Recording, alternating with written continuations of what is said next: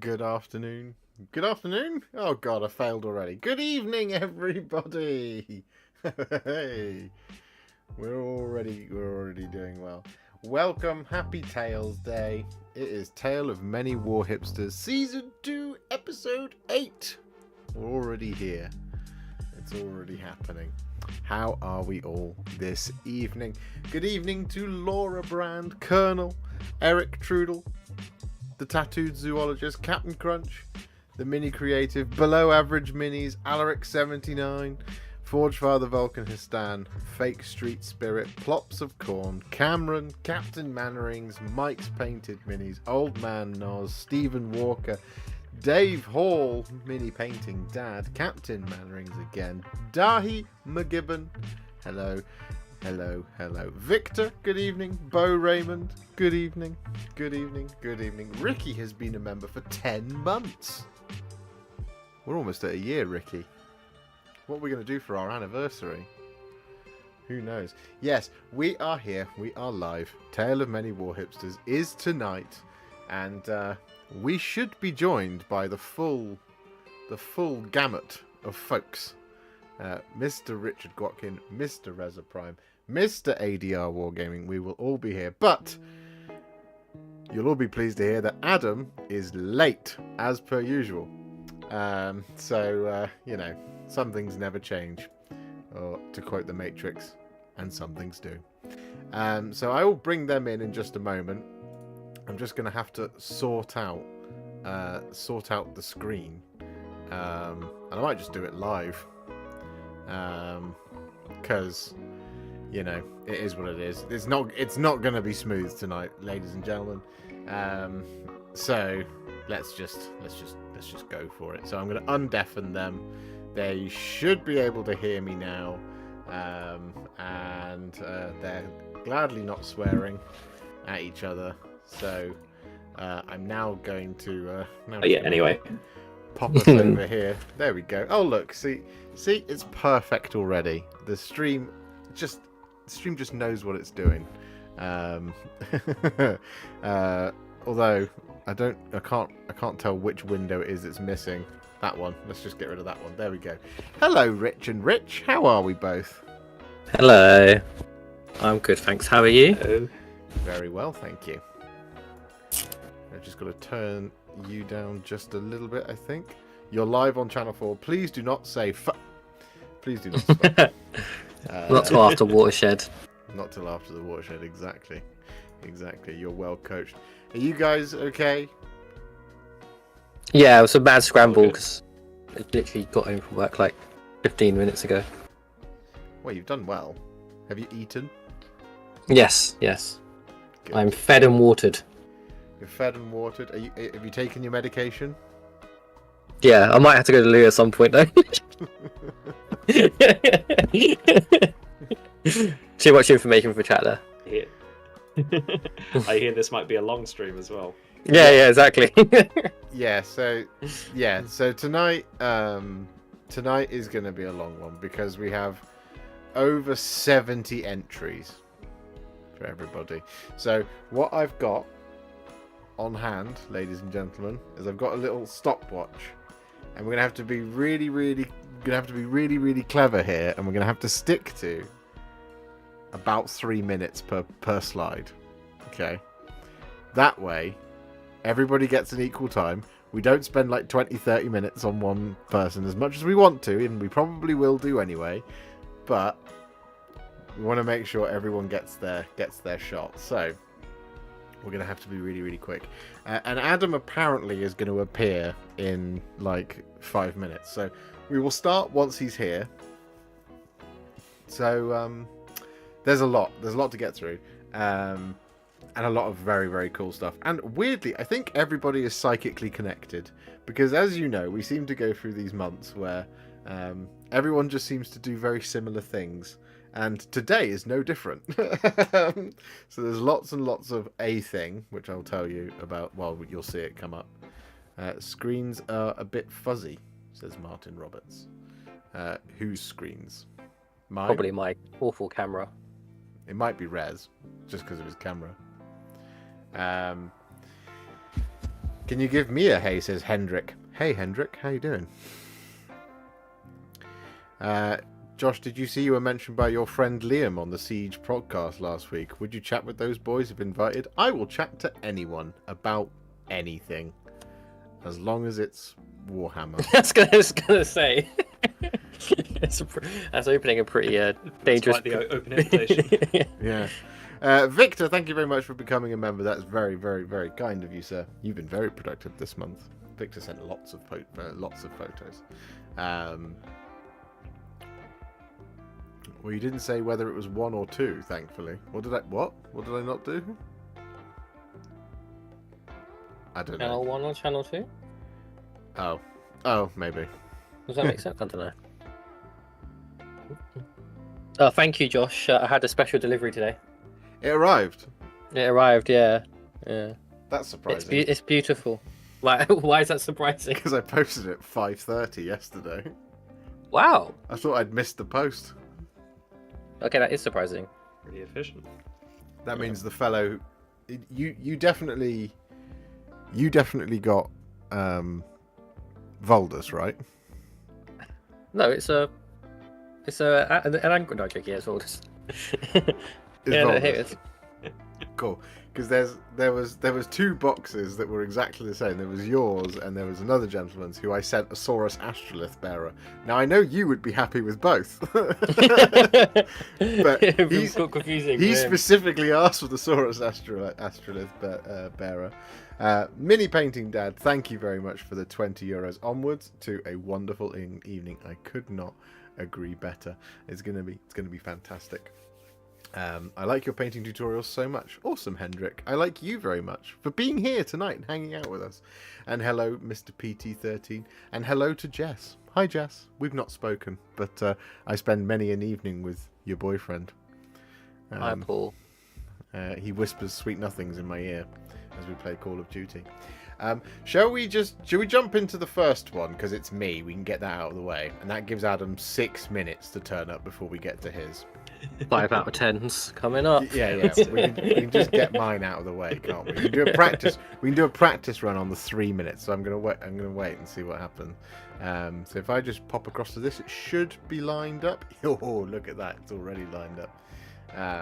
So yeah, we'll just start with me, guys, on Tale of Many Warhipsters Season 2, Episode 8. Until Adam gets here, we can just talk about this lump of crap that you can see on the screen before you, which is a Caladius tank, a Galatus dreadnought, and 5 Custodian Guard with sword and board.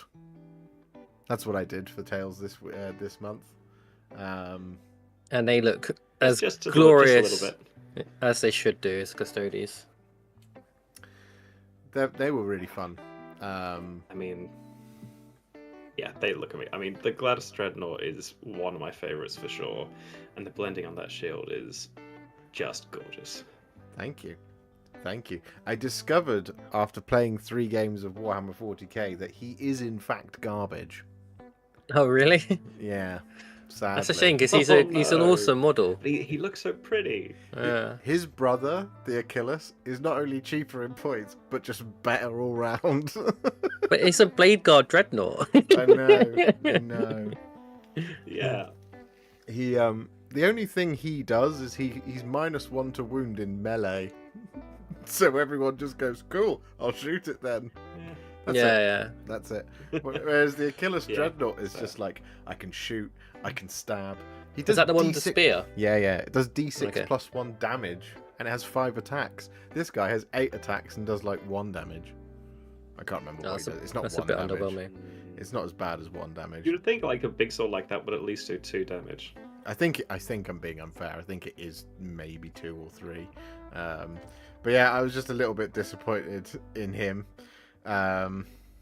He still stays in the list for now because it makes my brain happy. He's 3 damage is what he is. What he does is he leads the guys that he's standing next to him, and the Achilles leads the other ones with the spears. Oh, that's quite cool. So he just has a little bit of Wait, has there been a Custodes Codex? No, not yet. He's not a leader. He just kind of hangs around with them. It looks cool. You can tell I've not been paying any attention to 40k with that question. The Custodes Codex is on its way. because they announced okay. they announced the battle force with the Yeah, new yeah. potato captain. With the little chunky boy. Yes. So the 3 minutes, by the way, starts now. It's 3 minutes to 8. So I've got the timer on. So now you can give me your compliments or criticisms. We already did that. I think the one criticism I'd give is that it's gold. Right. Now we know that they're meant to be black, all right? Black and gold. No joking. No. Yeah. I do it. They're glorious. Like, what more do you want us to say? They're everything you do is brilliant, Josh. They're wonderful. Red and gold, very regal.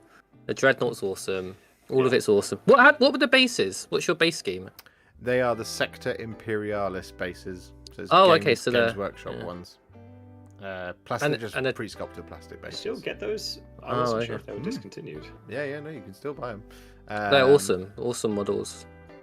What is the tank resin? Yes. Oh, okay, cool. Was that hard to like build and stuff? Not really. It was okay. It was a bit of a pain at times, but it was not the worst. Like, nothing was warped, nothing was too horrible. It was just it went together. Is the nicest thing I can say about it. I mean, it looks like so cool. Not that much of a compliment. Yeah, it's a cool sculpt, and you done a really good job of it. It's a really nice tank. I love it. I've always liked it, and the one I really want, I want to get a couple of Palace grab attacks as well, because I think they look really well when they pair up with it. Those are the slightly smaller ones. Yeah, the smaller ones look pretty good. Yeah, but unfortunately, I don't have the. Laura's laughing at you. You may now compliment me. Comment. You may now go ahead. You may now You may now praise me. Hendrik is asking for a hug, and we do hand those out around here. So, guys, we're gonna give him a bear hug. We'll give him a big group cuddle. There you go, Hendrik. Here you go. You can have a cuddle from Rich's cat from Loki. That's an honour. I never get a cuddle from Loki.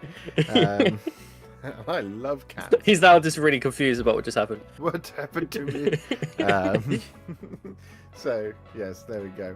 What button makes a clicking sound and makes everyone happy? Why? The like button, of course. Yes, below average minis is very correct. Please, guys, if you could, leave a like, because it means more people will come and watch A Tale of Many Warhipsters, and they'll see all of your wonderful hard work. Right, that's 3 minutes. That's 3 minutes done on Josh. So now we do have to... Oh, God. We do have to move on, I'm afraid, to ADR Wargaming, who's not here to explain himself. Because he said he would be here just before. I love that you put him first, even though he's late. I know, well, it's a strategy to try and make him remember, but he unfortunately won't. So the first slide, he's got 2 slides, so he might be in time for his second slide. So his first slide here is we have some Morgaunt, and by the way, this is going to be a theme for the rest of tonight's Tale of Many Warhipsters. Oh, okay. I was wondering what the theme was. We have some Morgaunt Flesh Eater Courts in the form of the Abhorrent Gore Warden and the Abhorrent Arch Regent. He's got one of these from the army set for the Flesh Eater Courts, and the other one because he's a power gamer. Okay. No, he's not. The Abhorrent Arch Regent is obnoxious. A bit strong. It's obnoxiously powerful, and it's not that it's power gamey. It's just that. No, it's fine. You don't have to undig the hole. You're mad not to take it. But there we go. He's done them in the style of Morgaunt, following some schmuck on the internet's tutorial. Yes. Elon says attack him whilst he's not here. Yeah, it's the only time we can. Otherwise, I have to say, Josh, he's nailed the wings from your recipe. Great. Yeah, he's done a great job. He then took the recipe from the Gore Warden and did it on the Arch Regent as well. Oh, that's really cool. Yeah, so there was no prompting from me at all. This is really good. Yeah. And it was quite a big compliment to me because it meant that the tutorial works. But that must be like your biggest compliments when people take your recipes and do it on different models, right? Yeah, 100%. 100%. It's very flattering when that is the case. And I think he's done a fantastic job. He smashed it, yeah. Yeah. You wouldn't know much. You wouldn't really be able to tell the difference. Definitely. I love what he's just done makes with the them look wings. like they're part of the same army as well. Yeah. And the Morgaunt scheme is just so lovely, isn't it? It's that really pale, and then with that little bit of It's like so kind of good. bloodied hands. It Which looks I so really much like. better than the classic GW one. The Sort of sinister. The Hollow Morn one that they do. I like the Hollow Morn one. I do prefer Morgaunt. Shame he didn't clean It's your just so Rimmer's much more bases. menacing. You can tell him that when he gets it. I think he was halfway through doing it when he took the pictures. He panicked last night when I was like, "So, Tails, yeah, in? Are you in? Are you up for it?" He was like, "Oh, I need to send you the pictures." So, I mean, that's the first 3 minutes. That's the 3 minutes of his first slide. So now we move on to his next slide. Oh, like, just amazing straight away. Where we have an army worthy of Mordor. That's just cheating. Very cool. They are very cool. I will hopefully get to play against these on Saturday as well. These are awesome. I mean, they just look so good when they're in a whole army, and then the troll behind them, the banner. Yeah, it's just such an effective scheme. Yeah, I like the troll because it really fits in with the Urukai. yeah. It's a Mordor troll, isn't it? It's a multi-part kit, so it can either build Isengard troll or a Mordor troll. Oh, I didn't know At the moment that. It's built as an Isengard troll, but Adam has magnetized them. Oh, cheeky. Go on, say it, Josh. Say what? Power gamer. I'm joking. I don't know enough about the game. Controls could be useless. I would imagine they're not, but They're pretty good, but I mean, some bullet people magnets. prefer, like heroes because they have more like might and stuff. Yeah. But I think a troll, regardless of whether they're good or not, they're usually pretty good. It's just such a cool addition that you kind of have to include one. It's like bringing a dragon. They're just that cool. Yeah, if you can bring a dragon or a troll, you bring a dragon or a troll. And it means you can quote Boromir. Well, yeah. He's Captain Madden says Adam totally slacking here. Could have definitely have done more. Yeah, well, I think he has done more. I don't know why he didn't send me more pictures. Although I'm glad he didn't, because that would have meant he would have had even more slides.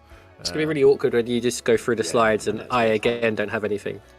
Well, do you want to quickly send me a picture of that Voldus you painted? That's just cheating. Um, I will make Hold up for it when I'm not working my life away and trying to move house. yeah, when you move, I'm expecting your productivity to literally double from 0 to 1. Yeah, That's a reasonable.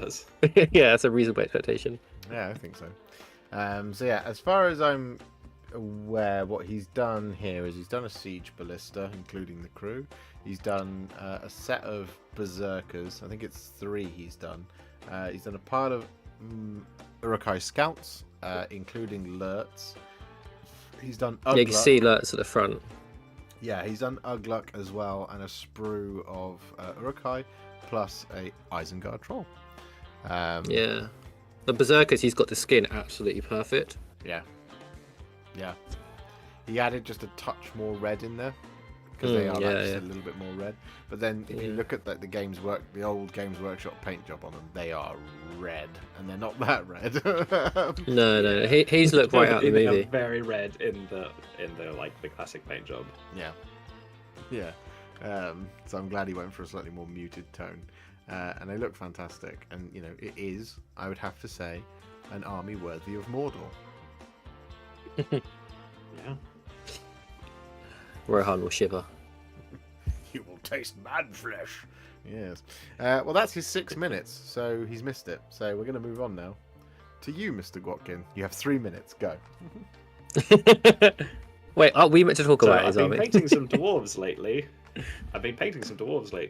And dwarves need someone to face off against, so I've painted an entire Moria Goblin army in a month, or in about 2 weeks. But yeah, Oh, wow. I just did a simple, quick scheme, and now I have a fully painted army, and it's great. They also have a cave troll. You can tell. You can tell they're getting ready to play each other, can't you? Yeah. So how much That's have you really done cool. here? What are we looking at here, Mr. Gkin? It's about like 50 odd models with like 30-40 goblins. There's some prowlers at the front right there. There's a couple of captains, Durbos, Groblog, Shaman, a drum, and then a bat swarm and a cave troll. So all like the heroes that you need, all the troops you need, and then a couple of special things, and enough extra models to mix and match. And where's the Balrog? He is next. So this, funnily enough, basically is almost perfectly 650 points. The Balrog is 350 points, so you kind of like smush those together and hey presto, 1,000 points. Okay. Nice. I had the cave troll and he's sitting right over there. So he's on. It's glorious. Like they look so cool all together. Yeah. No, it does look fantastic. I can absolutely picture it now. Samwise Gamgee taking it apart with a frying pan. Oh yeah, it's gonna happen. Oh, as well as the other ones that are obviously there, involved at some point. Not Frodo though; he doesn't do anything. They just get stabbed. Yeah. Is there an option to have the spear that would have skewered a wild boar? There is the option, but I prefer the hammer because you get like bonuses to wound to it. I might eventually do a second cave troll with the spear just to have that option, but for this one I just did the hammer. Well, the hammer ain't saving. You know, the mithril ain't saving you from a hammer. No, but it does save you from a spear that would have skewered a wild boar. So just like don't equip the spear and you'll kill all the Frodos you can. That is the goal of every game. Just kill Frodo. Usually, as I recall, if you kill Frodo, then the entire thing goes to pot. I believe your entire army has to take an entire courage test. Or it counts. You know, I as Frodo reckon if counts. actually Frodo died, Sam would have just done it quicker and better. Sam would have just got on with it. Yeah, just Yeah, just like all right, just pocket this, keep going. No, it does look fantastic, but I mean, like everyone's being very nice in the chat, as of course they are. But I think you've gone for that. You've gone for my favourite kind of green on the skin for these goblins, and of course the little splashes of red here and there, and then the really dark, dirty metals on them. It just looks absolutely spot on. And I've never seen the goblin character on the column. Yeah, I've never seen that model before. It's really cool. Quite a cool pose.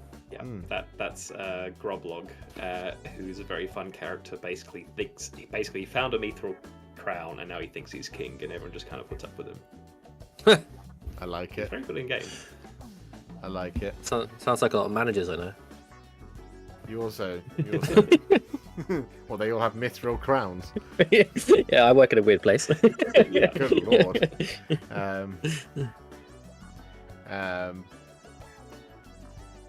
Yeah, no, great work, man. Great work, man. You've had 4 minutes. Oh, This is going to be Josh, a you need to do like We can run over so much. Dragon's Den, or for like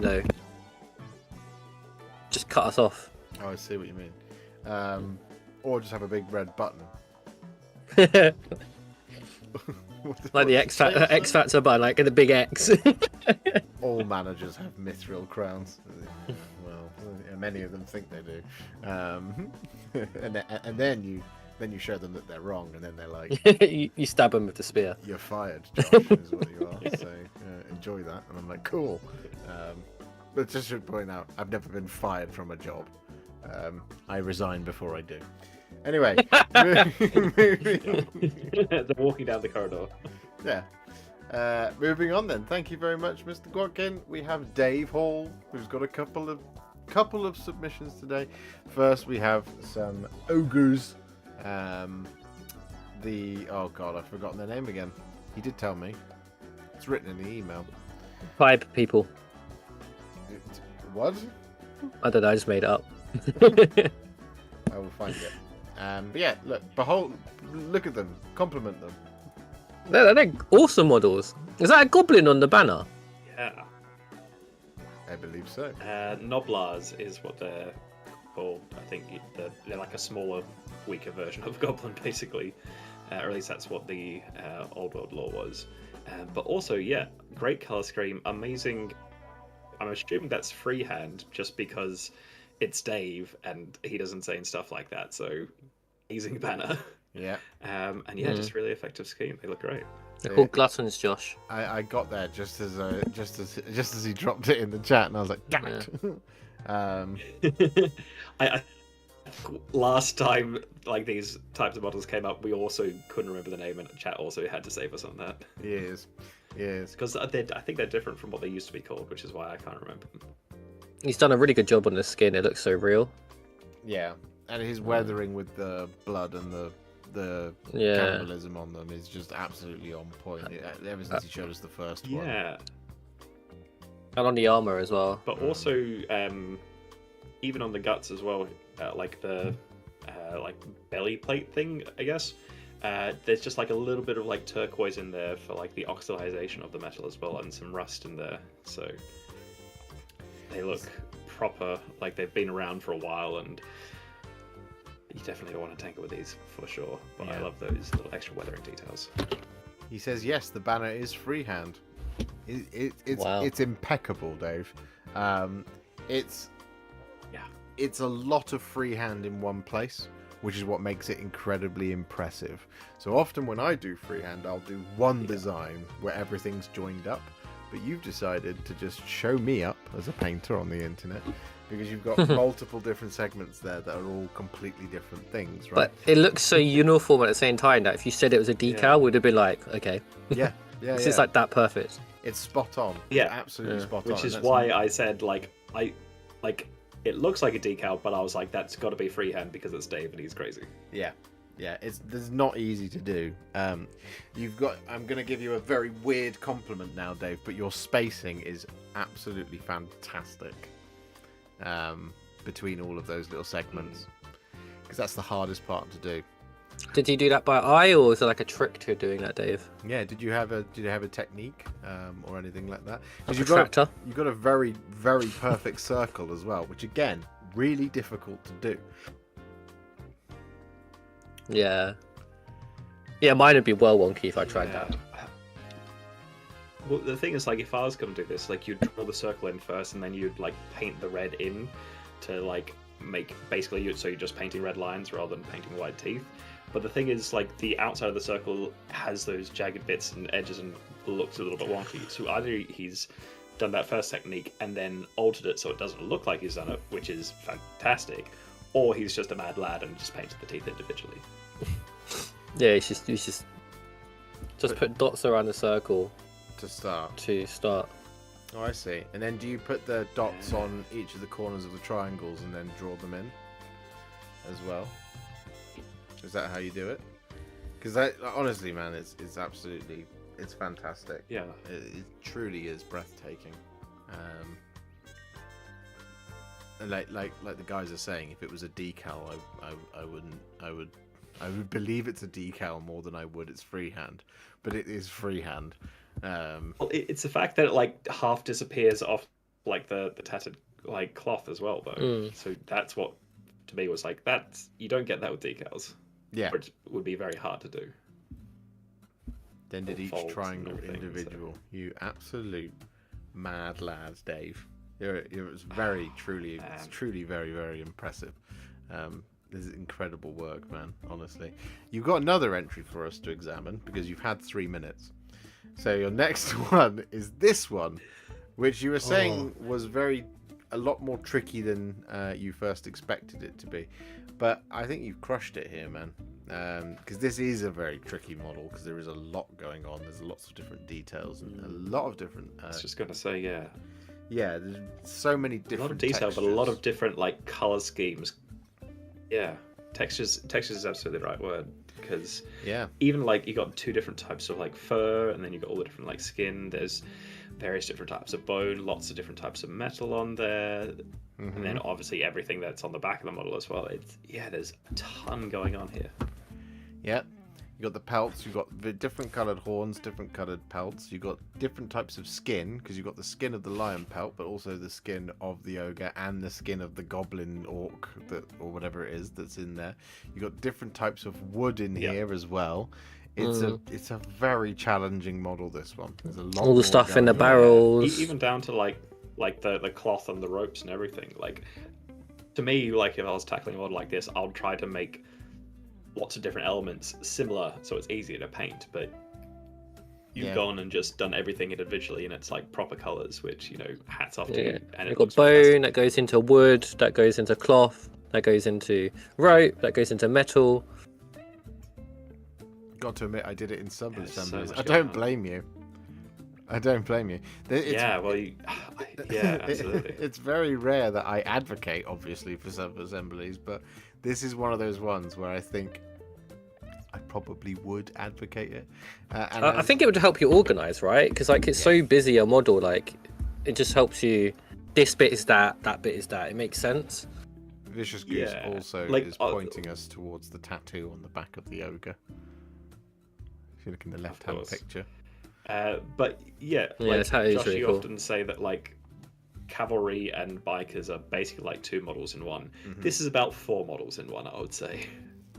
100%. Yeah. Whenever you paint a cavalry model, it always feels like it's going to be easier because, you know, there's 3 of them or 5 of them, but actually it's 6 or 10 of them.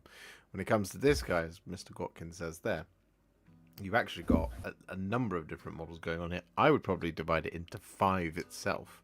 You've got the ogre, you've got the thing that's towing it, you've got the actual cannon assembly, you've got the Noblar, I believe, as has been reminded me by Captain Manrings, and then you've got the carriage of it, right? So there's about 5 different things going on here if you were to broadly categorize it, and that's what makes painting a model like this so difficult. But also, you conquer it by dividing it up like that rather than trying you feel a bit of satisfaction and accomplishment every time you finish a bit, and then when it's all together, look it's like, you know, a mini project. It's so good.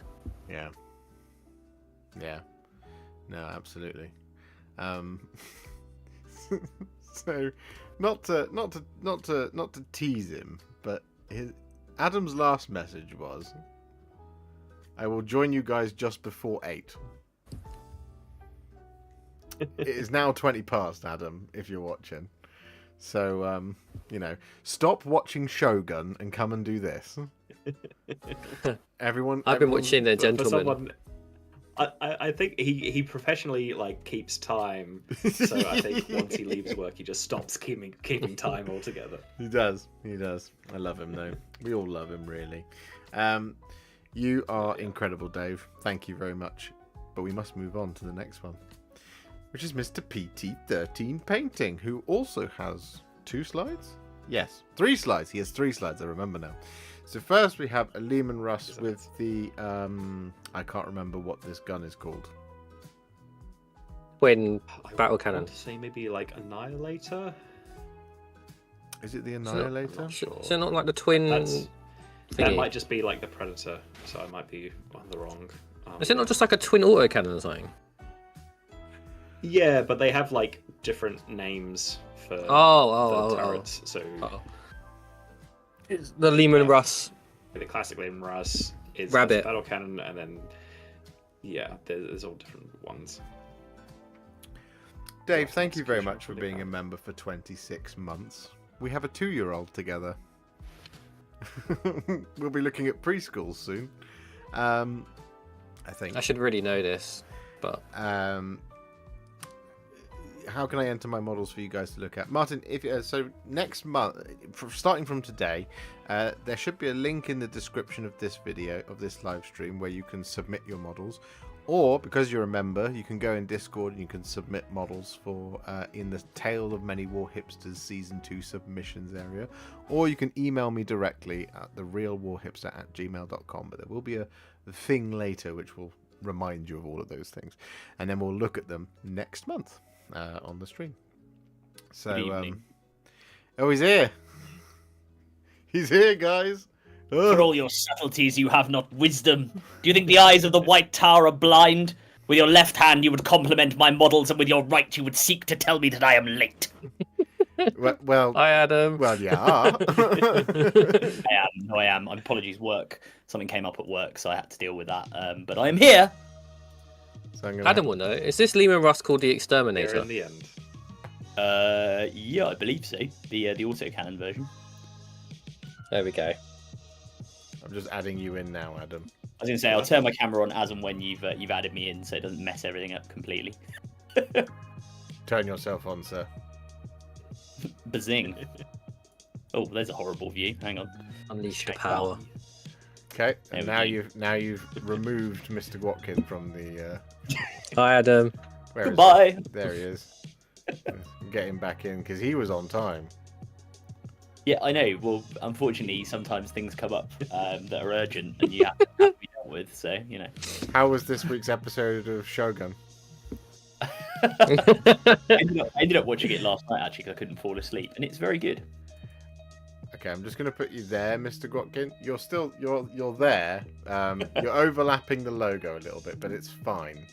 You know, it's all good. Okay. Anyway, right, we're back in. So, Mr. PT13 painting. We've waxed lyrical, of course, about Paul's colour scheme. But one thing I really like about this one is he's gone for this kind of halved scheme on the red and black on the front. And Yeah, it's really cool. it looks like it's stippled on, which is really cool.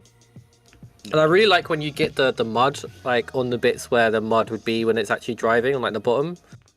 Yeah, It captured that really well. Yeah. It looks very, very like in world. Yeah, I'm always impressed by his weathering for sure. Alaric's Especially on something of daughter this has scale. just stuck her head round the door just to say hi, everyone. Hello, Alaric's daughter. Hello. Hi, Alaric. What time do you call this? Says Laura. You need to explain yourself, Adam. So he's got his. We love your stuff, Paul. You've got another one, which now Adam is here, he will be able to give his full thoughts on. So I'll show you this one. There it is. Check that out for a chunky turret. It's all right. No, it's really, I really like it. I like his use of the transfers, or to give them the names as well. Just really Yeah. cool. Viper and Wrath. The last one was. It's very Fury, which is very cool. It's got my favourite decal, which is like the markings on the side of how many obviously things it's killed. Yeah, the kill count. Yeah. I love a good kill count. Yeah. It is cool. I would hope. I mean, it's great to paint those on from the beginning, but it's also great to paint them on as you own the model, and over the course of time, the kills add up. Yeah. Yeah. I do really enjoy that the guy on top with the handset looks great. But I enjoy that in the second picture because of where the lamp is, the spotlight. It does make him look like he's wearing some bizarre sci-fi hat. I love it. Yeah, just from that perspective. I'm a really big fan of the brushed metal on the barrel of this gun. Yeah, it's really nice. Hmm. There's something very is it called pig metal about it? That's the thing, isn't it? Yeah, that is a phrase. Yeah. It don't just know what it looks means. industrial. It looks like it's actually in use. Well, I like that. For me, it tells a story of this tank has seen more than one battle, and somebody took a metal scouring pad to it, just to clean off some of the muck. I think it just looks absolutely fantastic. Nothing worse than your gun jamming in battle. That is what they say. Do you speak from experience, Rez? They speak I can't say I have. If it has, I'll just throw the gun at them. That works. That works. You can knock someone out with that. But he's got a third one, which is this hello. absolutely This is new. fantastic set of Stormcast Eternals, boys. We have the Farstalkers, I believe they're these called. look great. Look at the eagle. Eagle. I love the green choice he's gone for here. Yeah. It's like British racing It's green. Really great. Yeah, like the green with like the more muted gold, and then like these lovely sort of like rich browns that go with it. It's just, it's almost a little bit more like down to earth, more sort of naturalistic.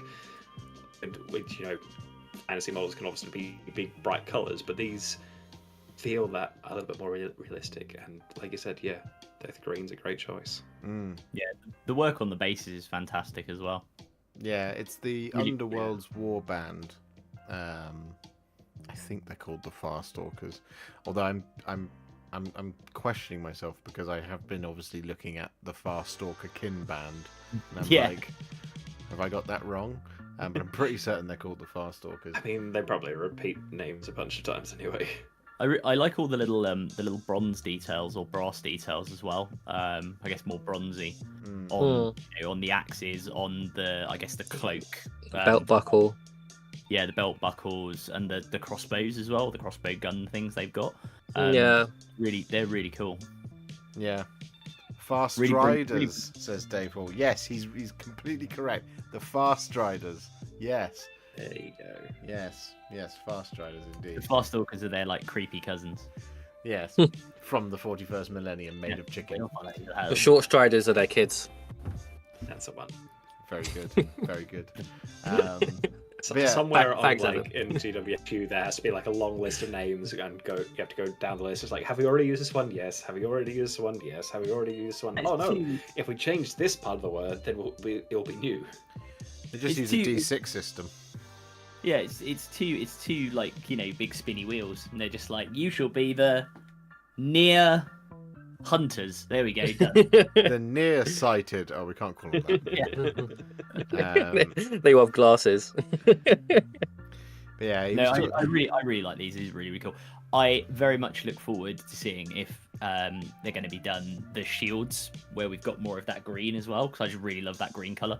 Yeah. Looks like these are like the Jags of the Stormcast. They all drive Jags. You don't see green and gold as a combo a lot, and it's really nice. Yeah. Yeah. Well, some people do, seeing as those are the colours for like all Australian sports ever. Oh. Wow. He's not wrong. Yeah, but it's yellow. It's yellow. You don't do. I meant with miniatures. Oh, it's green and gold. That's what it is. Yeah, sure. No, I don't. It's usually portrayed as yellow, but it's green and gold. Or the Green Bay Packers.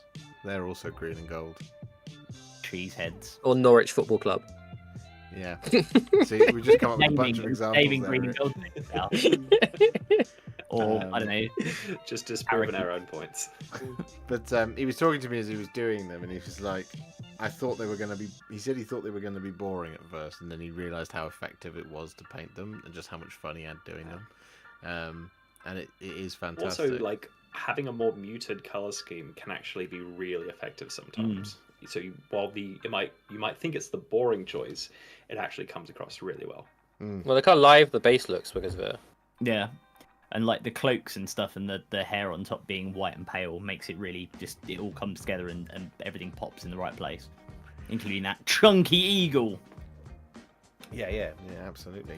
Got another question about how to enter a model for these streams. What you do is you below in the description there is a Google form where you can send me your pictures that way, or if you become a member or Patreon, you can then get access to the Discord, and in the Discord there is an entire server where you can drop your pictures called Tale of Many Warhipsters Season 2 Submissions, where you can drop your pictures, or you can email me directly at therealwarhipster@gmail.com, and it will go into the pack, and you'll be on the next stream. But yeah, Paul absolutely crushing it, and I love that he's doing Age of Sigmar now. I continue to spread my foul ways to everybody, and I believe he and his partner Jess are looking at painting even more stuff together. So that's awesome. Awesome, nice. So yeah, good stuff. Awesome work, Paul. We must move on though to the next one, which is Vulkana. Oh, who has 2, so he gets 6 minutes. So we have the Redemptor Dreadnought first up. Glorious.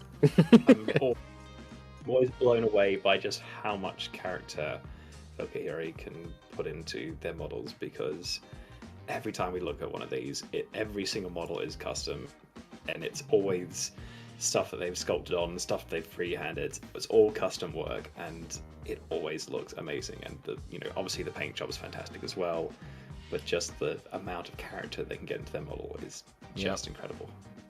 Yeah.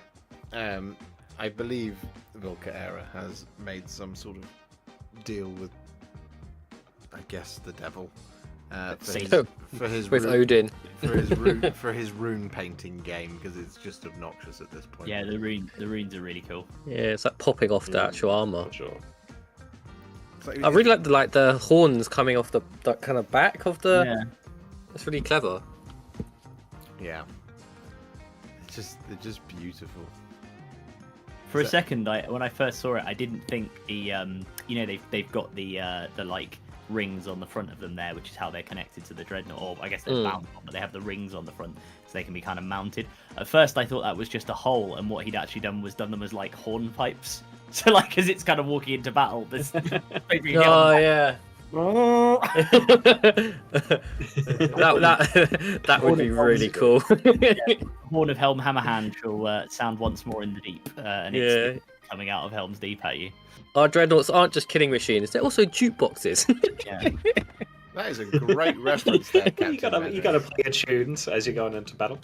Garrosh Hellscream from World of Warcraft. I absolutely see that, and it looks fantastic. Yeah, I can see that.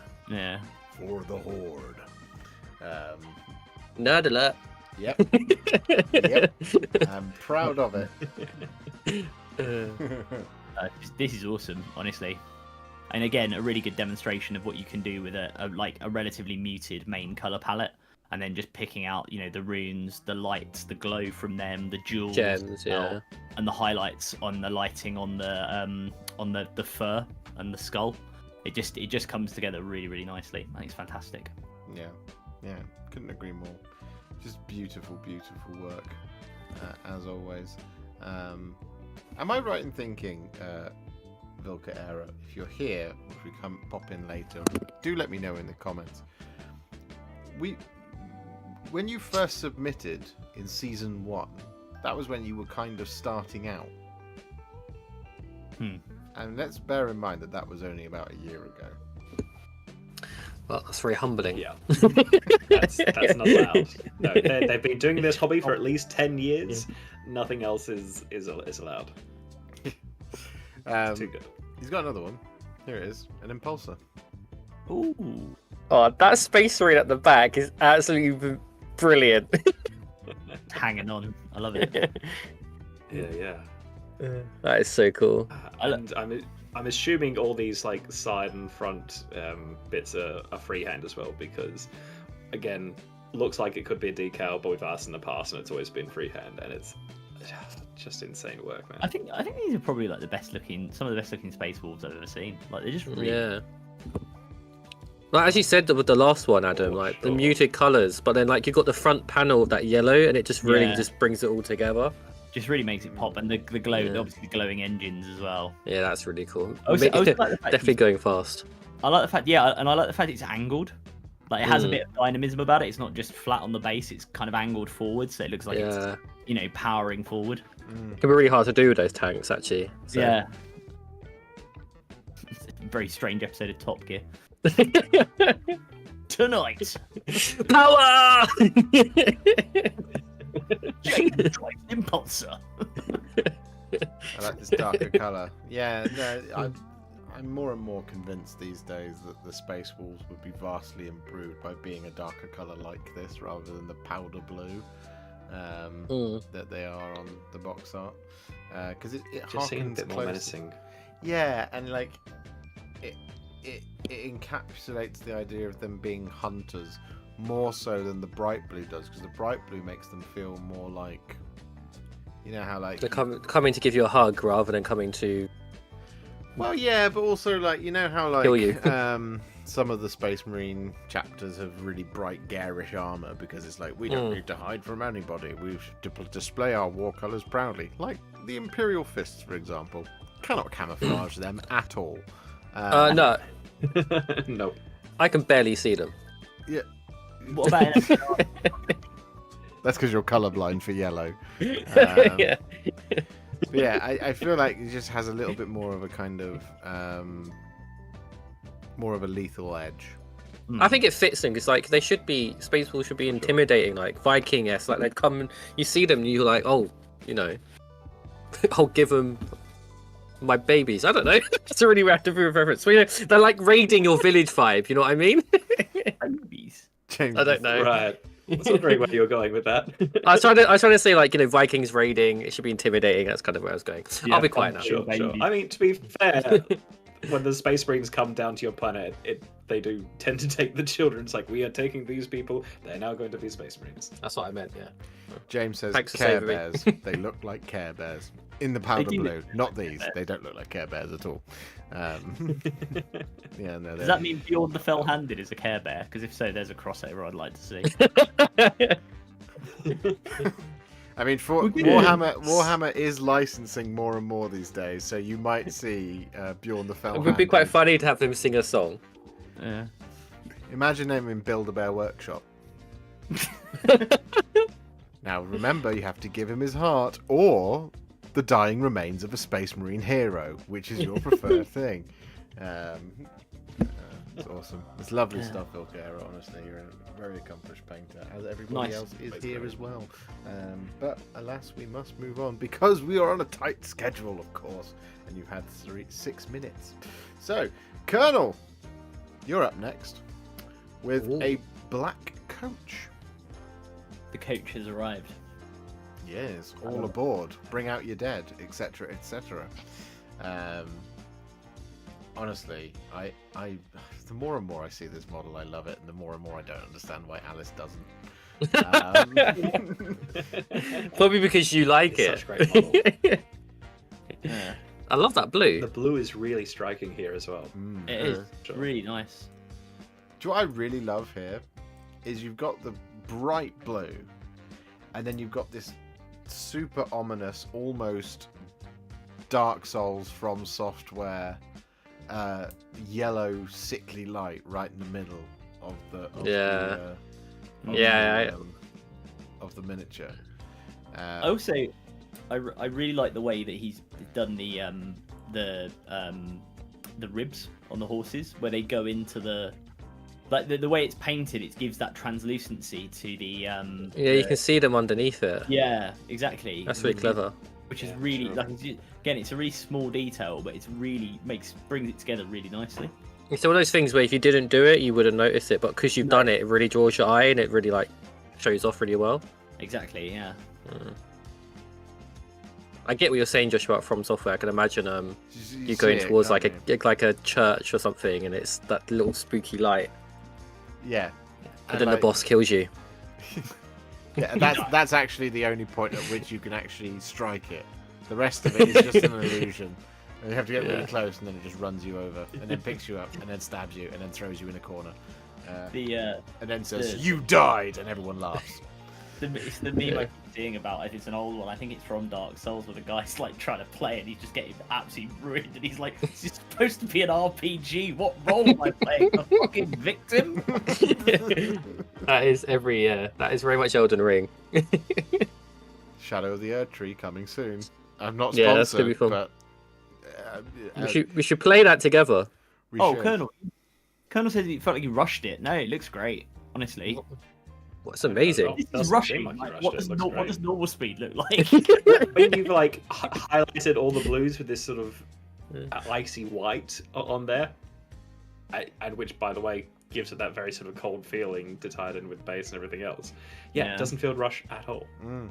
It's lovely. It's really lovely. It's a wonderful, wonderful. I'm level 324 in Elden Ring. Jeez. Jesus, I didn't know you could get that high. You are the Elden Lord. You are the Elden Ring. He's the boss. And yet somehow, all of us who play Elden Ring, we're still maidenless. So, there's nothing we can do about it. It's a little Elden Ring joke there for everybody. Pop banter, Josh. I realise that Adam and Rich haven't actually played it. Nope. So, Adam playing Elden Ring on a stream yeah. would be the best content on YouTube. I don't have a it God. would be the best stream on It'd YouTube. be that gun game, but non-stop. Me getting extremely angry as I just die repeatedly. Oh god. Yeah. Foul tarnished.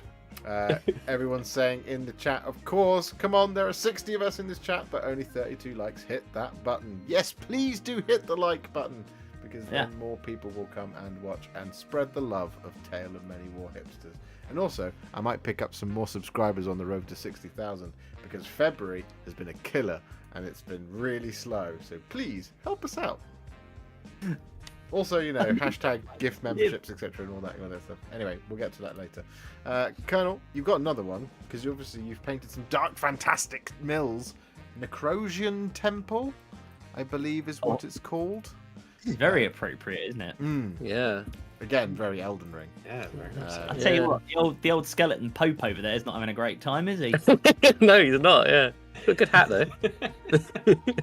This terrain, I always look at it, and I keep meaning to buy it, and I think I will soon, because it is cool. Again, because I've done all of the Flesh Eater courts myself recently, I do need to do a board to go with them, and this literally, again, reference for Mr. Reza Prime, Nocron the Eternal City, underneath Lands Between, so I think it just looks absolutely fantastic. And again, we get more angles of the black coat. I'll tell you what I see when I see this. It reminds me of the hat Adam wore to a tournament one. My Pope hat. Your Pope hat, it was brilliant. I know that one that you're talking about as well. When I was the Space Pope, I've still got. I'm legally allowed to conduct marriages. I have the wig somewhere for my Sanguinius. Yeah. The thing it reminds me of actually is, you know, because you've got those two statues there, the sort of goat skeleton. Yeah. Reminds me of, you know, the two in Ghostbusters that come to life. That yeah. Oh yeah. There is no black coach. There is only Zoom. I think it looks fantastic. Yeah, it's really cool terrain. Great. Did a great job painting it as well. It's very imposing and ominous. Well done, Sophia, for taking pictures. Yeah, good job, Sophia. No, it's wow, work. Smashed it. Excellent stuff. Right, again, you know, we are a tight ship, but we're doing well. We have to move on, Colonels. Thank you very much for your spooky submissions. Next up, we have Chewy with a land speed of vengeance. It is a land speed of vengeance. Yes. That's the one. With the most obnoxious plasma array. Pink plasma array in this case as well. Very different. I'm absolutely here for it. I think it looks fantastic. Shooting beauty. You don't see a lot of pink plasma, but when you do, it's always wonderful. Yeah, it does look really good. It offsets against the black and green and golden and all that sort of really well, actually. But I also I have painted a little bit of one of these models before, and I know from experience that there is just so much tiny little detail, and every bit of it is picked out here, and every bit of it is edge highlighted as well. So that must have taken forever, because there are so many angles on this model. So I bought 3 of these a long time ago, because I was going to do a full Raven Wing thing. Because you're a power gamer. Yeah, and it was only after I finished the Dark Shroud that I said, I'm not doing 3 of these, and so immediately took them back to the store. Okay. Because I think this is a Gary Lineker Crispy Award, Adam. Yeah, I think it is. I think it is a good candidate for Crispy. Contender. Yeah, there's a lot of edges on these, and it's not easy to get them all as I can imagine it can get quite test your patience. Yeah.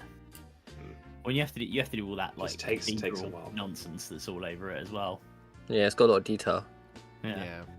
And Colonel's got a very good point, which is the guy at the front is either kneeling down, has no legs, or has more legs. He does feel very exposed as well. You're trusting the pilot a lot not to crash into anything, and you're the first thing that's going to get shot at. Yeah, very much so.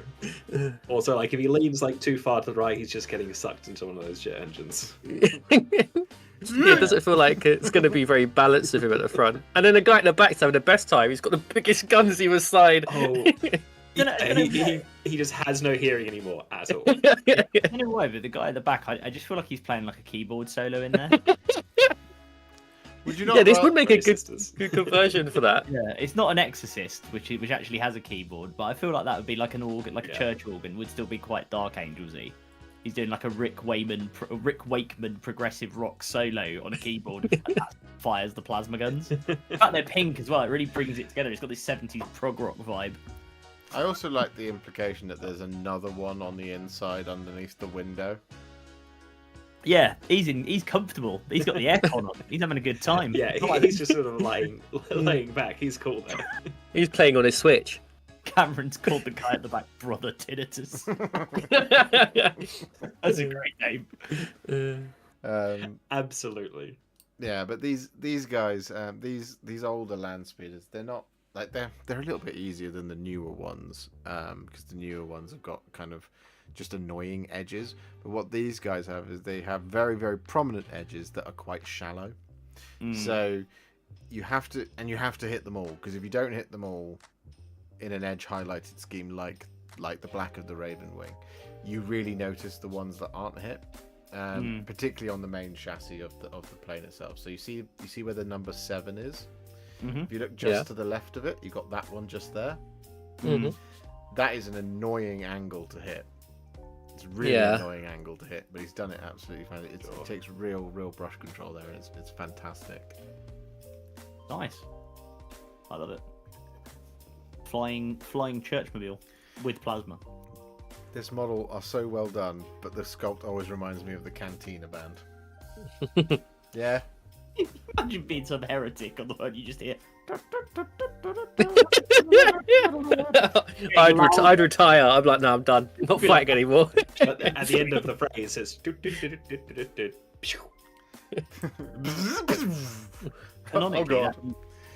Canonically, that music has a fantastic name, which I won't say on stream because it'll probably get us in trouble. Yeah, please don't. Anyway, awesome work from Steven. I know the Chewy? name you're referring to, yes. Yeah, I was going to say, those who know. Yes. I'm confused. He'll text it to you, and then you'll read it out loud, and we'll have avoided the whole thing.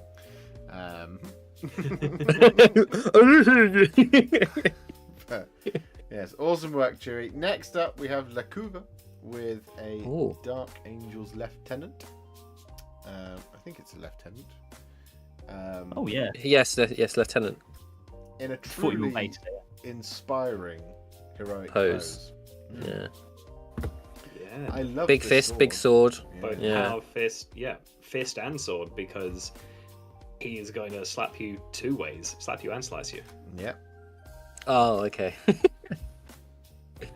It's really also, it's just like a great looking model. To have it's standing up there on his little tactical rock, looking forward, has his sword at the ready, and then the fist behind. It's just, I love the pose on this for sure. I just like all the. Go on. Oh, go on, Josh. No, you go on. I just like all the gold detailing. Like, it's just really clean. Great way to it gives it that knightly feel.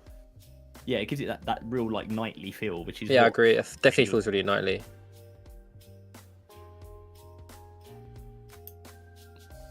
What were you going to say, Josh? I was listening to you guys. Oh. We were listening to you. I was also going to point out, the blending, and the little sort of recess shading on the wings of the helmet as well is really lovely and really smooth. Yeah. And getting that consistent line on the bottom of the loincloth thing is very difficult actually, because it's all different. Yeah. Yeah. Done it brilliantly. Yeah. And also all the details of the sword that are picked out. The quartering's fantastic. I agree, Josh. Yeah. Yeah. And then you've got the more I look at this model, the more I just pick out little details. Yeah. You've got that same shading and white on the crossguard of the sword. Does the sword come from the Ravenwing champion? I feel like it does, yeah. It's definitely from that upgrade set, I believe. I have so many Dark Angel swords that I forget where they all come from. That one may even be a relic blade, but I can't recall exactly where it's come from. I like the writing in the middle of the sword. Yeah, It could be hard to do it nicely. It might be. I think that's the sword that's used for Samael in Landspeeder. It's from the Ravenwing Command Squad, sort of Wrath of Caliban. Yeah. Yeah, but as in, I think it's supposed. It's either the champion, or it's supposed to be for Samael on his Landspeeder. Yeah. I can't remember. I'm pretty certain this is for those asking. I think it is a kit bash. It's definitely a kit bash. I'm pretty certain it's the lieutenant, the new multi-part lieutenant. Well, it's not new anymore. The one that came in Strike Force Augustus. Yeah, I think it's the lieutenant model. Yeah. Because if it was a captain, it would have a cape, right? Yeah. Yeah, I'm pretty certain. Yeah, that's a good point. Not just pretty face me. It looks wonderful, though. It does look wonderful. It's really, really nice. No, it is cool. I do like that. They should have more the option to have the character models have both melee weapons more. Mm. Yeah. Not just be a kit It bash. just looks cool. Yeah. And you should be able to use them both. Yeah. And you could give them extra arms to use more, and it not be unfair. Yeah, just glue as many arms on your Space Marine lieutenants as you can. It's like, oh, he's got 8 arms. He just gets General 8 attacks. Kenobi. Sorry, I'll behave. I saw a lot of, just side note, tangential. I saw a lot of memes from, the Winnie the Pooh movie they did, the live action one. Oh, isn't that the worst rated movie of all time? Yeah. It's not done. It's not particularly well received, No. but it does star Ewan McGregor, and there are a lot of memes of Pooh holding 4 lightsabers going. That one, sorry, General yeah. Kenobi. I think, Reza, I think I know the one you're talking about. I'm talking about the horror movie version. Oh. Yeah, the horror movie, which is like Winnie the Pooh, Blood and Honey, which got like a 0% on Rotten Tomatoes. But Yeah. Have you heard that, Josh? No, I've never heard of that. There's a horror movie It's a horror movie Winnie. Yeah, And it got I'm voted not the if it's, worst movie of all official, or time. Maybe it's out of like copyright or something. But yeah, I think it's got like a 0%. So Outstanding. go back Anyway. what you will. We must move on. Thank you very much, Lakuva, for your Dark Angel. You're doing fantastic work. Next up, we have Mr. the Joe, who's not here. Oh, wow. But what we have is Loua Kawai, Mother of Nightmares. Yep. And we have Radukar the Beast, rather than the Wolf. These look cool. These are lovely.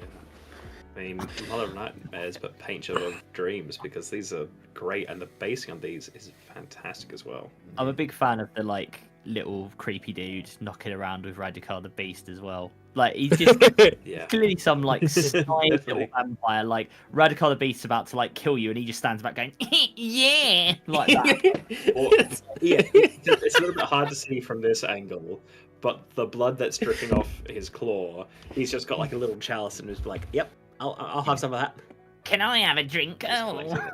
Adam, you were really good at that voice. That was perfect. He fits perfectly into the creepy little dude genre, which is very good. And he's painted excellently. Yeah, I have to say for Joe, because you don't get to see his models a lot, up close, because of the live streams. You don't appreciate how brilliant a painter he is. I love Loua Kawai's armor as well, doing it in the purple. I mean, Radukar obviously has it on the van braces and stuff, but that deep purple and the silver. is really nice. Oh, yeah. The purple, and then the bit of the dark, almost bronzy gold on Loua Kawai, and then Radukar having the cold silver.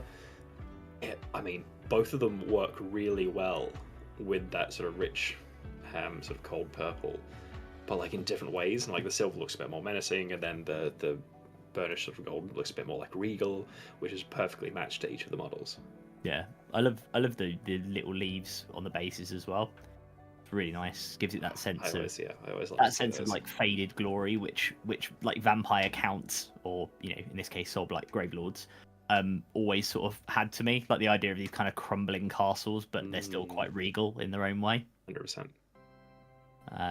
So yeah, I think it's fantastic. And the white, I must say, the white on the wolf that's his cloak, I guess. Kind of ironic. He's Radukar the wolf, and he's wearing a wolf as a coat. But yeah, I think it's really well done. Yeah, Joe's a wonderful painter. He is. He's a wonderful human being. He is. We should celebrate right. him more. Everybody celebrate Joe in your own National way. treasure. Shoot him on Call of Duty. Shoot. Yeah. Be nice to him.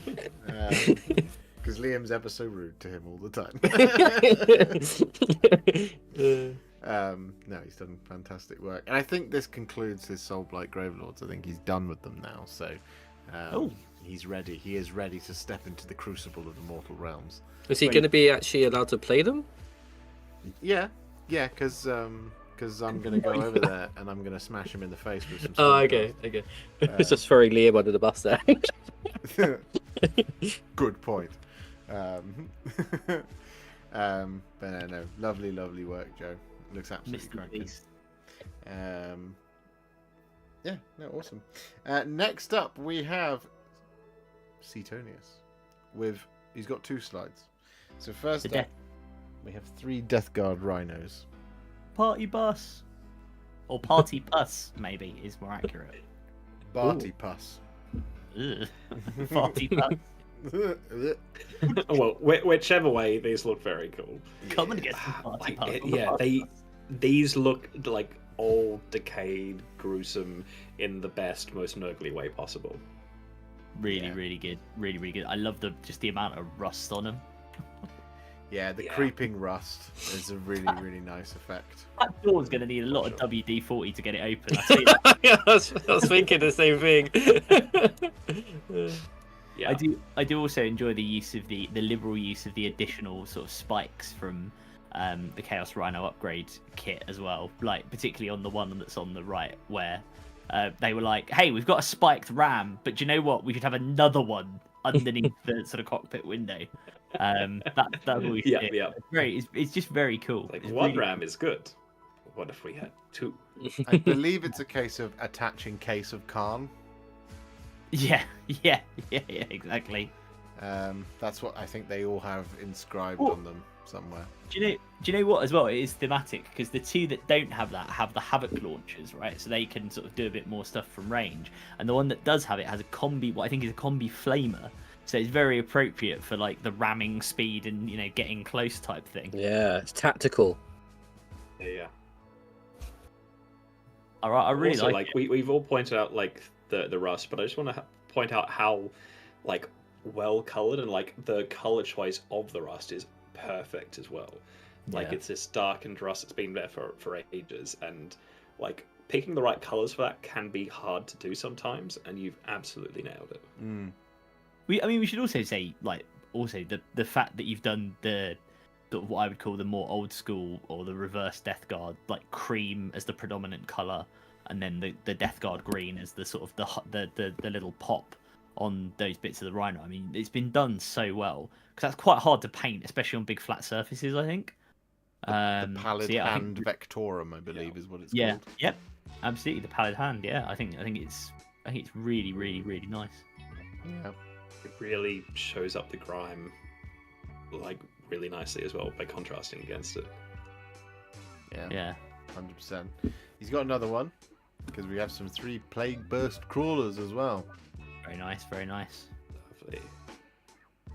I really like that. Yeah, the having the green as the contrasting color on the rams with that bronze metal is just absolutely nailed it. I also like that these don't have quite as much, or they don't have the levels of rust because they are, semi-living demon engines. They're not just vehicles, which I think is kind of cool. They've got such a mind of their own. They've got such a I always think of them. They got such like an Iron Warriors profile to them. I really love these models. Ever since they first came out, I think they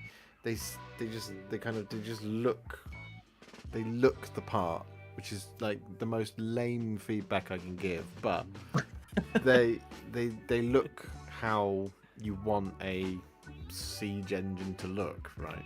Well, it's kind of funny, right? For sure. In the Death Guard, I think it was the 8th edition Codex when these first came in.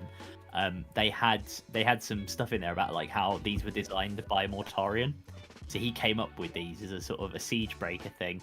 But then obviously since then they've released 30k tanks. I can't remember what the name of it is, but there is a 30k tank that looks almost exactly like it's a unnerglified version of this if it were a vehicle. And then you sort of sit there and go, Mortarion, you were inspired by that, clearly. You didn't come up with it all on your own. It's not called the Flux Bombard, is it? That's something else.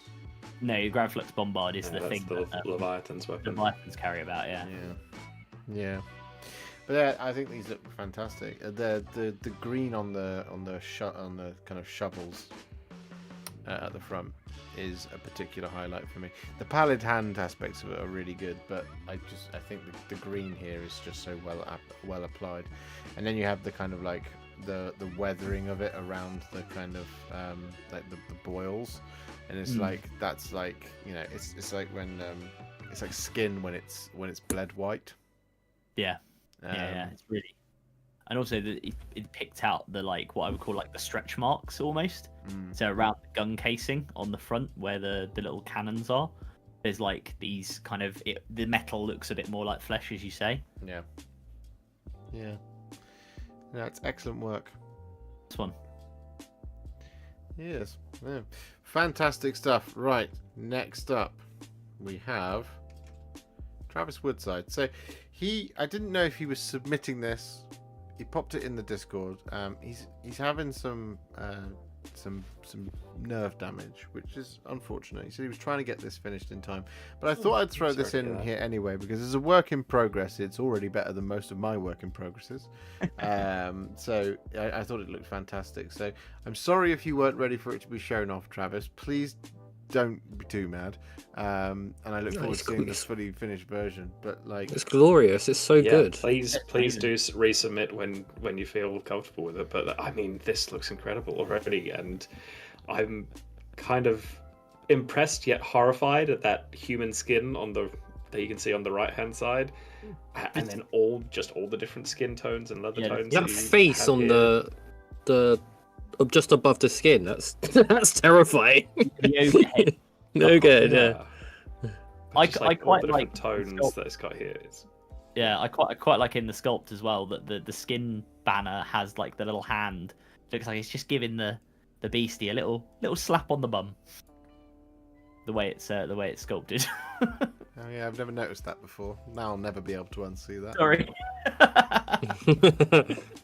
But yeah, the skin tones are fantastic. The red on the Kragnos face on the shield that's on the right hand picture is really nice.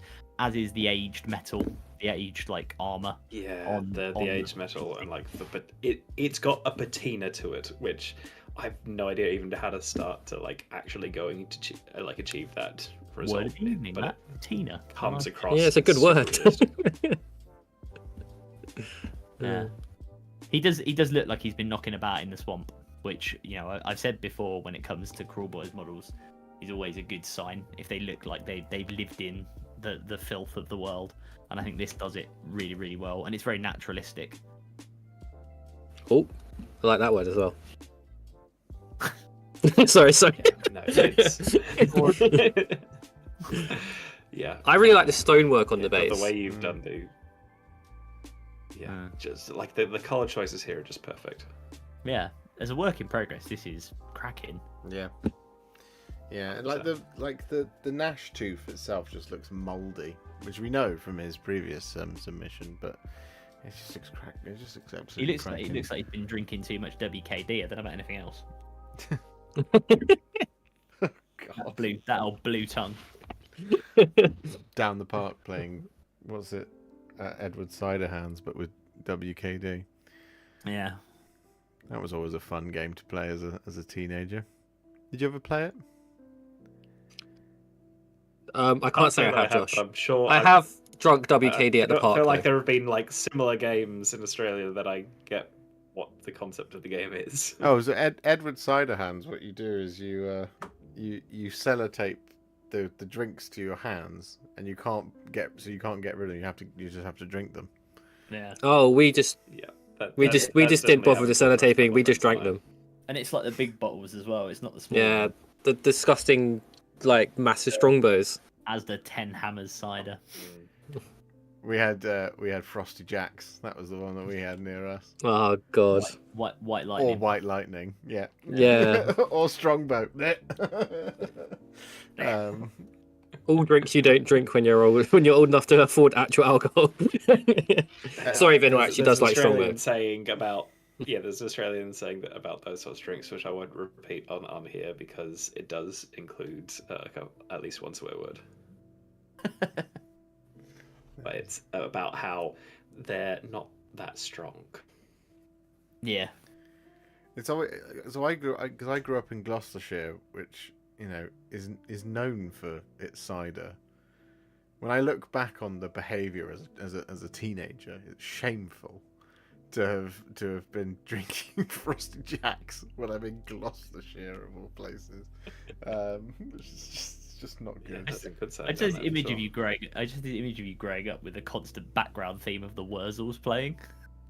Yeah, we all have brand new combine harvesters, and I'll give you the key. Yeah. Because I've got 20 acres and you've got 43. 43.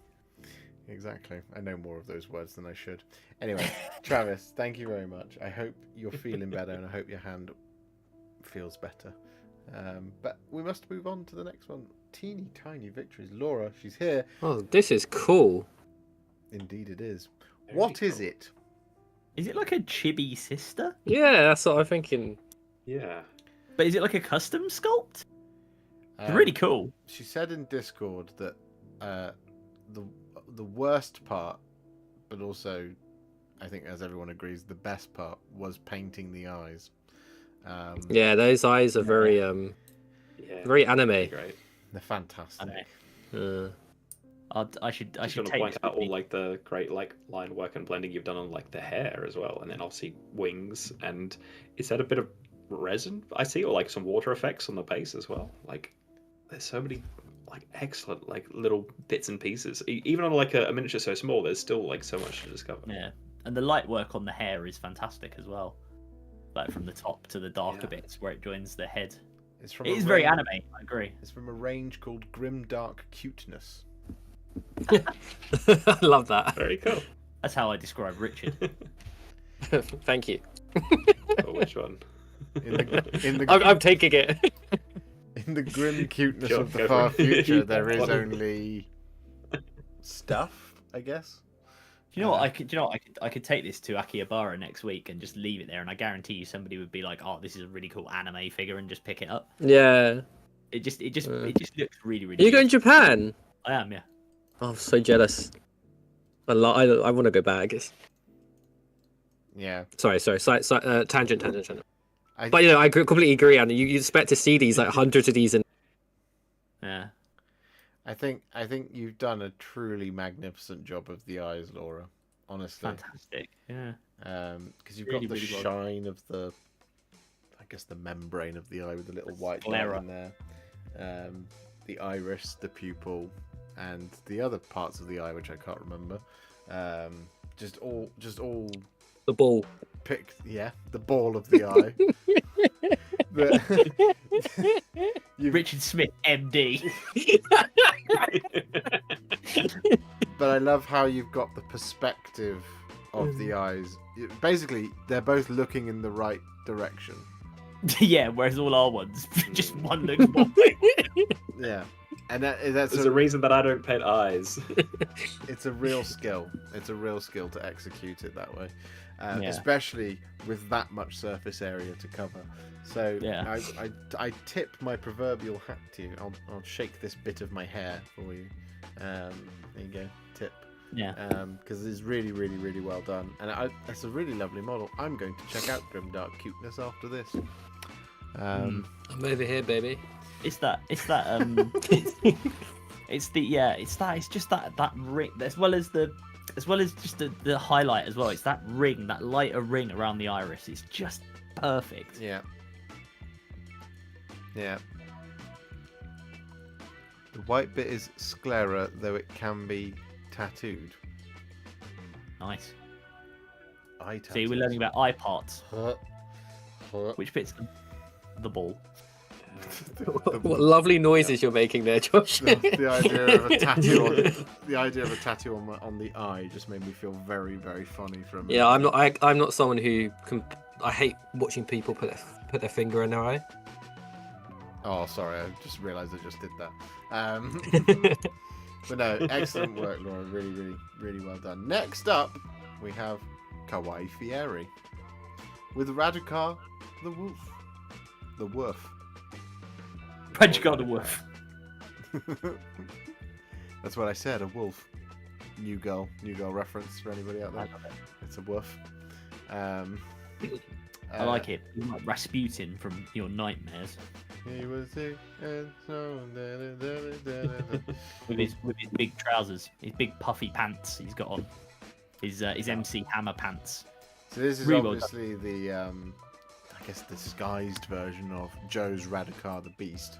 Radukar the Beast. Disguised is one way of looking at it. I mean, he's not the original one that came in Curse City before. They were like, "Oh, don't spoil the ending." But by the way, they're his new model. Yeah, just a little bit. They did at least wait for a bit. And I think what you've done really well lovely here. paint up here. I think what you've done really well here, bud, is you've got that pallid green of his flesh, because he's really sickly, Radukar the Wolf, because he's trying to hold back the beast, so he has to constantly be feeding, so that it doesn't just burst out of him, and then of course it does inevitably at the end of Curse City. It looks fantastic, really, really well done. I really like the wolf fur. Really good. the wolf cloak. Yeah. Yeah. The scars on the head as well. They look like they're bleeding. They look like they're raw. It's really, really nice. Vostroyan Lord Solar. Vostroya is in trouble if Radukar the Wolf is the Lord Solar. I mean, depends on how you want to go with your Vestroyans. Maybe this is the theme that you're going for. The wolf fur. The wolf fur is. No, I take it back. The fur could be better. No, joking. It's brilliant. Why do we have you on here? It's really Someone has to tease you. Yes, they do. Otherwise, my ego might get too large. And that would be a disaster for everybody. Next up is Chadakar Unleashed. Oh, awesome Kawai. I'm excited to see that. He's a really lovely model. I bought him myself, actually, not too long ago to paint one up for my Soulblight Grave Lords. So we will eventually get there with it when I finally find the time to do it. But you've done a lovely job on this one. I miss painting Curse City. I keep thinking about buying it myself to do it again. yeah. Such like a great aesthetic that they across like the entire box that they did. Cameron says, optometrist opinion, don't tattoo it or get injection. Oh no. Yeah, Eron says, optometrist opinion, don't tattoo it or get injections to change eye colour.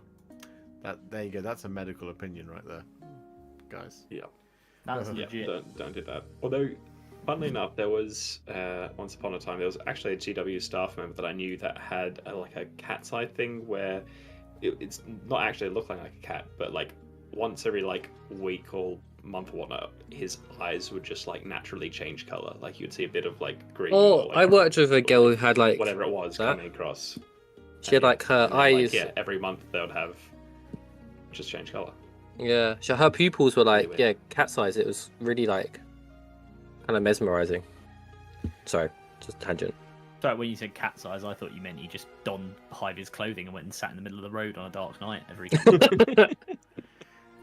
He says you can do Callus and Toll as Curse City. I know, I'm very excited. Callus and Toll looks like the saviors and the saviors of Cinderfall looks like the most D&D party that Games Workshop has ever produced. The Black Talons came close, but they're all Stormcast, so there was a time. I mean, I don't know if anyone ever played Silver Tower. All of those models. Did you ever play Silver Tower? Those models I'm thinking of just picking up. I never played it, Silver Tower. but I know of the models when they came out, or at least the newer ones. Liam appears to have I declare a toe war. Oh god. 1, 2, 3, 4. Come on, get your toes out. It's going to become a foot stream. The tale of many warfoots. Thank you, Kawai Fieri. Hello to Liam and all of the lovely Liamers. Hello, Liam people. Why is the reference feet? I don't know. I don't Disturbed. know. I suspect they've all been talking about feet over on Liam's stream, and Liam's well-known massive foot fetish. I hope he's watching. Yep. Get licking those like buttons then. Oh, for God's sake, Captain Mannerings. yeah, the like button is actually on the toe of YouTube. So yeah, you need to fiddle with the toe. Oh, Star Pilot, what a boss! Star Pilot, you legend! Thank you very much for the 10 gifted memberships. pro foot channel, Liam, or like. Lucy's fact was about toe wrestling. Jesus. Right. It's a fact I don't think I would know. A loose fact. To be fair, I love loose facts. They are. It's a great segment. So my best part of the show. Yeah. Yeah, Liam. Everybody like the stream. I declare a toe war. How does one win a toe war? I suspect there's no winners in a toe war. Yeah, no, it's just disappointment and everyone just gets embarrassed. Did you say? Shame mainly. Shame. I think the winner there would definitely just be Quentin Tarantino. Welcome to A Tale of Many Warhipsters, Liam and the Toe Gang. We are currently admiring a dragon. Ionis Cryptborn from Mind Guardian. Another fantastic entry of Ionis Cryptborn. Check it out. It's absolutely wonderful. There's been so many great versions of this model, and this is just another one because I mean the blending on here, the choice of the brassy gold, but then having the little bits of like corrosion in there as well, like little bits of turquoise. Yeah, I mean basing lovely. It's just everything's just done so well. It was very similar to yours, Josh. Yeah, it is. I mean, I'd argue that it's probably better. Because they've done things like add the verdigris and stuff like that. They've done really well on the toes as well. Yeah, the toes are spectacular. Dragon toes. Dragon toes. Dragon will win a toe war. If we're gonna deal with toes, dragon toes are a toe to deal with. No, I think to be fair, I think Mind Guardian's done an amazing job here. Like the again, good example of where like the base just is nice and detailed, has that level of kind of the little, you've got the flowers on there, you've got the tufts and the work on the rocks and the plants, but it draws your eye upwards towards the model and towards the different shades of red and all the blending that has been done. So I think it's amazing. I think it's really good. I really like the dark red on the cloak as well, and on the thicker armor on the dragon's back. Yeah, I think we're all missing. Sorry, just to keep on theme with the last 2 minutes. I think everybody's missing the very obvious pun here. Ionis Cryptborn. There you go. I was waiting for somebody to say it, and I was like, "Oh." I'm trying to get feet out of my mind. You've got feet on the brain, Rich. Ionis Feet on the brain. Yeah, it's an absolutely wicked entry of it. I love this model. Absolutely adore this. I should just say, Adam, thank you very much for the 10 gifted memberships, and also Soulblight Pilot. Thank you very much for becoming a member. That is incredibly kind of you. That puts us on 22 new members today. Love it. Which is lovely. Love it. It's lovely stuff. It's a very nice comment from the Sponge as well, saying loads of painting vids to watch. New subscriber is definitely a happy chappy. Oh yeah, there's over 800. I realised the other day. You got more. Oh painting. Wow! You could watch my content for at least a whole day. I wouldn't recommend it though, because my voice, according to the YouTube comments, is grating. Whole day. Well, on average, how long is your videos? About 20 minutes. Oh, okay. Something like that, because got to get that ad revenue. But there's another one here from Mind Guardian, because we have a Magnus the Red. I mean, Stick Monkey did 10 gifted as well. Fantastic work. Stick Monkey has been a member for 10 months. Thank you very much, Stick Monkey. You're an absolute legend. We are very close to our year anniversary, so I will take you out for a steak dinner. And a root beer, maybe. Unless you don't like root beer. In which No, case... WKD, surely. I'll take you for a game of Edward Cider Hands down the Cider pub. Hands in a field in Gloucestershire. Exactly. Yeah. That's how we're gonna. That's gonna be like Warhipster. With your toes out. A bunch of us with cider hands, open toe sandals. Yeah, Liam, if you're still watching, you need to get some open-toed sandals. And when the weather's better, get some open-toed sandals on. We're all going to go around Josh's, find a field and play Edward Cider Hands with our open-toed sandals to really hit the toe theme. Do it toe wrestling while playing Edward Cider Hands. And we'll just constantly sing sitting on the dock of the bay and whilst whistling. That's what you got to do in the summer as well. Anyway, driving combine harvesters. Yes. We have Magnus the Red on screen. Everybody look at Magnus. He's got some fantastic toes. Got some quality toes. I think they need a bit of a fantastic eye in his hand as well. Oh yeah, the detail of the eye. Talked about eyes just before, like all the different parts painted on there. And in the wings as well. He has them at the top of the wings. Yeah. And in the armor, I think, as well, on the thigh, maybe. great skin tone. Yeah, very much the red. Yeah. And the blending down to the darker bit on the hand is really, really nice.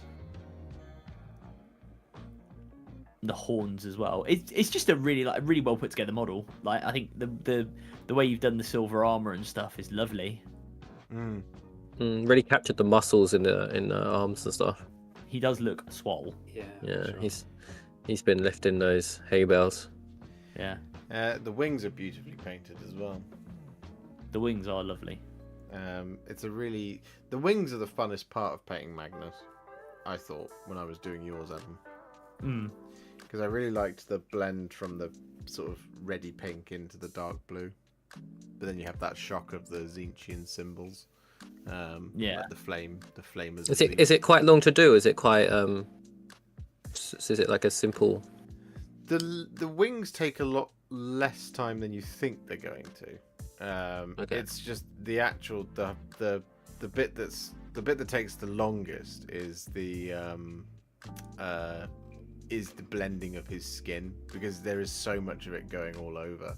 And it just takes a little while to get there. But once you get it, it looks. I mean, Adam, I hope, can testify that it looks absolutely. It's worth it because it looks really, really great. This is your chance, Adam. No. Terrible, mate. 6 out of 10. No, it looks stunning. It looks absolutely stunning, and I think the example here from Mind Guardian is really, really, really nice. Yeah, that nice like white metal, sure. white silver. It's lovely on the armor as well. Yeah. Yeah. No, you've done a fantastic job there, Jack. Good work. Next up, we have the first, but definitely not the last, of Margit the Fell Omen. We have Usharan, Summer King. Foul Tarnished. There he is. Look at him. Enjoy him. Definitely seen a couple of these kicking around Instagram for sure. Oh yeah. I am not mad to see more. Because such great. I've still got to build mine. Mine's in a box, but I'm very inspired by this paint job. It's lovely. Yes, I love this model. I love this model so much. I want more of it. It is cool. Things like this. Because I just looks like a boss. Yeah, he's one of those models. Like we were talking about it earlier today. The whole reason I jumped right in. Look, the army set for Flesh Eater Courts was lovely. Don't get me wrong. But when I opened the battle tome and I saw Usharan the Mortarch of Delusion, I was like, yep, that's me. I'm in. I think I remember the reaction we both had when we saw that, right? Yeah. It was like, ooh! Oh my goodness me! Foul tarnished, smouldering with thy meager flame. I mean, Soulblight has done an absolutely fantastic job on it. He's such a fun model to paint. Yeah, the different fur tones on the sort of big fur cloak bit on the majority of his back are really nice. And I think obviously the skin looks lovely, and the blending of the kind of teal into the more pinky colours around the elbow, and just actually I think under the crown as well, where you've got the kind of bone spikes is a really nice consistent detail. And I just think the use of the aged gold as well, like to just again show he's kind of, you know, obviously a king resplendent, who I would not wish to undermine at all, but you know, in reality is this hulking sort of, you know, beast of a creature that's just sort of living in squalor. So it gives that kind of aged effect to it. And I don't know if this is intentional actually, but obviously I know there's color on the model, on the skin, there's color on the jewels. But to me, because of it's quite the base and the fur are quite monochromatic in a really nice way, right? They're very muted color palette. The fact that the cloak is like the only red detail, it reminds me of something out of like Sin City or 300 even, maybe sometimes that kind of graphic movie style where you just have like one color that just pops. Yeah, the way it's like draping along the ground. Yeah, I mean, it's such a nicely sculpted cloak, but the way that you made like a really like rich red out of it, like Adam said, really pops off the model. But it's just done so well. Lots of really lovely deep dark recesses as well. It's just so nicely sculpted and so nicely painted. Yeah, it's really good. Also, the more and more I've looked at the model, right, because he looks like he's, you know, screeching, right, but the more you read about Usharan, you realise he's actually a bit of a cheeky chappy. Oh yeah. Because I'm not sure anybody else will have read this yet, but in the Shadow of the Crone book, there's a whole thing about how after the events of the Mad King Rises, he's basically pretending to be at death's door to make all of his flesh eater courts fight harder. So he's making them carry him around on a palanquin, and he's just lying on it, just going, "Oh, it hurts! Oh, it's so bad." He's literally not hurt at all. He's absolutely fine. But he's doing that to make all of the flesh eater courts, because he's secretly just an absolute lad. One, he's lazy, and two, he's a bit of a cheeky chappy. So the more and more I look at him, I think, he's such a cheeky chappy. It's also like the conversations he has with Gormain, I think, are quite fun, where kind of you realise that he can see through his own delusion to some extent. Yeah. But yeah, very cool. Is that some old world packaging in the paint rack too? It is indeed. It looks like it's some form of Tomb King. But this is lovely Carrion. He's the Carrion King, isn't he? The Summer King. He's the Carrion King, the Summer King, the Mortarch of Delusion. Imagine if they released the Illusion of Usharan, a pristine Summer King model. I don't know what purpose it would serve, but would be cool. I mean, yeah, it would be sick. It'd be like cool. It'd be like the Marathi model, yeah. How once she's done, I mean, the way she used to work was you put the little one on the board, and then once she took an amount of wounds, maybe the big monster came out, or you could just choose to let it out at any point. I believe now you use both at the same time or something. Yeah. And don't you have to kill one of them before you can get to the other one? Yes, you have to kill the little one before you can get to the big one. I'm pretty certain. Which is, you know, mean. Anyway, lovely stuff, Servaletta. Next up, we have the Skippy. I hope I said that right. All the dragons. Yes, we have Krondis, we have Karazai, and we have Itonus Cryptborn again. Another fantastic representative of Cthorak. Is that his name, the dragon? Thorak, yeah. Well, technically, Ionis isn't there, so he's more like Awolus Cryptborn, because he's not around. Good. Very good. I like that. So that's like a 4 out of 10. What isn't a 4 out of 10 is these dragons, because oh boy, does the Karazai the Scarred look beautiful. Yes. Yeah. Look at the inside of that wing. I mean, it's.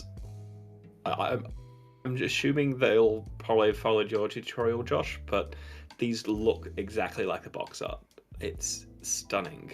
I love obviously the symbols on the wings and how they've done that, all the spots and everything. But also, if you look at like the scales and the wings and the blending that they've got from like the really sort of like dark brown into the orange, and then across all the other dragons as well, the blending is just fantastic across all of these. Good. Excuse me. Yeah, no, really, really nice. and just the different variety of colours as well, and the blend. Like again, it's showing that skill with blending across all of them, from the kind of ochre and oranges and browns on Karazai through to the sort of teal, greeny blues on Krondis, and the reds and blacks and dark reds on Ionis Cryptborn's chap, who I've just forgotten the name of again. Cathorak. Thorak, that's it. Charizard. Chapter Master Cathorak.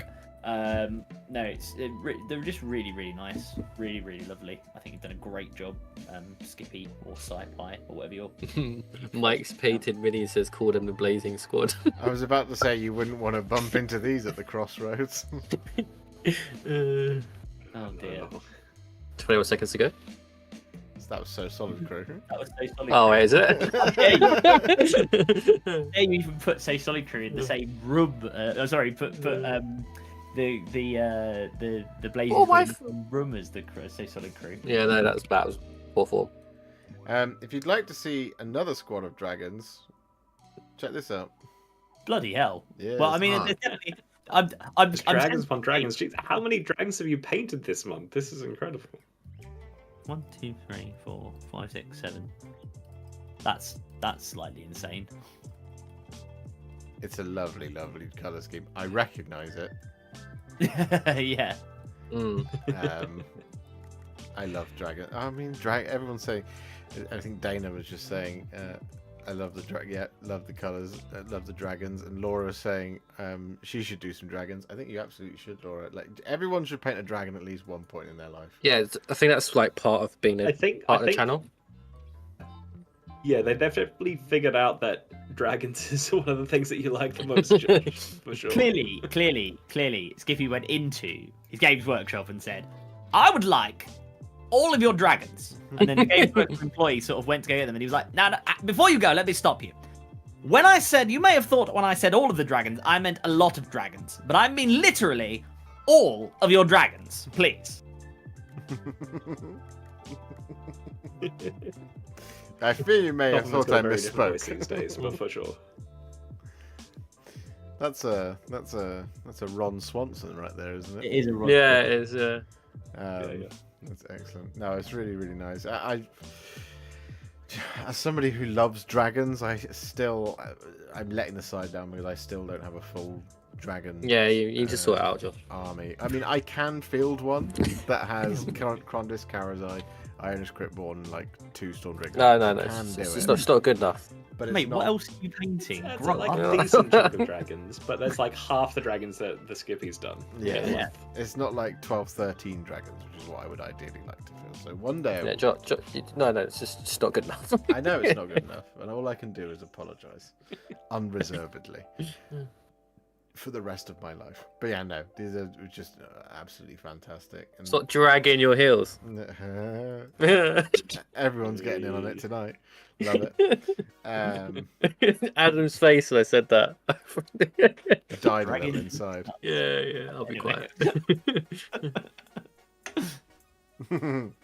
Yeah, no, fantastic work. Love to see it. Next up, we have Parab with another Ionis Cryptborn, and we have a Bayard's Revenge and an Iron Warrior's Contemptor. Bit of everything, eh? Great. Glorious models. Yeah. We have the full gamut, as it were. I love the blood on the orc and the sword of the Empress Champion. It's really well done. Giving him a good old. They've Giving him definitely added bits more to the story with that for sure. Giving him a little tickle for the old Emperor's sword, or the black sword. I should say. Who's been a bad orc? Come here, this won't hurt. Bit of minor surgery. No, I again, like another really good. It's quite cool when you get to see the same model done by multiple people, and with Ionis Cryptborn and Thorak here, and the standard on all of them is just perfect across the board. Yeah, and they're all really similar, but like all have different like twists on it. Yeah, like I said I like the dark red, right, on the cloak on the previous one, and on this one Parab's done a purple and white scheme. So it's just again it works really nicely. But I like the arm of the wing is a bit orange, which really kind of adds to it as well. Yeah, exactly. And you got a more sort of like a warm gold in that one rather than the sort of like more brassy or tarnished one. All these choices, none of them are bad. They're all good. Yeah. They all create incredible models. And I want to say like the hats and stripes of the Iron Warriors Contemptor as well are just really well done, well laid out, but then have this great withering over the top as well. Yeah, this Contemptor Dreadnought looks like he's seen some things and some stuff, and he may not recommend it. After 10,000 years in the warp, I would suspect so. Yeah. I love the Bayard's Revenge model, and many times I really hope that Games Workshop does more of that. I think as commemorative miniatures, it's fine to have pieces that are like, like the new was it the Ethereal? Yeah. With his pot of potpourri. Yeah, the Ethereal's lovely and all, but It smells great.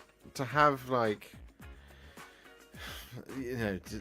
to have those models that can be used in a game of Warhammer is lovely, but to have these commemorative pieces like this, which are just kind of snapshots of history, like I think some of the best models they've made for like commemorative series and stuff like that are Bayard's Revenge and the Vindicare. I can't remember. Yeah, with the 6. Yeah, that one. 6, yeah. Yeah, and It's really fun to paint. Yeah, and I think they should do more of that, which is great. No, I think I had one, but I don't know where it is. I might have gotten rid of it. But yeah, no, Bayard's Revenge is great, and I would love to see, especially like dual models as well. It's in like one person fighting another, because that's always such a dynamic category in Golden Demon, and they're always converted, which is great to see. But having like Bayard's Revenge is like a really accessible way to get into that sort of category and just painting those sorts of models. That like I've often looked at Bayard's Revenge, even though I don't have either of these armies, just looking at it going, you know what, that would be fun to paint. I kind of want to pick one up. Plots of corns. Very impressed with the Extractor fan. Good. I just saw that as well. Great. Yeah, no, excellent work, Parab. You like plots. Can Bayard proxy as an Emperor's Champion in a PT army? Yeah, I'm pretty sure he can, although I suspect some places might have a problem with using the Bayard's Revenge model because the base is enormous. Yeah, the base might be a bit of an issue for like tournament play, but in regular play, go for it. And there might be a way that you can. I'm not sure if you could separate the models to put them on a separate base and magnetize them, but I reckon just go for the big model and just use it in casual games when you can. Yeah, I think he'd be fine, because even in I say tournaments be a different matter, but even in semi-competitive play, if you're just playing, he should be fine, because he's fine. The bigger base gives you he's not a model that gives out auras, because obviously he's a leader now, so he just joins a squad.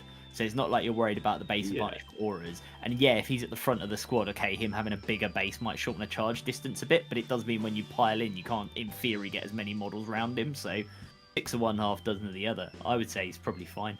Yeah, we don't it want feels too many less models of in an issue in combat with 10th him edition these than days. in previous. No, I mean your models. If he leads a I charge see and what you're you mean.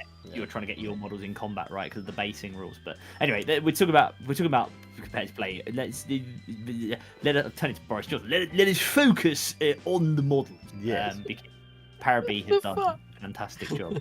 Yeah, and that was our first swear word there, Rich. So well done. Sorry. No, you held it in until 20 to 10. It's past 10 minutes. Yeah. Well, I've had palpitations the whole entire time. We're past the watershed, so it's all right. You're doing well, bud. Next up, we have Tuka Laukanen. I hope I've said that right. I've probably said that horribly wrong. But we have a Lord of Change in the Winter of Antor. This is fantastic. I love it. I love the color scheme on this is just so menacing. Like it's not the classic Zinch at all, but it's still kind of reminiscent. It's like if Zinch was a lot darker and more menacing and like existed within like Elden Ring or Dark Souls, this is what Zinch would look like for sure. Foul tarnished. Foul tarnished. Like that, it's such like a sickly green against that like pale blue and then the darker blues as well.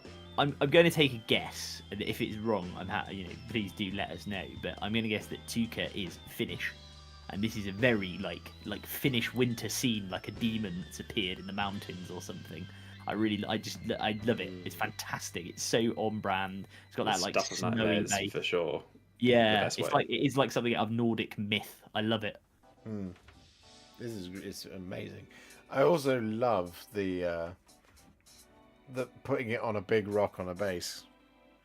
There is nothing that says. Well, it sets the scene for it. Yeah. I think it looks fantastic.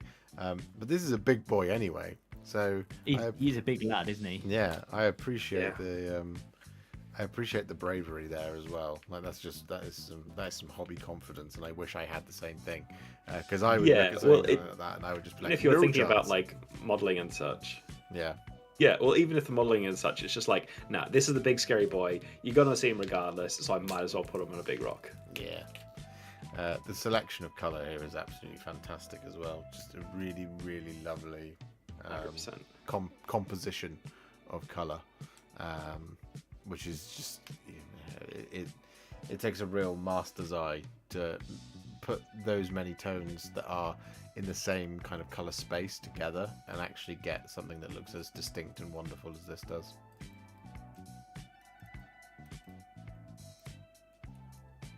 Fantastic.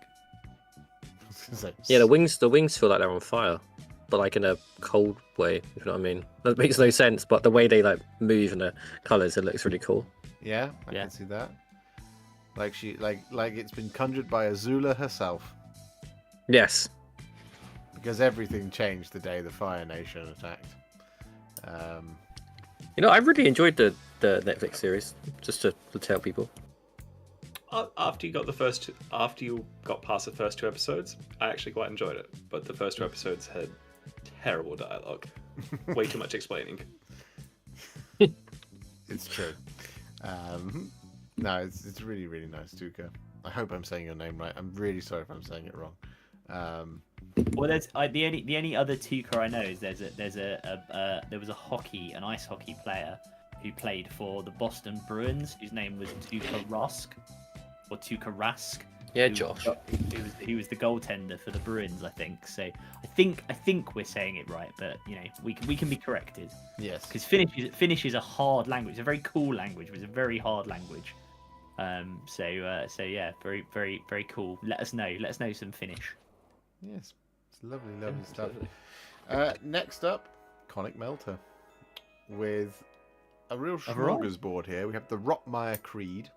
We have the Gkin, the limited one from Warhammer Plus. Best. Warhammer Plus, yeah. We have a Morbeg Knight, and we have a Crypt Guard. So much going on here. Where even to begin? I mean, yeah. I like the Gkin. We'll begin with the hazard stripes on the Gkin. Yeah, the hazard stripes are really good, as is the goggles on his head. I like the sword. Sure. All pick a feature. But also the way he's just stand there so like nonchalant. Yeah, there's so much. Come at me. Yeah. I've just killed everyone. Yeah. The Morbeg Knight is really good. I really like the depth. The like the wings on those are just so like gruesome and evocative. Like the way the sort of like blood is kind of like stained the bone, and then you've got the dark flesh against that, and then the pale like ghoulish rider on top.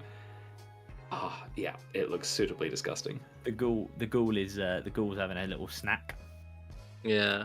What's the model on the top left? It's the leader of the Rotmire Creed. I really like its head. Yeah, it is a very cool. They are very cool looking models. They're like Nurgle cultists, aren't they? That live in a swamp. Oh, okay. What's funny to me is after. Correct me. What? Yeah, no, you are absolutely correct. If you take away some of the corruption, they look like the swamp people from Avatar.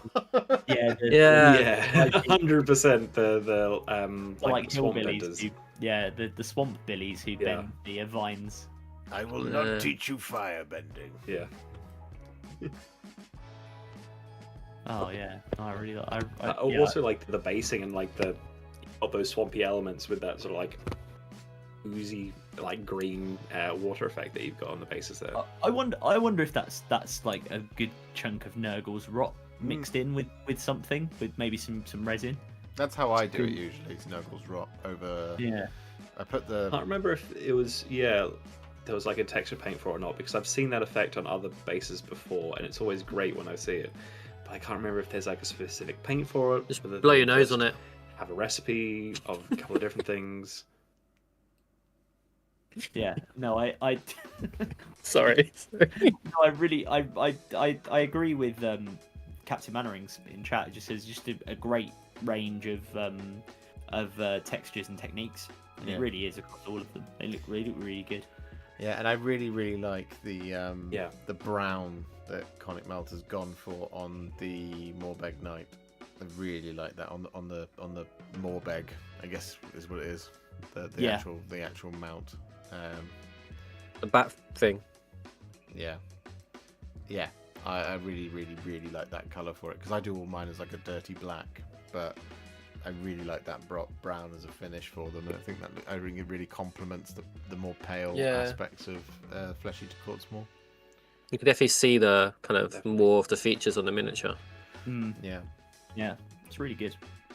Yeah, for sure.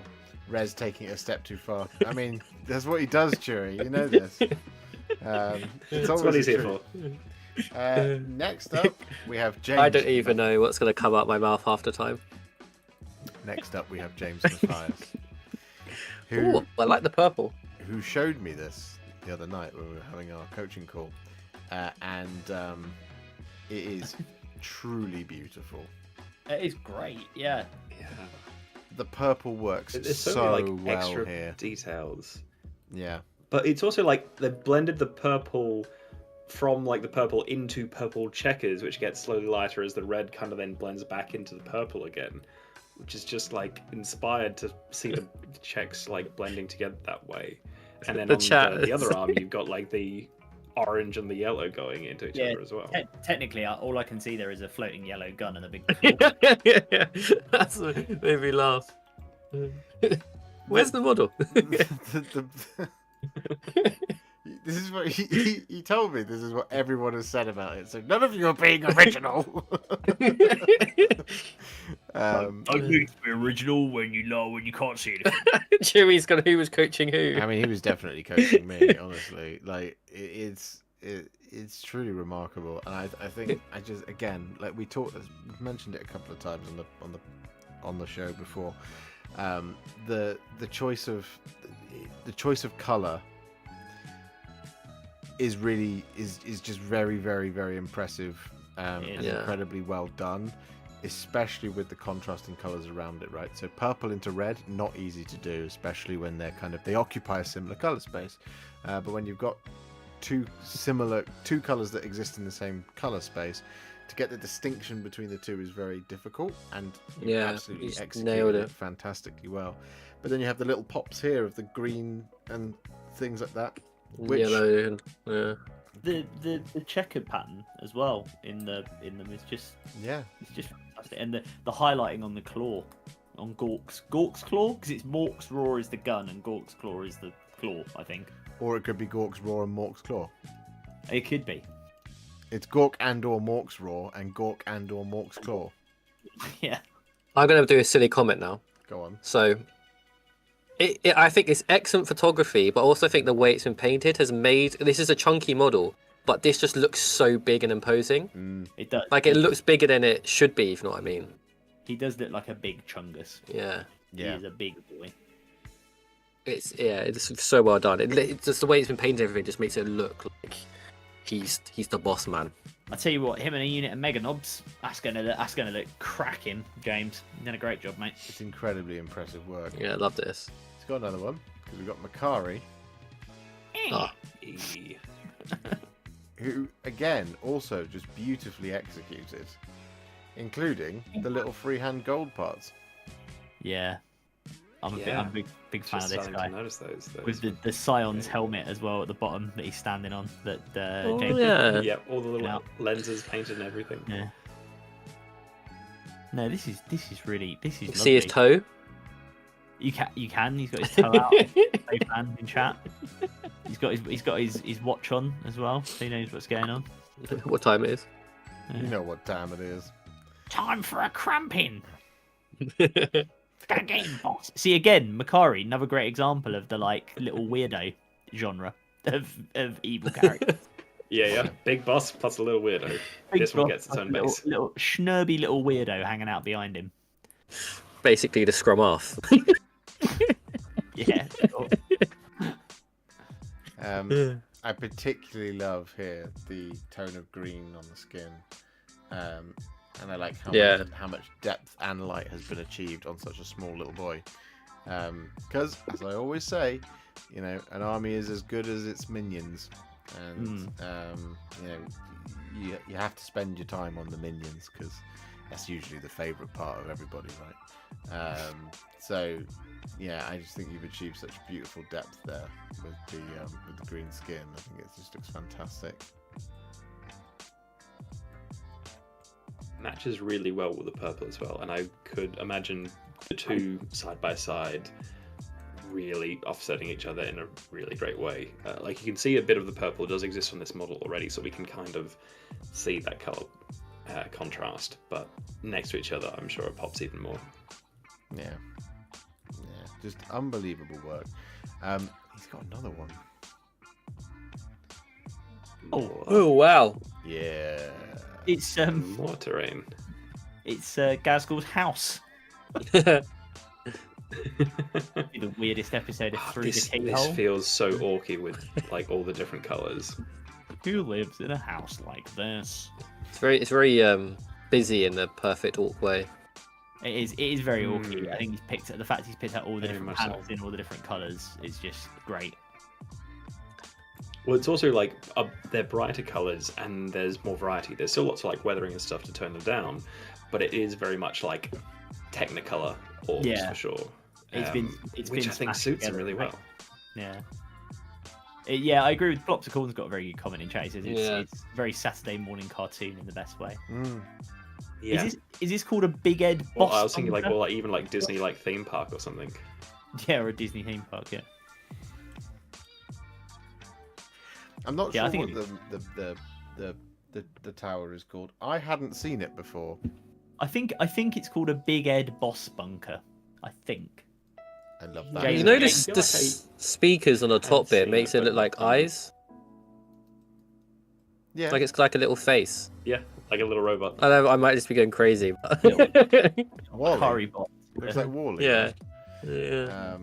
Wally. A little bit. Big Ed. How does purple work on buildings for orcs then? So like you know when birds fly into windows? I know, mate. You can't see it, so Someone's just gonna walk into it. Yeah, that's why they don't paint any of the doors purple, because otherwise they're just constantly walking into them.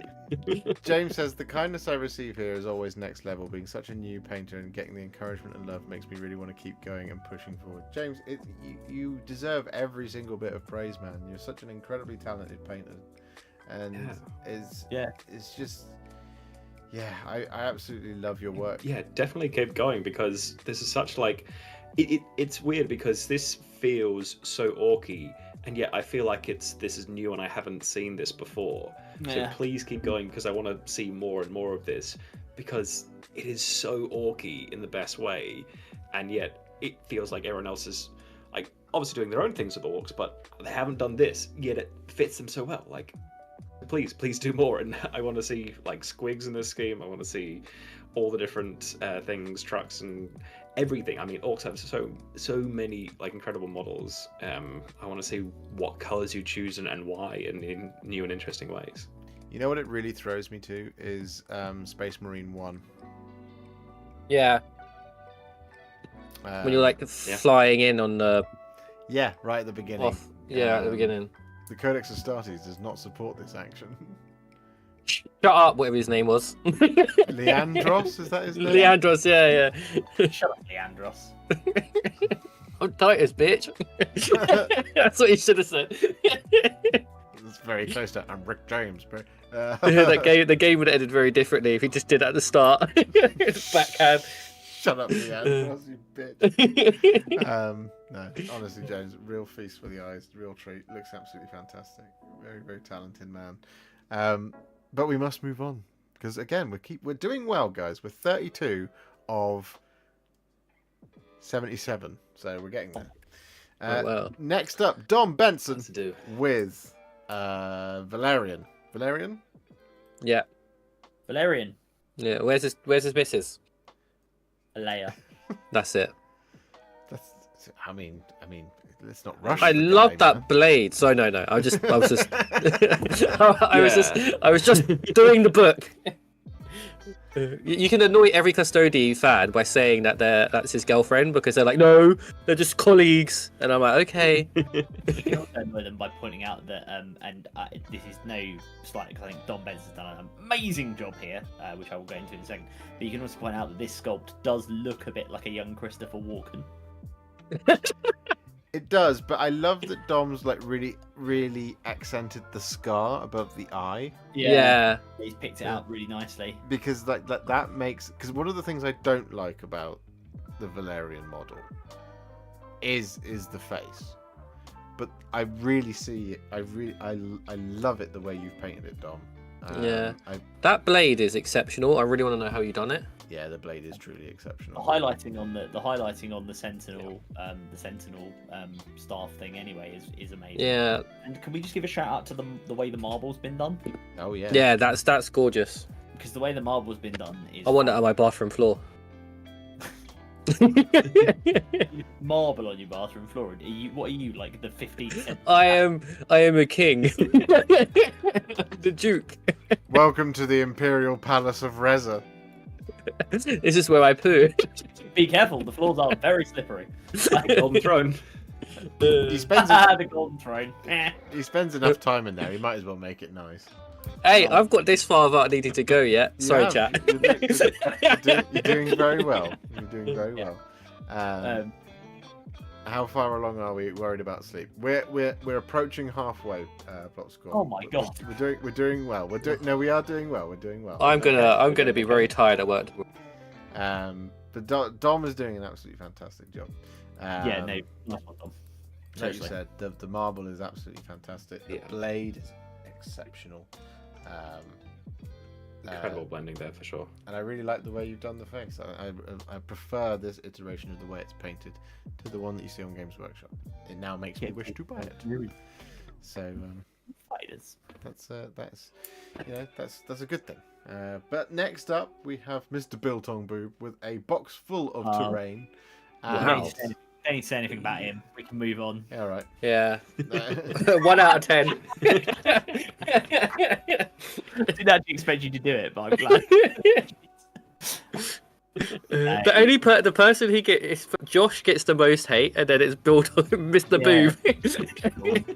No, to be fair, I gotta give some love to Sean because his enthusiasm for building terrain is pretty remarkable, and obviously the box of terrain you can see there, those sort of wooden bits you can see at the bottom, I guess they're they look really cool. Yeah, they're all made of coffee stirrers.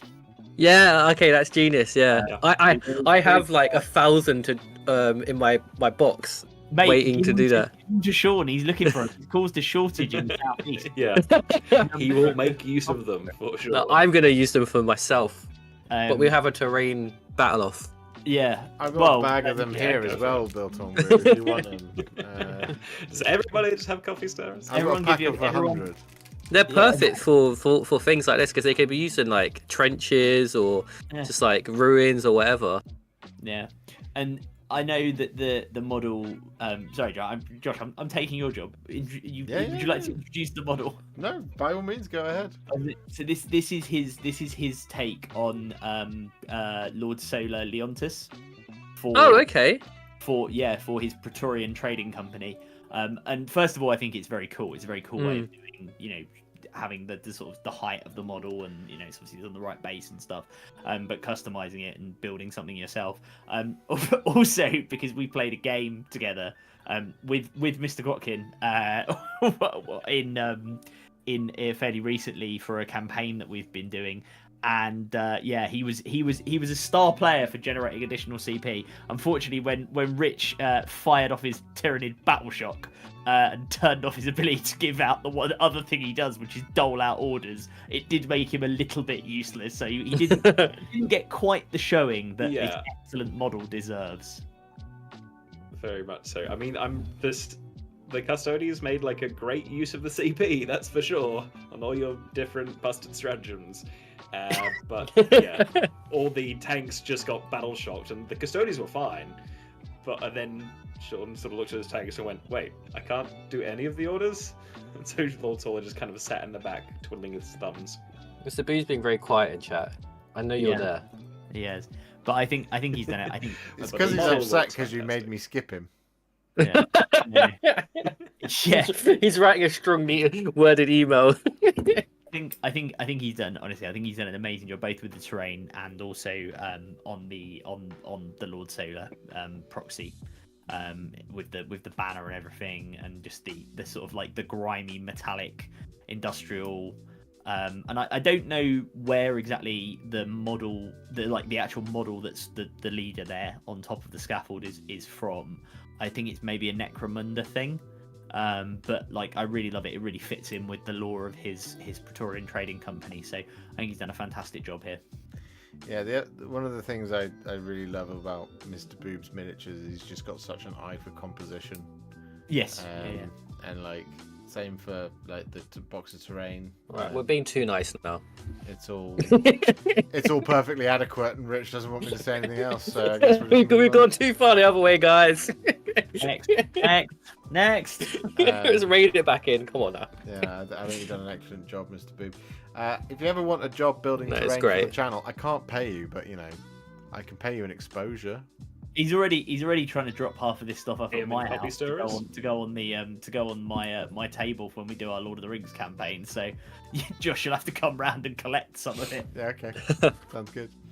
No, lovely. Yeah, the terrain in the top bit of the picture that looks very like Minas Tirith-esque, Skillia-esque. Looks like it's from the Osgiliath. Well, it is the Osgiliath terrain, so that would be why. Oh, is it? Oh, okay.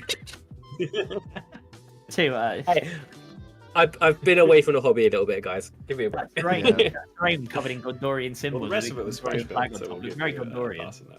Next up, we have Flying Mutley with a Celestial Hurricanum and a Fusel Major on Ogre Warhawk. Wait, so that guy's got a guy with a gun on his head. Yeah, he's got like a crow's nest backpack on. And that is the best thing ever. with Charles dancing. Do you know what's funny, Rich? Our friend Jamie, Mr. Sanguinary Punk, he said exactly the same thing about why he got into Cities of Sigmar on the podcast we did recently, where he was saying the thing that got him into it was he just saw the Fusel Major and thought this is the coolest thing ever. And Flying Mutley has done an awesome job here. An awesome job. Chewy.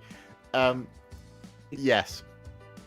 As long as I don't pay him, it's not a HR breach. Okay, as your legal advisor, please don't do that. I'm not doing that.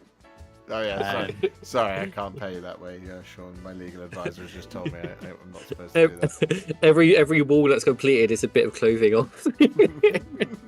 Brick terrain building. No, but these, I think that I love what is that? What city is that, Josh? 'Cause it's the Twin Tail comic one. Is that Hollow Heart, I believe. Oh, it's Hollow Heart. Okay, Hollow Heart. Sorry. Pretty cool. I mean, for me with Flying Mutley's models, I'm always really impressed with the use of color and how unified the scheme is, while also having these sort of muted naturalistic colors in it. Like, it almost feels like there's like a filter over the models in terms of like all fitting the same color scheme or feeling like unified together. But there's still lots of variation in there. But like the golds, and then the sort of like the muted sort of greeny blue that's there as well, but even like the wood and the golds and the silvers and the horses, and then just having little pops of color in there as well. It's the color choice I'm always really, really impressed by from Flying Mutley. Yeah, this is one of these ones where the family photo when everything's together is just going to look so. Yeah, it's going to look amazing. And again, it's that kind of naturalistic color palette as well. That kind of blue that's in there is just kind of it does look like paint. Like, that's silly to say, right? But it does look like it's painted wood. Like, it just has that kind of fade. Yeah, I get you mean. Yeah. which I really like, both on the shield and obviously actually on the the cart of the Hurricanum. It's really almost cool. Yeah. Turner-esque. It is, yeah. It has. It's got a lot of little I bit. see where you're coming from with that. Do you know what I mean? Sure. Like you Yeah. think of like the Battle of Trafalgar, like that painting. Or the Fighting Temeraire or something like that. Yeah, and then you have that kind of, because it looks like it does have a sort of romantic quality to it, but also very real world colours have been used. So yeah, it's just kind of looking at the Celestial Hurricanum in particular. It just gives me a real kind of, like I said, Turner-esque colour palette, which is very, very. You know what this makes me want? So the ability to have a crow's nest on top of my head on Call of Duty. Well, is that something you would really want? That'd be brilliant. No, I think it's really, really impressive stuff from Mutley. You should be very, very proud of it. Yeah. And like we said, the family photo is going to be exceptional. Next up, from Fly Mutley again, we have Carl Franz himself. The boy, Mr. Franz. The boy. Yeah. Hey, Carl. But again, he looks like nice and natural. The yellow on the claws of the griffin. Yeah, so good. And the black, like the way the claws look again, both realistic and they look vicious. They look like Yeah. very sharp. There's talons on them. It's just beautiful. Like it is, as you say. Yeah. Josh, what you said was absolutely right. It just gives you that naturalistic. Summon the Elector Counts. It was really dynamic. Well, I think in terms of color as well, like this is actually a great example of perhaps why the color scheme is so impressive. Because if you look at all the feathers and fur and such, in terms of value, the color, like the value transitions between sort of light and dark and the different contrasts is very soft, and it's at face value there's not like a ton of contrast. And usually, especially in painting, you would go, well, make sure you have a contrast between light and dark. But here the contrast between light and dark is a lot closer, so the transitions are a lot softer.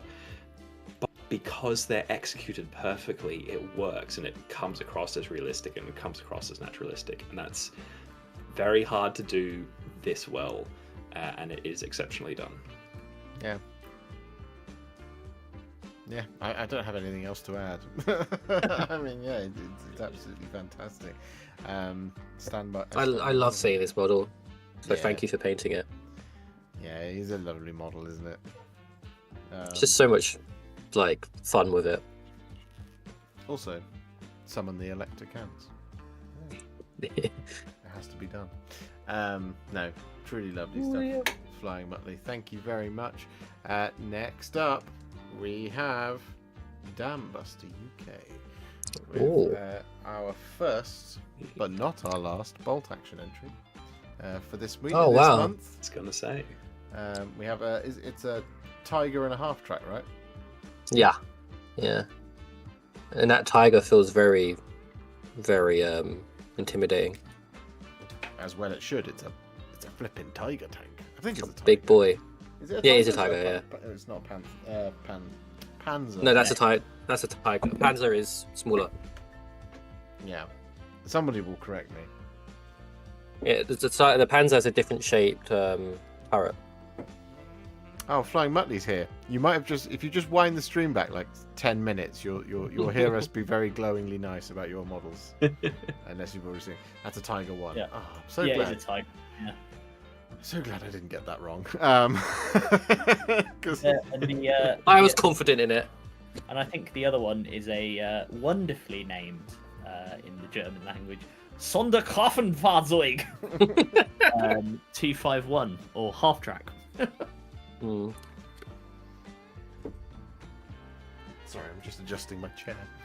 The camouflage pattern on it, that's really good. It must have been really hard to like. Yeah, it's really striking, and it's funny because you don't see the color combinations in like 40k that much, and I'm almost wondering, maybe if someone should bring it to 40k, because it's a very striking scheme, but it immediately evokes bolt action and this sort of this era. Peter Collins says technically it's a Panzer 6. Panzer means tank. PZ3 and PZ4 were medium tanks. V was the Panther. 6 was the Tiger, aka heavy tank. There we go. You could say many things about the tale of many Warhipsters, but you do always learn something new. School is in session. Thank you, Peter. I really like this. The thing that I love so much about the camo pattern is it looks like it has been. It sounds so dumb. It looks like it has been painted on. Because I think I get you. I think, no, but it does. Yeah, it looks. Yeah. Yeah, I think sometimes like it's been made to fit where they're fighting. Yeah, and that is especially appropriate of the time. I think with like 40k and stuff, obviously, you can make it look a little bit more. I think camo tends to have quite hard edges in like 40k, even when you've got the sort of blobbiness of like on the Astra Minotauron tanks, and that's okay because they have access to airbrushes in the 41st millennium, presumably, whereas these guys would have just painted it on, or would have used mud and stuff. To Good old paintbrush. They would have just slapped it. It would have been a lot more, small, more like that, yeah. Yeah, and I think he's just captured that really, really well across both the vehicles. It just looks very, very natural, very, very, again, very, very situated within the setting, which is the real world, 80 years, nearly 100 years ago. So yeah, no, just really, really fantastic work from Dan Buster. Go on. I was going to say, I was just doing some googling, and it looks like that pattern of camo might be the swamp pattern from sort of 1942-43, or the Sumpfarm Worcester, which was the sort of swamp pattern they called it, but it's that sort of blended okay. green, beige, and brown. He's got another one, so we've got some German troops. Oh, cool. It's the Germans. It's the Germans. STGs and MP40s. The Wehrmacht. Is that an STG at the front? Yeah, front left. I don't know what I don't know the middle one because that looks like a drum mag. So that it could looks be like a PPSH. Yeah, it looks like a Pippish, that he's picked up. So I don't know if Pippish, I love that. That's what I always call it, Pippish. I don't know whether these guys are supposed to be sort of Eastern front. Yeah, so there's 3 of them definitely have STGs or MP44s, and then you've got MP40 at the back. My Call of Duty 2 noise coming out there.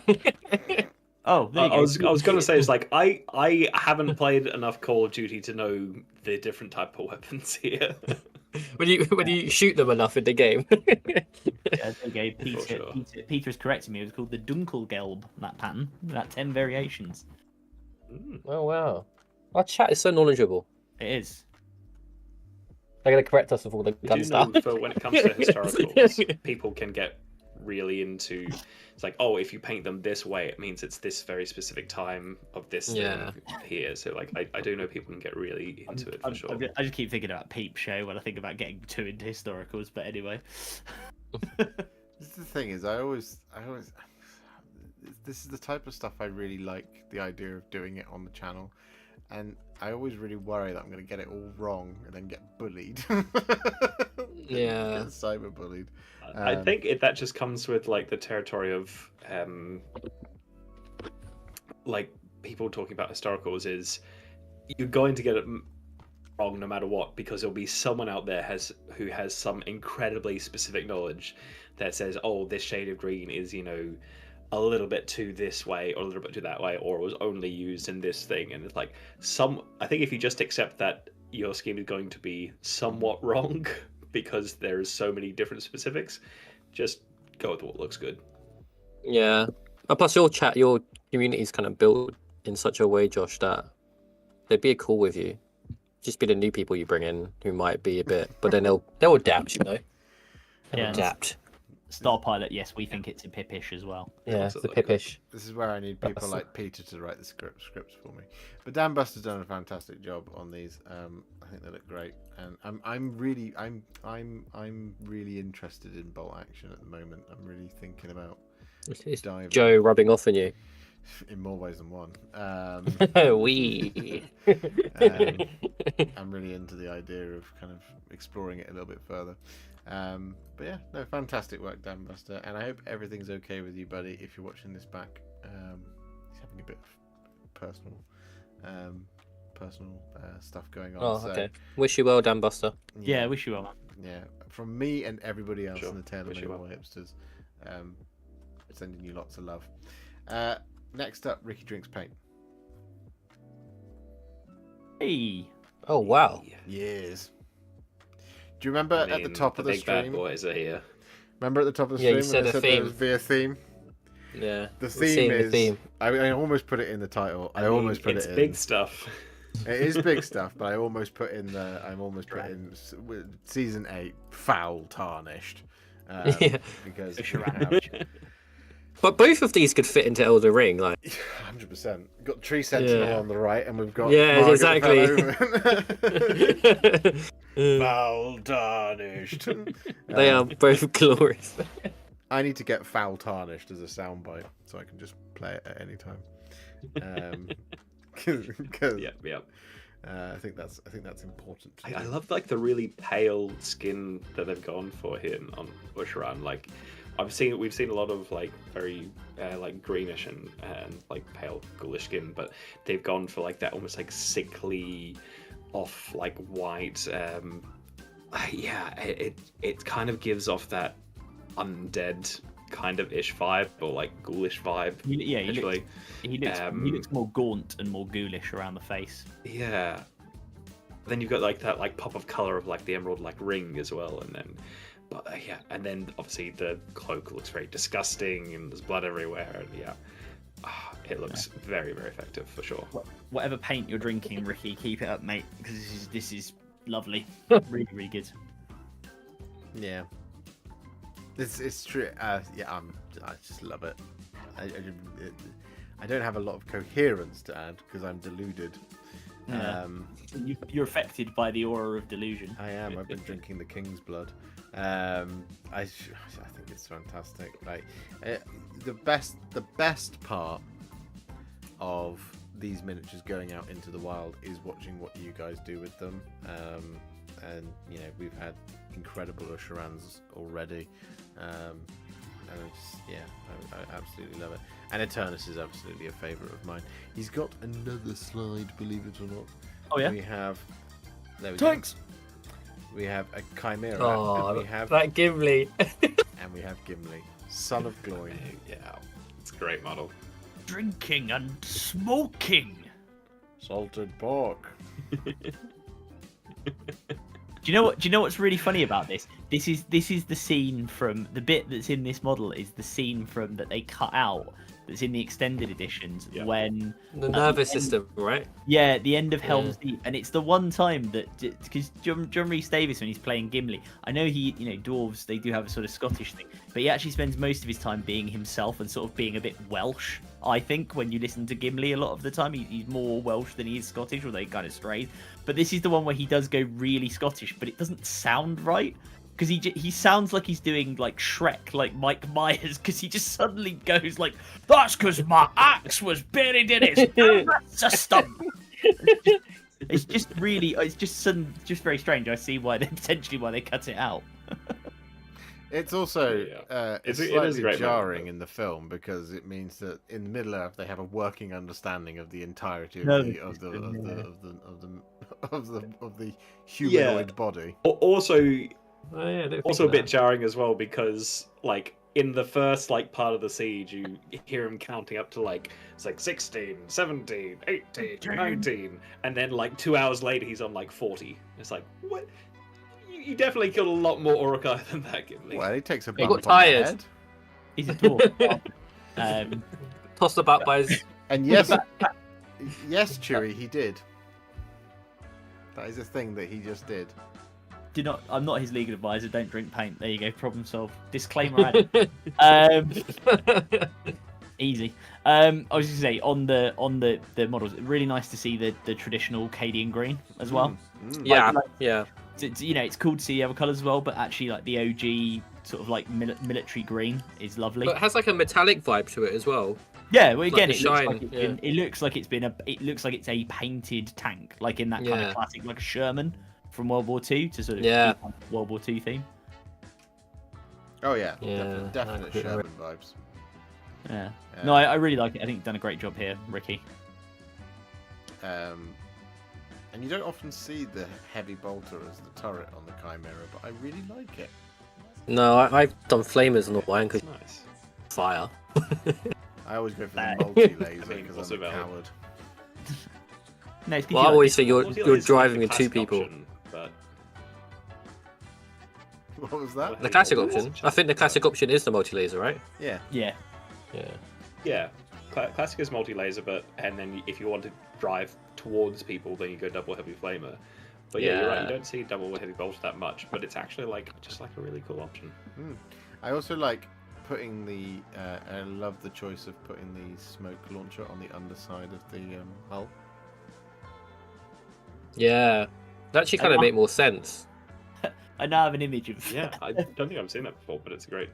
I now have the image of the Chimera getting charged by something like an orc or like a mega nob or something, and just the driver just going, panicking, firing the smoke.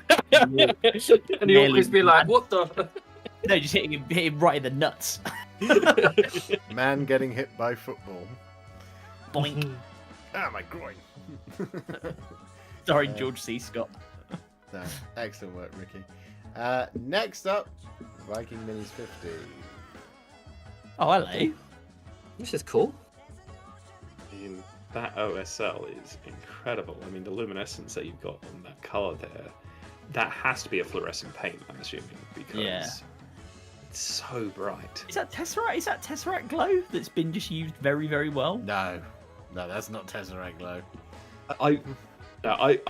I'm assuming that has to be some kind of fluoro paint because what I'm assuming that's what people use to get these colors because they're like the intensity of that color is incredible. Yeah, it's Deluxe's fluorescent green against the rest of the mini as well. I like old Vector. His name. If anyone's watched Tabletop Tactics, I think Vector. That's what they call him. Which I just has got in my head now. It is Tesseract glow. Oh, it is Tesseract glow. Yeah, Adam. You know what? Who's the?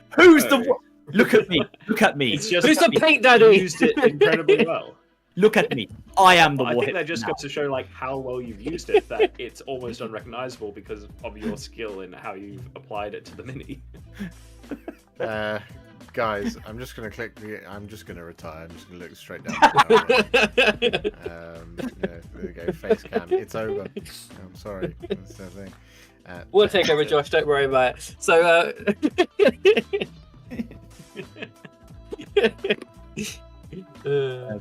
yeah, no, it's but he's white ink first. All right, okay, there you go. Yeah, there you go. That's the secret. Yeah, no, I was going to say there has to be at least a white undercoat. I knew it. Yeah, honestly. Tails, Mr. Tash. This is a fantastic. Yeah, it's really cool. But yeah, I like the base you've done on both of them, but also on Vector. On like the I'm gonna keep saying it on the sort of lava base he's got, and I love the bronze, the different golds, like the different bronzy golds, so it's all a consistent metallic. I really love it. Yeah, it really works into Leicester's flesh. Yes, yeah, with the purpley demon flesh that he's got. Yeah, It looks like painful for him to be alive. Like the control, for sure. But yeah, the choice and the control of colors here, I think, is excellent as well. There's lots of different subtle differences between the metallics, between the different armor plates on the models as well. The blending of between like the bit of flesh as well. Yeah, like just the colors you've chosen seem very, very carefully considered because a lot of them are very similar, but are still very distinct on the model. Yeah. I like the way he's both, and I know, I guess he is posed like that in the sculpt, but just the way you photographed him as well with the shadow, it does make it look like he's like sneaking up with him, like Vashtor's going to give you a little tickle, like just sort of sneaking around the corner, trying to be all hidden and quiet. Yes. It's got more because we've got this guy here. Ooh. Is he a Warcry model, Josh? Yes. The Centaurian Marshal. I didn't know this was a model. This is sick. That's the one. Yeah. That chainmail. Yeah, There you go, you I've wanted seen this some a bunch of arms. times. Yeah, just add more arms to it, get more attacks. That's how it works, right? Can you fight with all those weapons? Yeah. The I negotiator. mean, again, the color choices here are really great, and I love the contrast between that sort of like greeny, sickly gold, the very dark skin of like the horse, and then you've got the pale reddish skin of the marshal itself. Yeah, and the Works highlighting really well together. the highlighting on the chainmail and on all the armor plates is spot. Yeah, I really like that chainmail. It's so cool. Mm. Has real like gladiator. Yeah. But his helmet and his net. In Yeah. particular are very. Yeah. What was the? Trying to kill Russell Crowe. Weapons. Is it the Retarius or the Retiarius that does the what is the guy with the net? I think is the Roman gladiators. Brian. Brian. Are you not entertained? My name is Brian Decimus. Not a gladiator, he's a very naughty boy. You got Marcus Aurelius Maximus. Brian. Father to a murdered son, husband to a murdered wife, and given a terrible name by someone on the internet. Employee of the month at Screwfix.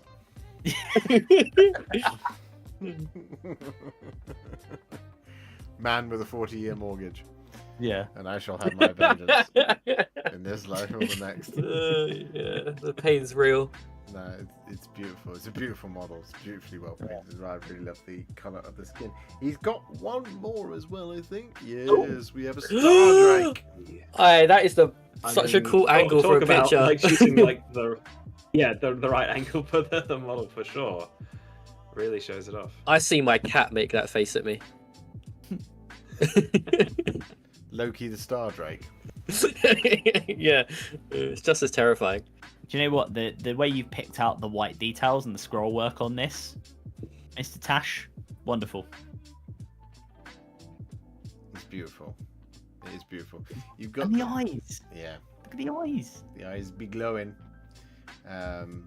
You've also got the stars painted into the wings, which not everybody does, but it always looks really, really good. Oh yeah, that's really cool. It's the Oh, Star wow. Drake with his rain of stars. Star of the show. Yeah. It's yawning. Yawning so cute. This was a chin scratch. Stars in their eyes. Tonight, Matthew, I'm going to be a Stormcast Eternal. The whole model has so much like texture to it. Yeah. Yes. Yeah, for sure. It's really cool. This is where the dragons thing for the Stormcast began. And I think he was it's a really popular model. And then the new dragons came out and they were actual dragons. This is a drake. Yeah. Yeah, they had that line of drakes first, didn't they? Yeah.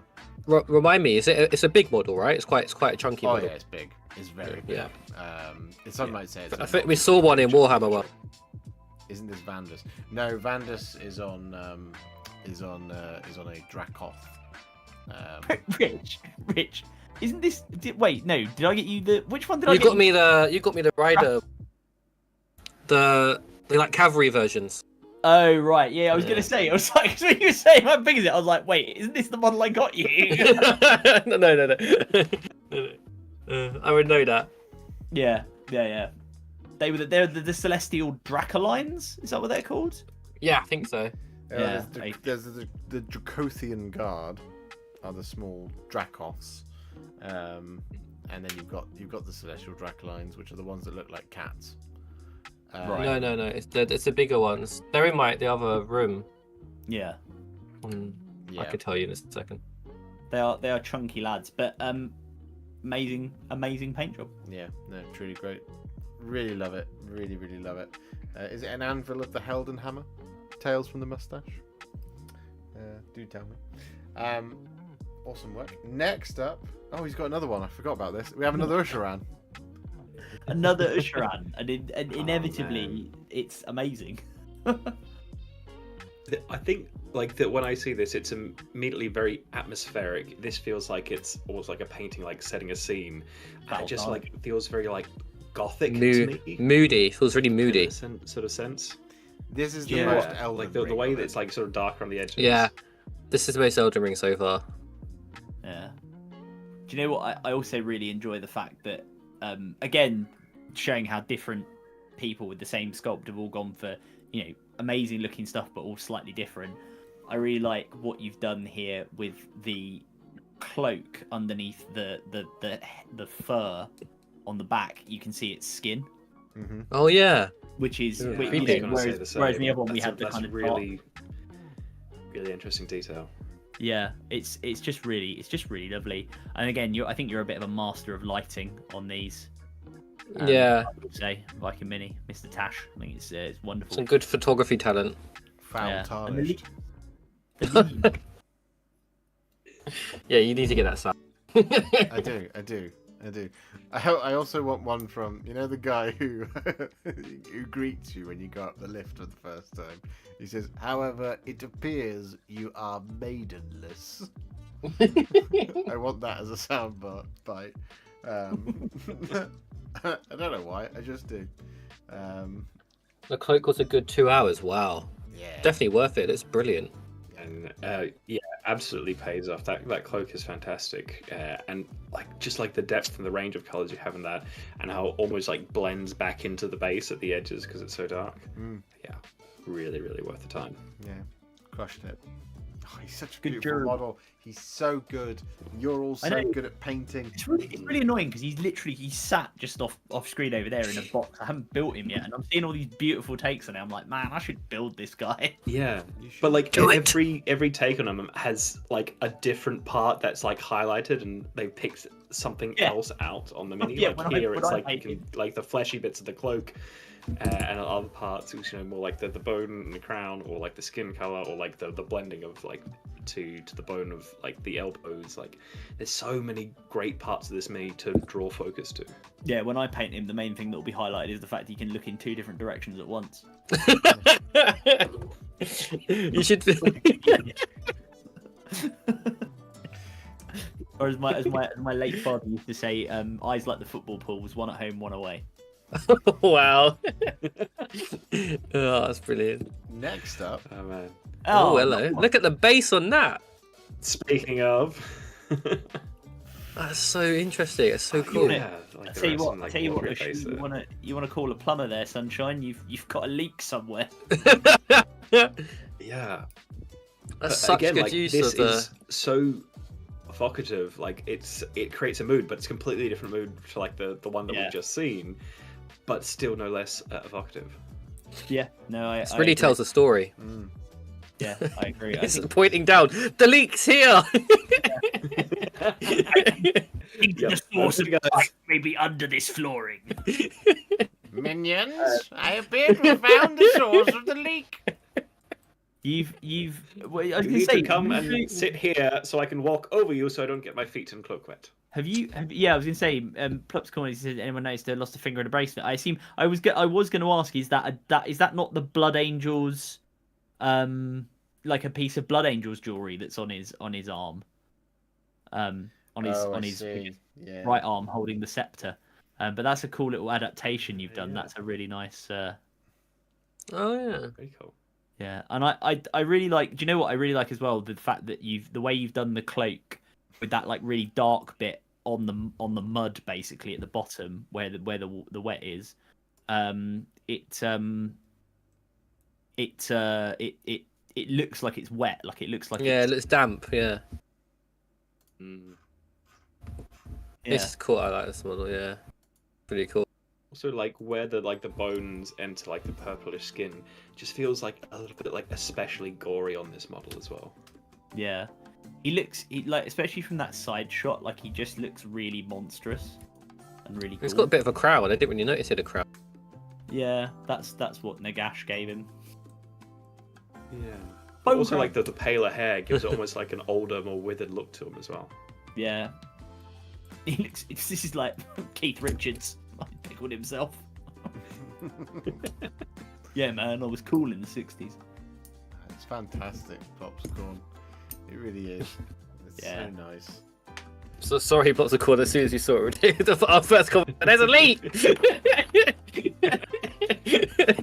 It's a glorious model. The mate, the head of like the mace or the scepter here is as well is great with that. Like it's just a slight greenish tint to it as well. It really picks out all the details. He's tried to use that to unclog the toilets that's caused this mess here. Janitor Usheran. Yep. Janitor Usheran. Can you imagine him as your janitor? Don't mind me. I am just mopping the floor.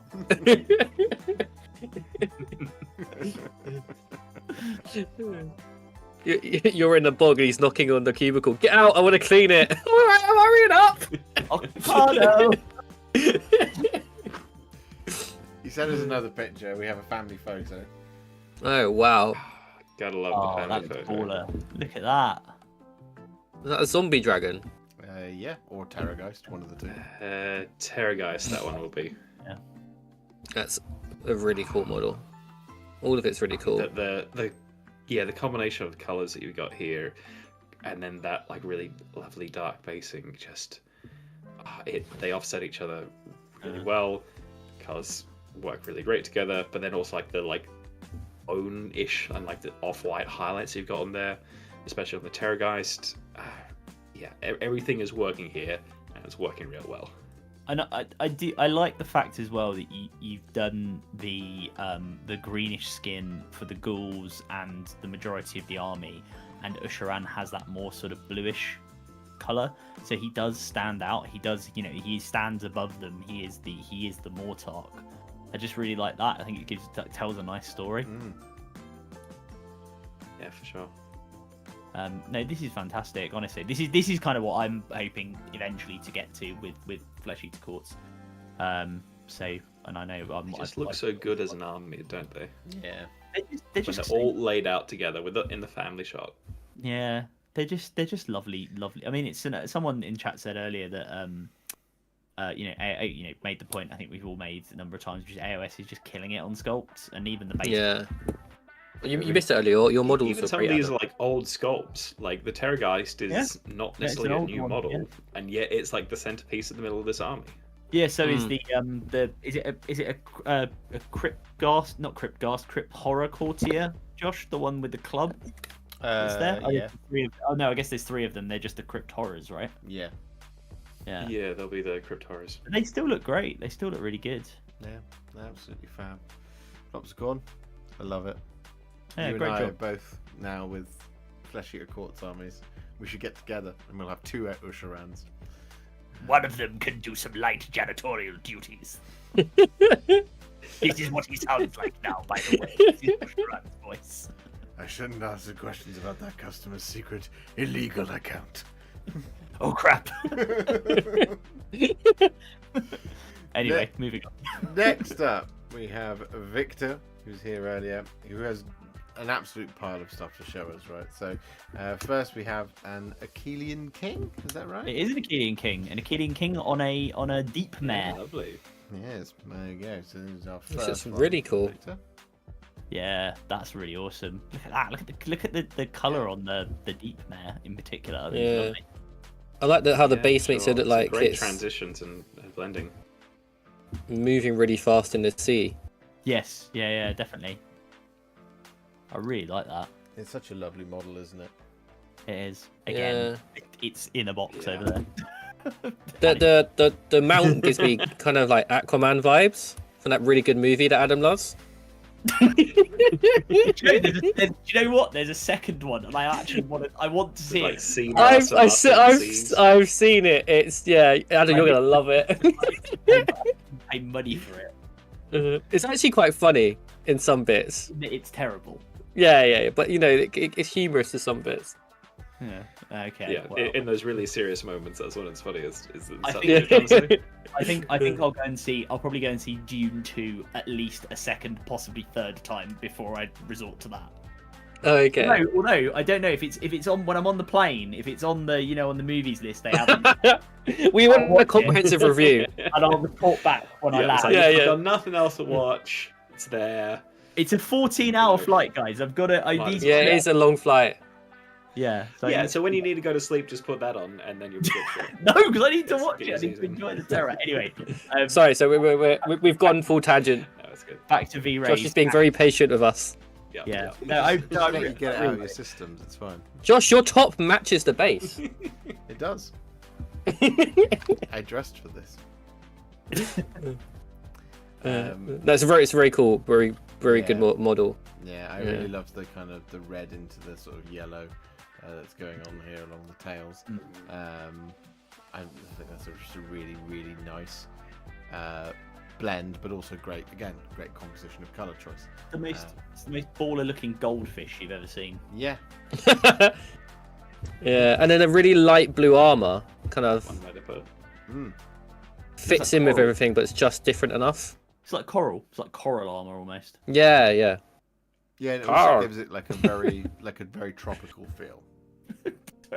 What's that noise? You just Maybe when you say coral, it made me think of The Walking Dead and Carl. I don't know why. Sorry. What did Eric just say? Josh, your voice. On mic is pretty low. Oh, sorry. I'll turn myself up. You might mean just have a really deep voice. Things will get loud now. How is this? Oh, hello. Let's take my clothes off now. Foul Game's time. Yeah, he says he's been busy. You have been busy, Victor, because there's a slight more of a family photo there. So we've got the what are they? The Namati thralls. Yeah, Namati Reavers. Namati Reavers. I'm sorry, Namati thralls. Right, sorry, the ones with the bows are the Reavers. Yeah. Some Ishleyan guard or Morsar guard on the eels. I can never remember which one's which. And a what are the sharks called? I've forgotten. Sharks. Alapex. Alapex, yeah, Achillean Alapex. Are these like sea elves? I don't know a lot about the Idina. Yeah, I mean, Yeah. yes. I'm sure Adam can give you the full rundown, but They're mountain elves. Yeah, they're all. Oh, okay, that makes more sense. Are they meant to be like elf-like? Is what I say, John. Yeah, no, they are. Yes. The Idoneth were created. So when what's his name? Magic dickhead. What's the fella's name? Teclis. Josh. Teclis. Flying Mutley damp elves. Archmage Teclis. Yeah, when Archmage Teclis he got the elf souls out of Slanesh by making him have a colonic or something. And then he wanted to, create the elf race again, and his first attempt at it was the Idoneth. Okay. The only problem was that their souls didn't really stay, like they kind of degraded. And so he sort of viewed them as being monstrosities. So they all fled to the deepest parts of the ocean. This is very summarized, by the way. They all fled to the deepest parts of the oceans in all of the mortal realms in order to escape the wrath of Archmage Teclis, who then went on to create the Lumineth Realm Lords, which were his sort of true thing. He rejected these guys. He didn't want anything to do with them. So now they exist as sort of raiders. And the Namati at least have to they gather soul energy because they basically need it to live. So they're a little bit similar. If you know Drakari from 40k, they're a little bit similar to them in some ways in terms of the storyline. That kind of vibe. Yeah, but what's really cool about them is that, as Flying Mutley pointed out in chat, the Namati don't have eyes. They're blind, so their faces are blank, so you don't have to paint eyes on them, which is really cool. Okay. Sculpt. But what they do is they project this thing called the Ether Sea. So they basically create. If you were walking around on land, there wouldn't be water everywhere, but you would feel like you're underwater, like you move slowly, and then all of a sudden these sharks come flying past you because it's like they can move through it as if they're underwater. So that's what they do. Yeah, that's how you get the flying sharks, nominally on land, and the eels and the turtles and stuff. I often think of their history as being like that scene from Family Guy, where he walks out with the shotgun, says, fine, I'll go put him down, then runs back in and just goes, he got the shotgun, Brian, don't ask me how. Yeah, basically. Yeah, it was... I just think of the Simpsons one when it's the X-Files episode when Mo has the killer whale in the back of Mo's bar, and then he just runs away with it. Cheese it, the fence! Woo! Oh, yeah. I thought Teclis was a cool guy. He is, but he's also a bit of an ass. So He is a complete ass as far as the Idoneth are concerned. Yeah, he's not 100% popular with the Idoneth. We've got more from Victor because we have a Leviathan and we have the Ghost Wreck. I can't remember what it's called. The Gloomtide Shipwreck, I think. That's what it's called. It's really cool. I like the green. Yeah, I love this dark ghostly green that you've got on it. Mm. It's got a sort of Pirates of the Caribbean-y vibe thing. Yeah. Also gives me kind of like yeah. I think the Pirates of the Caribbean reference is perfect. Yeah. The Flying Dutchman or the Black Pearl. Yeah. You best start believing in ghost Definitely stories, Flying Dutchman vibes. You're in one. You're in one. I love the fact you sounded even more West Country. I know. I always do it on purpose. For I was going to say, that was very West Country. Right there, I'm Barbosa, I am. You best start believing in ghost stories, Miss Turner. You're in one. Yeah. And also excellent work on the I can't remember what the big turtle's actually called, but it's a Leviathan, isn't it? Leviathan, yeah, of course, yeah, Leviathan blue, isn't it? Blue. Yeah. Well, that's the paint. No, that's what. Yeah, but yes, I know that. But there's also and they are named after. What's the turtle in Nemo called? Sorry. What was the turtle called in Nemo? Oh, Crush. Brian. yeah. I think it's called Crush. Brian was the shark, wasn't it? I think Crush. I think you're right with Crush there. Yeah. You should be really happy, Victor. You've done an absolutely spot-on job. Yeah, they're so productive. Yeah, lovely. Yeah, and these are not small, and they're not easy. No. They're quite detailed models. Oh, like the turtle alone has so much detail, and then you've got the stuff on top of it. Yeah, the Gloomtide's cool as well because you can split it in two. You can have it in like 2 pieces. Oh, really? That's really cool. Yeah, I don't know. Victor can say, but maybe he's glued it as a single piece, but you can model it as like 2 bits. Maybe they just piece together that way. Yeah. Sarah's surname is Bruce. Oh yeah, the shark was Bruce.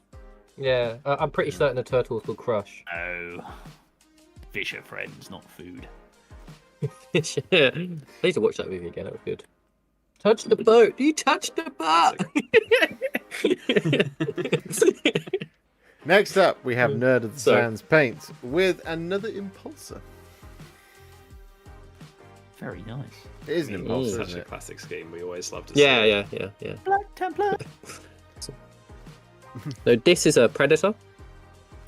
No. No. You can tell it's a Black Templar Impulsor because it gets a gratuitous multi-melter. Yeah. Or an excellent addition to the Yeah, range multi. They just get to add multi-modders to everything. I didn't use gratuitous in a bad way. It's extra fun to be had. But no, every other chapter is jealous of their multi-modders for sure. Yeah, idiots. No, I mean, as ever, the paint scheme's fantastic. It's very clean. It's very crisp. The white and black just look great together. I also just like the fact you've gone to the effort of picking out the cases in the the yellow scheme you've done on the guns and the missiles as well, and the rockets and the pod on top. It just again gives it and that also nice the screens in the back as well. Yeah, and the screens in window. the back have light green and all the buttons, everything. Yeah, and if you look at the windows on the door as well, or like on the side, there's that like little window slit. It's got the same thing. Mm. There's something really satisfying about the rocket launcher on this model, the missiles and stuff. We've got missiles for really any cool. time, any occasion. Yeah, I really like it. Really, really nice. Yeah, we're always highly complimentary of that yellow appearing. Yeah. Because it I is like the weathering Yellow, on the front. but also like the weathering as well. The weathering is always top notch. Yeah, I like that there's kind of elements of red in there, like it's ran something over. Yeah. Yeah. But no, it's beautifully done. The Sands paints. You have a wonderful color scheme for your Black Templars, and that the white is just smooth, but like nicely dirty in the recesses towards the bottom. Little bit of battle damage. Yeah, just a little kind of little bit of a build up. But then I also really like on the large Templar cross on the right-hand picture, you've got a couple of little bullet holes. Yeah. It's just really nice. It's just really, really nicely done. And really, really well executed. It's great stuff. Sure. It's wonderful. Next up, we have Philip Gomez. I think he's here. He was here earlier, I'm sure. We have some Von Ryan's Leapers, and we have a winged Tyranid Prime. I mean, this is such a vibrant purple that you've got going on here. Yeah. Really, really stunning colour there. And it stands out all the more with how pale you've done the skin. It's really nice. Yeah. Yeah. Very pop. Also, just to note on that middle Von Ryan's, there's like streaks of ooze and gore, like on one of the claws. It's like opened as obviously. Oh yeah. Something or like, I'm pretty sure that's a custom thing and it's not on the miniature. I've heard a couple of different ways to do that, but the way you've done it looks fantastic and very convincing as well. It mixed super glue with Blood for the Blood God. Yeah, it was Blood like for the Blood God. Yeah, Yoo-hoo glue. Yeah. Like so I did it on my World Eaters. It comes out really well. Yeah. No, he's done a great job. That's it menacing. Really nice. Yeah, and the blending on the wing on the some people in chat have pointed out the blending on the wing of the winged. You can't say winged. You have to say winged. Tyranid Prime. Winged Tyranid Prime. Winged. Yeah. The jungle is massive. That's the song the Tyranids sing in the trailer when they're knocking about in the jungle. Sure. The in the background, I note there is a Nero Tyrant hanging about. There is. There's also a Screamer Killer. There is, yeah. I was going for the painted one, but there's a Screamer Killer. There's Barb Gaunts there. There's some Nero Gaunts. Some paints. There's some paints. But this is becoming catchphrases. Just say what you say. No, yeah. I think you've done a great job here. It's really good. Yeah, it's lovely. It is truly lovely. It is.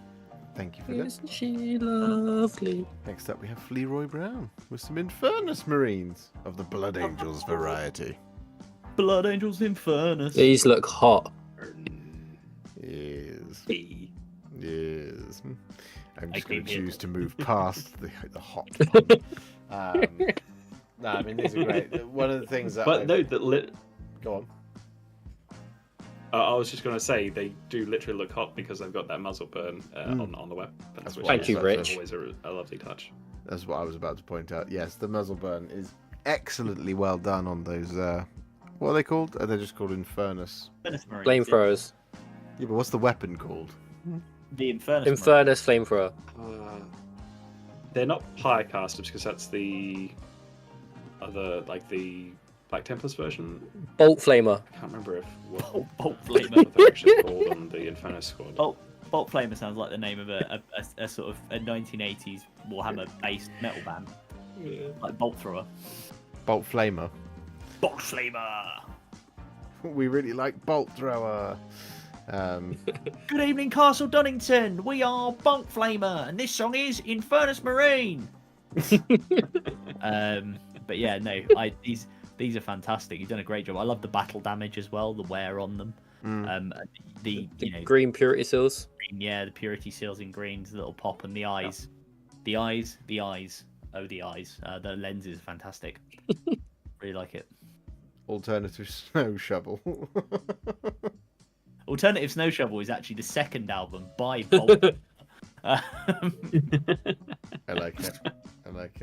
I think these are the only Sons of the Angel that we might have this month. Usually, wow. We normally get quite a lot of them. Pyre Blaster, says James. There you go. I was close. Pyre Blaster. I prefer Bolt Flamer. Yeah, I'm gonna write to GW. Pyre Blaster also does sound like a bad metal band. We're putting together a yeah. Bolt Flamer, Pyre Blaster, Brood Lords. There's a lot in Warhammer that can sound like a bad metal band. Dark Angels. Yeah. Yeah. I mean, literally.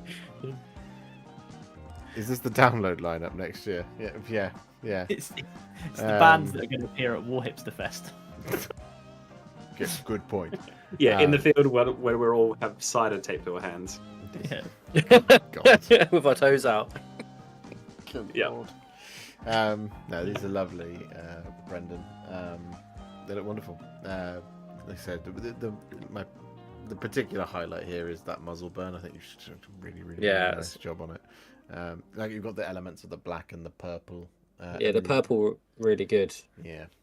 Brings it all to life. Always add purple to muzzle burn because it just looks absolutely spot on gold. Yeah, wonderful. It is stuff. real nice.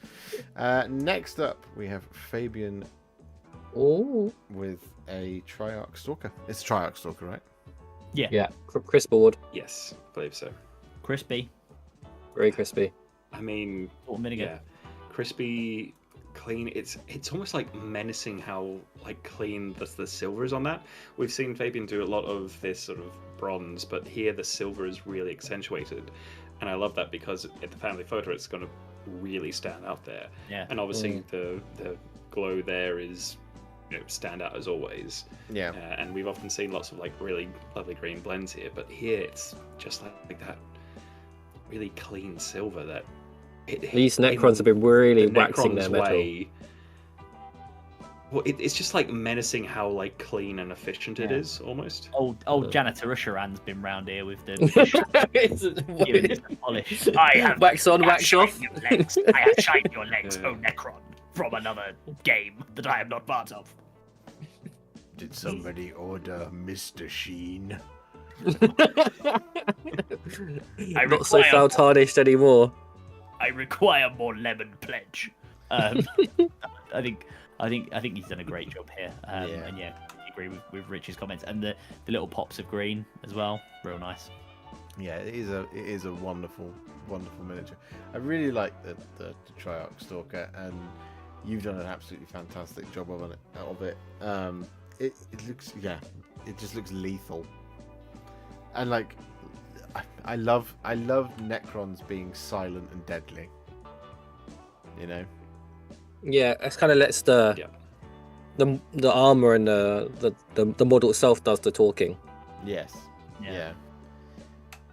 He's got the old what's that, Alaric? He's got the old Renaissance wax polisher. Oh, yeah. No, it's beautiful stuff, Fabian. It's just glorious. I don't think I've ever seen a Triarch Stalker done as Zarakan. I usually just see them as what's the other one? Saltec, yeah, the silver guys. Yeah, I think so. I mean, this model always gives me. There's a lot of things in the Necrons range that gives me War of the Worlds vibes, but this is one of those. This one's peak of it. I really especially like the Canoptek stock. Oh, the newer ones. Those ones are very much literally War of the Worlds. I don't know why I'm doing the actions. This one's a bit more like crab-like and a bit more menacing to me. It's a cannon on it. Oh, I see. Like the Stalker or whatever it is, Yeah, that's it. No, it's great stuff, Fabian. Yeah. Next up, we have Alaric with another Leviathan. It's Turtle City. It's Teenage Mutant Ninja Turtles today. It's Michelangelo. I really like the pizza. No, you don't. Yeah. This is again is a really nice take on it. Really nice. I love the blending, the green, the dark and the light on the flippers, and also the contrast you get with that really sharp looking metal blade. The frontmost of the flippers on it. I also really like the use of the kind of sandy color on the howdah. The mount that's on the back of it with the actually on it. Yeah, almost looks a little bone-like. Which again, or like coral, like dried coral almost. Yeah, definitely. That too. The turtles, like flippers look so real. Yeah, for sure. Yeah. Riding on the back shell, turtle power.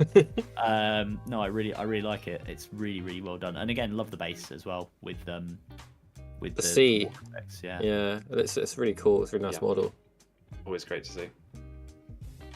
Imagine a turtle like this in the sea. Definitely wouldn't be being eaten. This thing would be the boss.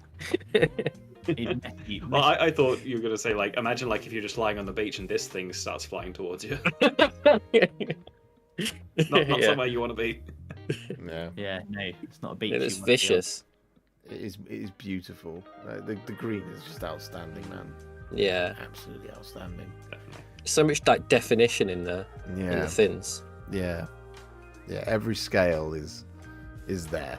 Like you can see every scale, which is just wonderful to see it. You also picked out all the little barnacles on the shell, which is really cool. Oh yeah. Yeah. No, it's Old beautiful. Bill. It's beautiful stuff, Alaric. He says, thank you. Was down with man flu for months, so only got this one model done. And oh great, my internet just went down. Oh no! I hope you feel better now. Oh no. William says, who's the third gentleman? He seems familiar, but I can't quite remember. Is that me? I think it's you. Oh, hello. Adam, Rich and Rich. And you can name them however you want. Next up, we have 40... Sorry, not the only Blood Angels. We do have more Blood Angels. Although these are, as I recall, there is own kind of spin on the Blood Angels. This is a more successor chapter. Angels of the Blood.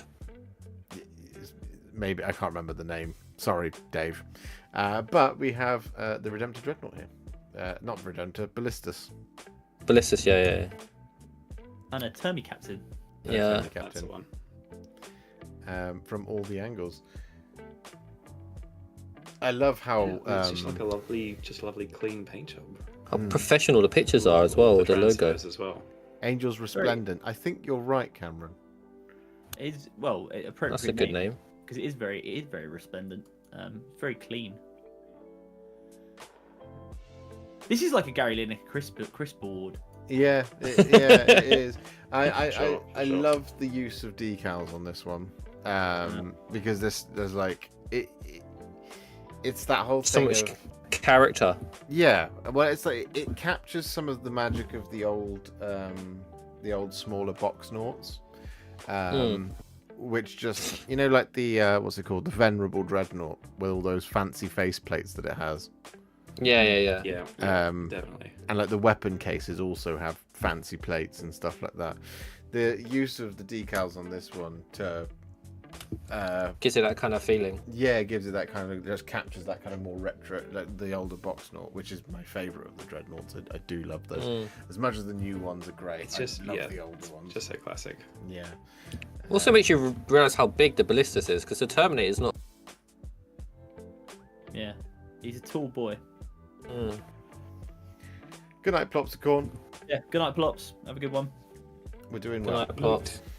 We're doing well, guys. We're not far off now. Been through Yeah. We're staying on schedule, which is unbelievable. even with all the tangents. Even with all the tangents, we're doing well. But no, I mean Dave's an absolutely spectacularly precise painter, and this model is no exception. The line highlighting work on it is superb. The decals, as already mentioned, are fantastic. And just like that red is it's a gorgeous bright red. Really like that. Yeah, tone. really rich. Yeah, it's as you said, and then I mean, there's just so many great little details here that the more that you look at the miniature, the more little bits and pieces that you pick out. It's just great. Yeah. Good night, the tattooed zoologist. Thank you for hanging out. Yeah, no, it's kick-ass. It's really good. It's really good stuff, Dave. And I cannot wait to see more. I also, like, final thought from me is that the base is fantastic. Yeah, because the tactical rock of the Ballistus Dreadnought Definitely. is properly sunk into the rest of the base. So it feels really part of the base. Yeah, Sometimes it can. Yeah, Looks he's like definitely wading across the battlefield here rather than just stepping up onto a rock. how many total entries were there this month? 77. Many. Which is why we're having to do about 3 minutes per slide. We're trying to be as speedy as possible. Yes. So everyone gets their turn. Speaking of somebody getting their turn, we have Suchar with a kill rig. That model's so big. Oh, it's enormous. Yeah, it's surprising just how big it is, and then you realize this is also transport because just orcs just hang off it. That's kind of cool. So much color and vibrancy on this model. Yeah, vibrancy is definitely the right word for it, for sure. You can tell, like, I'm assuming this has been done with contrasts or army paint, like speed paint, something along those lines, because you can tell that it's come from a lighter base color, like a base coat. Like, obviously, if you go from dark, your colors will be more muted. Here they're very bright, which absolutely suits the orcs for sure. Yeah, it's super vivid as well. Like, everything just pops, and it's got that very orky, similar to what we were talking about earlier with the big Ed Boss bunker from James. It's that kind of vibrant orky style. Also unusual to see, and in a good way, to see like the armor done in white. That's fun. Yeah. That's quite. It makes the other colors pop really well. Exactly. Yeah. White's hard to do as well. It is. Yes, it is. Yeah. Yeah, this is really smooth. Yeah, it's not easy. Yeah. Especially on pieces that size.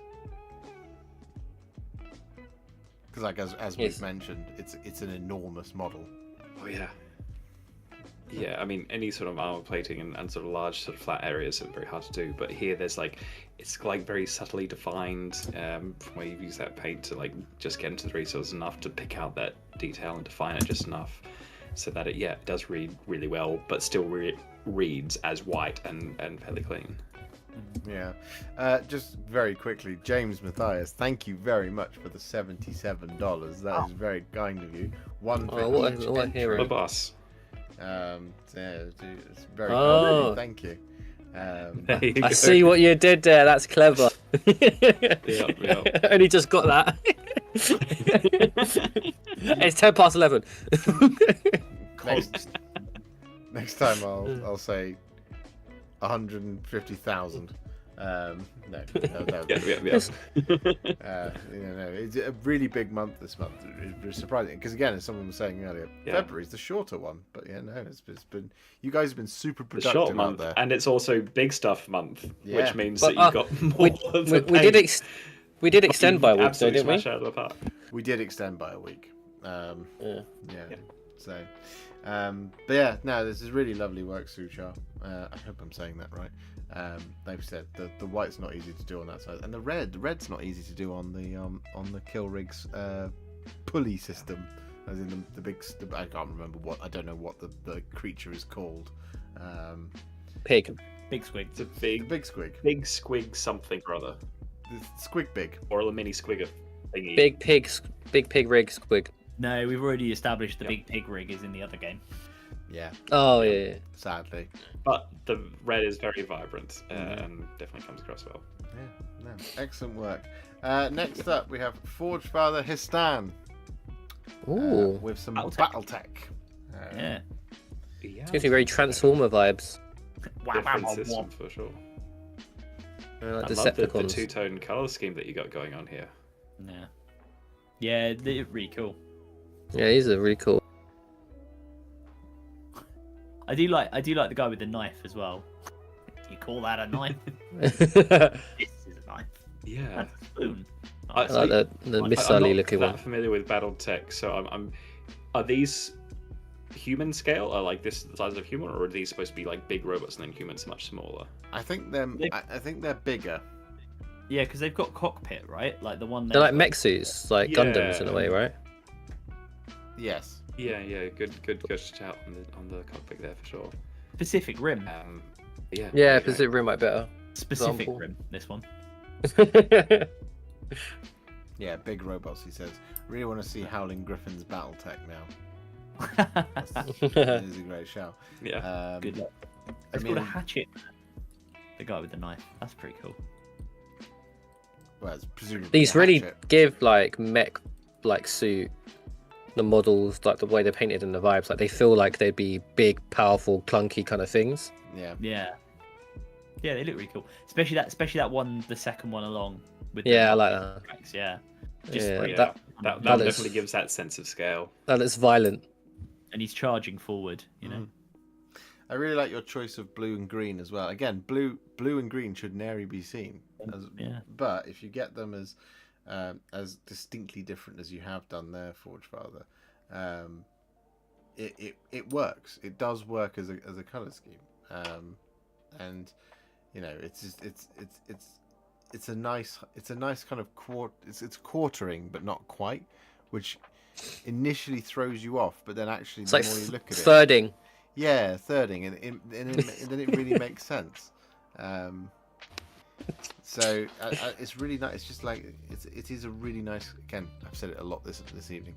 A really nice composition of color upon the models.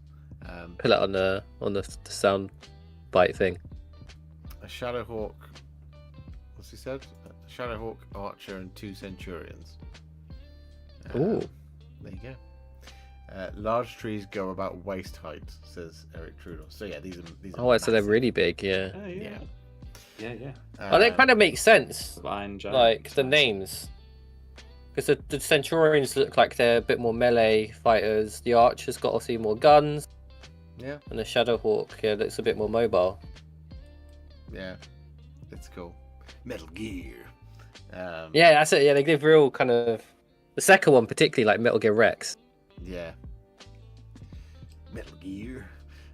He's got another slide because we have a hashtag March from a Crag with Dark Suns and Nova Marines. But then I've forgotten what the name of your kill team is, Forge Feather. Please do let us know. Is it the Star Phantoms? I can't remember. But we have them over here on the left. Some Mark 6 Marines. Mark 6 or Mark 3? Very nice. Mark 3? I'm not sure now. I just lost Mark. I Just say Mark. Which marks are which? Heresy era. Marky Mark and the Funky Bunch. I'm gonna say Mark 9. Lucky Mark and the March from a Crag. Yeah, I really like it. It's cool that you've done the March from a Crag stuff as well, man. That's and again, clearly an expert in thirding, quartering, and halved schemes. Well, yeah, I was going to say this is actual proper quartering here, and not only in one color scheme, but a second color scheme as well. So you obviously love. You're flexing your quarters through the pain of quartering. Yeah. Apparently they're retributors, Josh. Ah, there you go. I was completely wrong. As is my want. From Astoctes. Yes. I wonder where season 2 of that is. Dunno. Lost somewhere in a vault. Oh, they did do a trailer, didn't They're they? doing like a really big long thing, which would be great to. No, we know it's going to be 10 seconds long. Well, and come out once a month. Though, and I mean, we'll see what happens. Excited for whatever does happen though. He says he loves quarter schemes. Well, I mean, you're really good at doing them, so you should keep doing them. You're really good at them. I haven't Someone's done got a to. quarter scheme, if you can believe it or not. Have you not? No, never done Josh, no dragons, no court schemes. What are you doing? it. I know, I'm a washed-up content I mean, creator. to- Everyone should to- unsubscribe. Please do not unsubscribe. It would break my heart. I feel like there's going to be Quartering adds like that extra level of like decision making. Like, where do I put this line, and then I have to put this line. It's like you're freehanding of this part of the mini, and then across like all these different lines and where they intersect with the armor, and then it's like, okay, where do I choose to do that? Yeah. So like quartering is, especially across an entire army, having to do that on every miniature, it just adds that extra level of like decision fatigue onto painting a model. But So I do feel like props to you Josh, for doing them. I do feel like Josh will have some opportunities to do that on like Bretonia or something. Oh yeah, for sure. We will get to it. It'll happen. Oh yeah, they're classic. Yeah, no, absolutely. And when you do quartering, does it always have to be the same quarters, or does it matter if you mix it up? I guess or is that just down to you, really? I think it depends on the scheme. I think Howling Griffins is always a certain way. Yeah. And I guess you would start lighter color and then do dark color over it, and that's how you. That's like, how I would do do them. it. Yeah. Yeah. But also pick colours that you can correct with. Yeah. Because there's no way I'm doing a straight line. Yeah, I mean it's tough. It is really tough. It's a real skill. So Yeah, if you have any sort of blending across the scheme as well, that's going to be hard to correct. a tip my hat to you, Forge Father. Next up, we have Fake Street Spirit. Ooh. Lioness with I mean, the Lioness. two of the best models from last year. And we have the Cavalier Marshal. Look at the face on the lion bird Yes. thing. Manticore. Manticore, there you go. Manticore. Yeah. Good David Attenborough documentary, you do. Here we have We have penwings.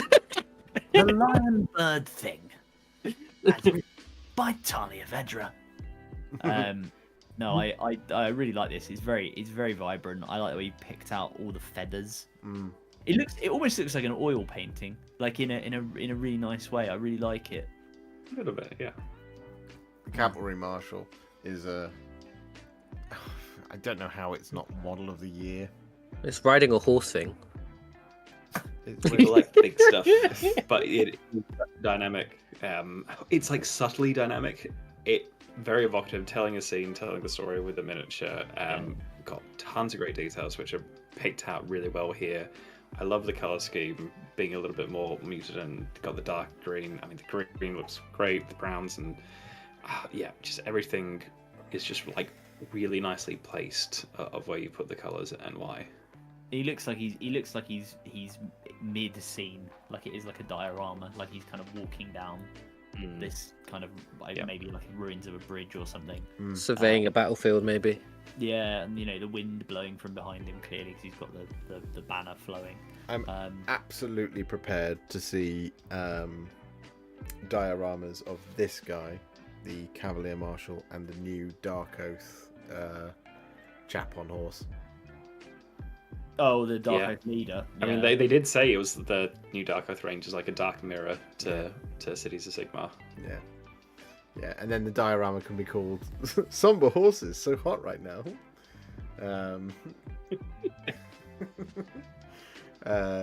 But, I mean, these are both fantastic. Like you said, the Talia Vedra is such a beautiful model, isn't it? And the Cavalier Really Marshal, is. like they're just two spectacular models that, again, AOS once again proves that it's the best gaming system for models. And Fake Street Spirit has done an absolutely. You can definitely like job. compare like things here and there about it, but when you bring out this stuff, you're like, yeah, all right. Yeah, We'll give you that one, AOS. Honestly. Yeah. No, great work. Great, fantastic work. Next up, Eron with some Custodes. I'm not the only one this month. Yeah. We have some I love it. Wardens. Black, gold, and green. Gorgeous colours. Yes. I mean, that's a lovely green as well. It really pops. The highlights are contrasts perfect. really well with the black and then the gold for sure. Yeah. And Yeah, the ice. lovely highlights. It really pops against the ice base as well, and the fact you've used kind of the bluish highlights on the armor. And then the blue from the blades as well, which is this really like rich. But yeah, it really works and really makes it pop. Yeah, and it makes the gold stand out all the more. And I'm mesmerised by that green. The green's spot on. Like, you couldn't have done any better. You know what I will say, because I'm painting a second bunch of Wardens at the moment. The doing the gold, like when you don't have on Custodes, when you're not doing the everything is gold scheme, picking out stuff like the detail on the belt or the the chest piece can be really difficult, because obviously you don't want to splat the gold everywhere because it's ready up because it's very small. The other thing that Ian's done here is the shoulder pads. He's only done the eagle in gold. Like even with mine, I do the eagle and the trim. And you're only filling in a few little bits, so that's even more impressive. So really well done. Yeah, it's a really nice take on them as well. Yeah, it's funny how much detail you can actually pick out of these miniatures, which is usually just, like you said, all gold. Yeah, just hidden away. And he's been a good boy. He's highlighted all of his or not highlighted, sorry, but he's coloured in all of the gems, and there's a lot of gems on these guys. Yes, some might say an obnoxious amount of gems on the Custodes. There are an obnoxious amount of gems. They are basically. I mean, they are Custodes, so They don't fight enough to get their gems dirty, do they? They've Ooh. maybe because it's like 20 past them, but I just Mike's Mini's comment of just I love gold. I really like it. We lost our emperor in an unfortunate smelting accident. Well, was it? Yeah. I mean, it seems a little reductive to reduce the Horus Heresy to a smelting accident, but yeah, it is what it is, I suppose. Pancake. Eron, Custodes, you and I, we're representing this month. Next up, Edward, with more bolt action. Is that a Cromwell? The Churchill, isn't it? Or is it a Cromwell? It could be a Cromwell. It's one of them. It's a tank. The mini creative, you might just need to refresh. No idea. You might just need to refresh the stream because we've been going for a while and OBS just freaked out for a second there and then reconnected. So guys, if you need to, just refresh the stream and it should be all good. Yes. Anyway, sorry. Continue. Edward 705's British troops. May indeed be a Cromwell, actually. I don't know. It's painted lovely, whatever it is. Yeah, it looks really nice. I think it is because of the. I don't know. It could be. I think because the spots on the turret make me think it's a. Like the spiky bits. Yeah. I know what you mean. No, it's really. I love the artillery. So my grandfather was Royal Artillery during the war, so I always like seeing a bit of artillery pieces for bolt action. It's very cool. Yeah. The bases really make it feel really like I don't know how to say, like really live, if that makes sense. Yeah, exactly. It's all kind of fits together really nicely. Those tanks are really cool. There's something so distinctive about the Lee Enfield, right? Yeah. It's the little magazine on the underside. I don't know what it is. There's something very evocative about it. I love the colours that he's picked out for the uniforms of the commandos. I think they're commandos. I like the beanie hat. Yeah. And yeah, I mean, look, you guys are steadily convincing me that bolt action is something that I need in my life. With these submissions. I think they're commanders. I can't quite tell because they're not really wearing berets. It's like green ones. One of them's got a Royal Marine green beret on at the front, I think. Yeah. Yeah, no, that is a green beret at the front, I think. I have no idea what the tank is. If you're saying it's a Cromwell, then I'm pretty certain it's a Cromwell. Do you think? Are we in agreement? Yeah. I played enough Company of Heroes. I'm sure chat will correct us if we're wrong. Yeah, I think the consensus is probably a Cromwell. Peter Collins would know. They're quite distinctive turrets, the British tanks, because they're not like like Shermans are, or like the Sherman's quite distinctive. Yeah. Oh, you know what probably gives it away as well. The I think the Churchill had covered tracks. Okay. The Churchill didn't have the big wheels. It had like a pretty unique suspension system. And it was like like you can always tell because the sidings on the side of the tracks are enclosed. So I think this is a Cromwell. Yeah. But Peter's here and Peter will know. I said Peter will know what the tank is. That's why you. Someone here. It is a Cromwell. Okay, I'm taking it. There you go. Gordon knows. So there we go. Gordon's alive. They're lovely models, aren't they? And Edward's painted them really well. So well done. I'm gonna have to do it. I didn't realize the infantry had so much like personality on their like faces and stuff, but this is a really good picture for it. Yeah. And he's captured it really well. And I think just noticed the tank tracks have like mud on it and stuff. Really cool. Yeah. And the base on the artillery piece is very realistic. Yeah, for sure. I've lots of like blending of like little bits of flock, but then with the like rocks and the sand textures as well. You're right. It's just very realistic. Yeah, Nice. It's hard to do because it's like it feels like a slightly smaller scale as well, so it feels like you've also scaled down the basing materials, which is very cool to see. Yeah, no, for sure. It's great. Next up, we have Black Dog Minis with a second appearance from Gazcol and a second appearance from Yeah. Crondis. Yes. I think there's a third one. I'm pretty certain there's a third one Yeah. of Crondis. But behold, look at them. They're excellent. Either Really way, good. these are great renditions of them. Yeah, the blending Gaz on- is like classic Gaz as well. Yeah. Really I great. I do like seeing Gaz's traditional goth black and white check pattern. Just because it just makes The me checks are imagine. really done really well. It just done. makes me imagine. I mean, it's incredibly well done here, and it looks great. But it just makes me imagine that the goths and by extension, Gazgul are just really into ska music. Bands off the wall.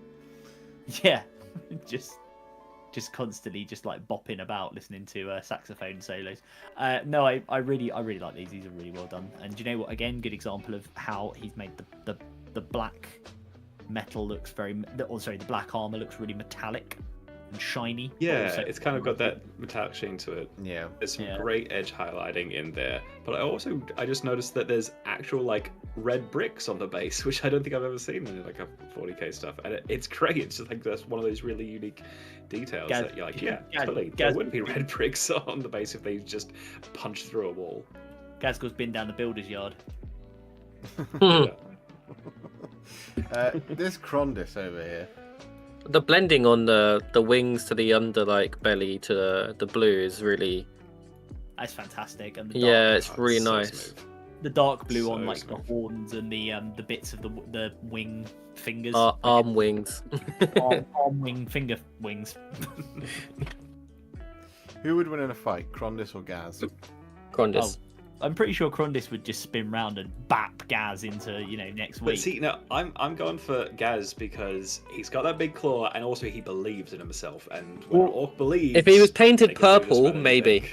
Well, I was going to say the thing is that Crondis would slap Gaz, Gaz would go flying, but the thing is Gaz would keep coming back because Orcs is never beat. that's the thing. So- And that claw of Mork and or Gorg is. Well, doesn't really Crondis have like tears through magic some as scale. well as fire breathing? He does, and also Crondis doesn't have a toughness value, so you're all wrong. Crondis Yes, he wins can't on that. Here we go. Here we go.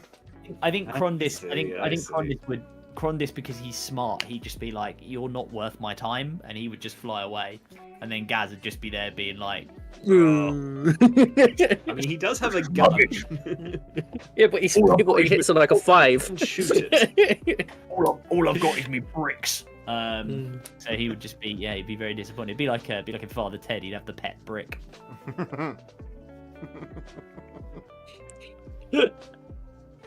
No, these are both cracking examples of these miniatures. Yeah, they're brilliant. The black is crispy on Gaz. It's a Gary Lineker candidate. It is a Gary Lineker. It is a Gary Definitely. Lineker candidate for sure. Maybe everyone can get a different flavour. Worcestershire sauce. And again, your spacing on your checkerboard, superb. Really well done. Yeah. You could play chess on that. Yeah. Sorry. Next up, oh yeah, there we go. We have another Crondis from Cameron. You're like, I think there's maybe another Crondis. I was Here's another pretty Crondis. certain there was another Crondis. Here's another Crondis. Crondis 3. This is what I mean. I feel So like many people get on dragons these as well. wavelengths, these psychic. Tale of Many Warhipsters is a bonding experience, and people get on these psychic wavelengths with each other, and they think, "Oh, let's all do dragons this week." It's nothing to do with the fact that Josh I loves would love- dragons. Yeah, but I would love if at the end of this year to get every single dragon that everyone's painted and just put them all together in like one image. Oh, and make Just them be all like, have a fight. here is like. Well, I mean that too. But Gaz yeah, would it's win. like this literal sea of dragons that everyone's painted. Make him fight all the Gazes. I'm telling you. Game of Thrones. Ain't Gaz- got nothing. Gaz on there. riding a dragon. Yeah. It's- But this Crondis is lovely, by the way. It's as we've like mentioned a couple times. same model, same kind of color scheme, but done in a different way, and it's so good. Like the blues on their face are slightly different to the previous one. Yeah. Yeah. And A bit more it's like naturalistic, but no less impressive. It's like a little bit paler, and yeah, lovely basing as well. Good tuftage and flowers. Can't go wrong with a bit of tuftage. Flowers. Yeah, it's always good. This one feels really scaly, or looks really scaly, which sounds ridiculous to say out loud, but you know what I mean. He is a dragon. I mean, they are dragons. They do have lots of scales, but I get what you mean. Yeah, no, it's another beautifully executed Krondys. I think Krondys is probably my favourite of the two. I love Karazai, don't get me wrong, but I think Krondys edges it for me. I love how regal he is. I'm not a big fan of his jewellery, but I do like Krondys. The Regalia Fulmentera, or whatever it's called. Yeah, it's a bit too flashy for me. You're a dragon, you don't need it. Well, it's how he focuses his magic. Oh, is it? I believe. Well, maybe Karazai's better then. You don't need that. We can all be dragons. Yeah, but some of us on the Karazai train as well. Like, there's just something about like the patterns that he has on the wings, the extra like character from like having the scar as well. It's a bit more menacing pose. Like they both definitely have a place, like regal versus like the scarred for sure. But I think I'm with Rich and going for Karazai. Yeah. Who's the daddy dragon? See, this model's great though. Dracothion. Oh, okay. Let's be out of a model for that, do we? Not Brian then. Because he's Krondys, son of Dracothion. Oh, okay, yeah, okay. Yeah. So Dracothion would be just like the size of a manta. Dracothion is the OG like Star Drake, isn't he? So he is the basically the god of dragons. Yeah, and basically flies around in space. Yeah. So Krondys is sort of Hercules in a like way. Rayquaza. Yeah, exactly. No, beautifully executed Cameron. Really, really honest. Really, really fantastic. Next up, we have Eric Trudel. Oh wow! Oh hello. We have Like a Alaris. mountain fire shoulders. It's the something spirit of the mountain. The Luneth Cow Lords. Yeah. We have a stone mage on the right. I can't remember what the big one is called. Someone in the chat is going to tell me. Is it usually done with like a lava thing? Because I think that's the first time I've seen it done with that sort of scheme. Daisy the cow. I've never seen it before, and it is Also, really obviously, the purples and the greens are incredibly well done. The base, like that blue, I'm not sure, like runestone thing on the base of the right model as well. Love how you've done that. I mean, yeah, color choices here are fantastic. All the armor is brilliant as well. Just, yeah. That volcano on the armor is naughty. It's everything on this is so well done. Like all of it's naughty. The jewels are all so well highlighted. It looks so clean. The white on the armor is like definitely crisp reward. The lava stones as well. The use of the lava stones, you say. I think I've not really seen that before, and I think that's so clever, fantastic. So good. And ultimately, I'm really glad that the mascot for Laughing Cow Triangle's got this much of a glow up. In all seriousness, though, I think Eric's done an amazing job here. Like, really, really, really good. I like the little crystals on the base as well that he's added. Yeah, they're nice. Flying Mutley got there before I did. It's Avalanor, the Stoneheart King. He definitely looks like a king. One of my favourite things that you've managed here, Eric, is aside from things that the guys have said, your gemstones look wet. They do. In like they have in a like glow about. In like a good way, like there's like it's like the sun catching a deep gemstone, which gives it that kind of there's this glassy nature to them. Yeah, they're all actually makes them feel like an actual gemstone. They're all actually lime flavored jelly sweets with a sort of liquid center. Yeah, they do look like you could eat them. Have a little snack. No, they honestly, I think Eric, you've done a fantastic job on these. You should be really, really proud. There's so much detail on the armor. Yeah, Yeah, he's a pain. He is a pain of Alanor. There is so much detailing going in on the armor. He's also got even as much detail as there already is. There's also so much more that you've added here. Like even like looking at like the staff on the right, like the top of it, you've just painted extra sort of layers and textures in there, which you've definitely gone the extra mile. Yeah, are they like magma mallets? Yeah. Magma. They are now. They probably weren't originally. Sorry. Josh is having a moment. We've got a bit of a family. You really get the sense of scale here. Wow. That is a big daddy cow. Bit of a family photo here with some Alaris Stone Guard. I know that one. Yeah, they're really cool. I love. Good work, Josh. The blended purple on the cloaks as well, and on all the little tassels. And just, I mean, that shoulder pad, that's power dressing on the Stoneheart King. For sure.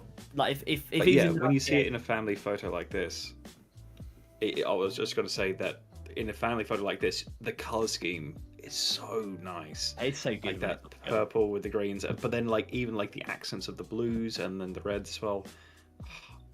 Such a great color scheme. Yeah, Eric, you need to calm down. This is too good. They are a truly impressive range, the Lumineth, and Eric, you've just captured the majesty of. So are these based on elves as well? I'm joking. Are these like mountain elves? High elves? These are literally mountain elves. They're the stone. They're of the stone temple from the Lumineth. Yeah, they're earthbenders. Oh yeah. You're a much better audience than my girlfriend. That's Eric's family, says Gordon. Yeah. They're buff.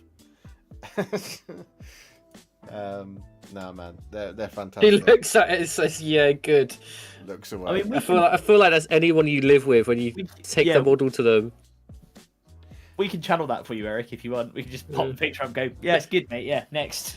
I finish a model and I run to my brother. I'm like, look, and I'm like, and he's like, "Yeah, it's cool." And I'm like, "Do you mean it's cool? Love it. Love it as much as I do." These are excellent. These are excellent. Well done, Eric. Yeah, spectacular work.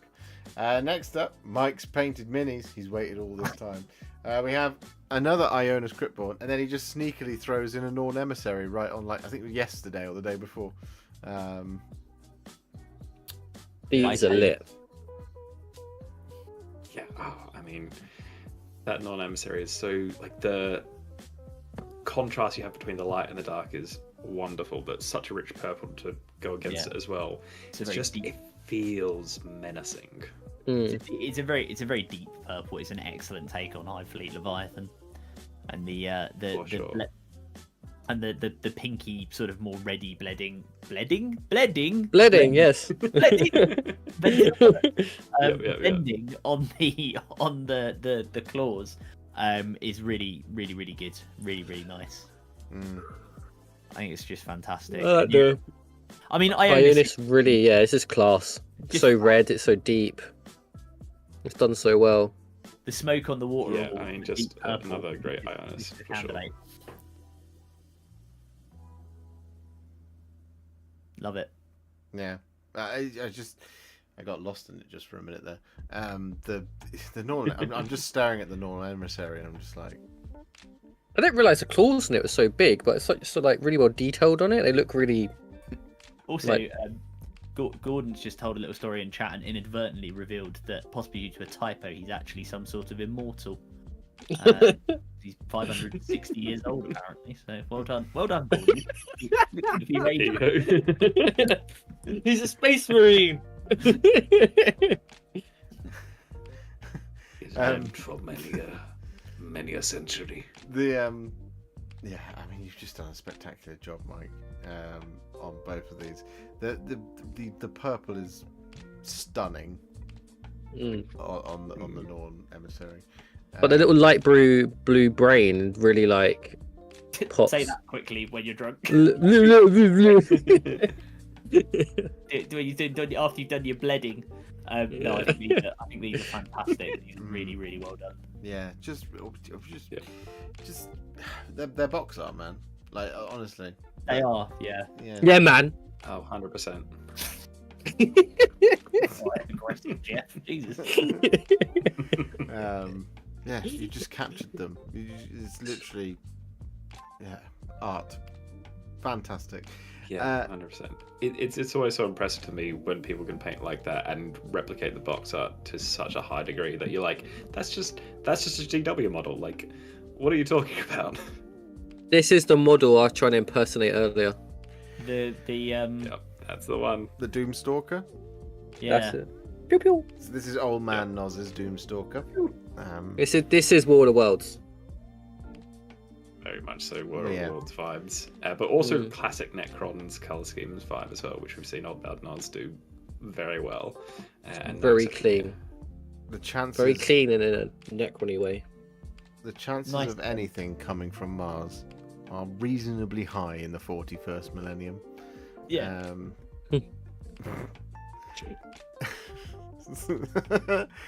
Everyone at home is really upset with that one. We talked about it earlier. I really love the sort of, again, pig metal, the sort of dark brushed metal going on here on the torso of the Doomstalker. It gives the whole thing a sense of age, which is really nice. Yeah. But I think what I was gonna say. I would just say to old man Noz as well, to give a shout out for one particular bit of this.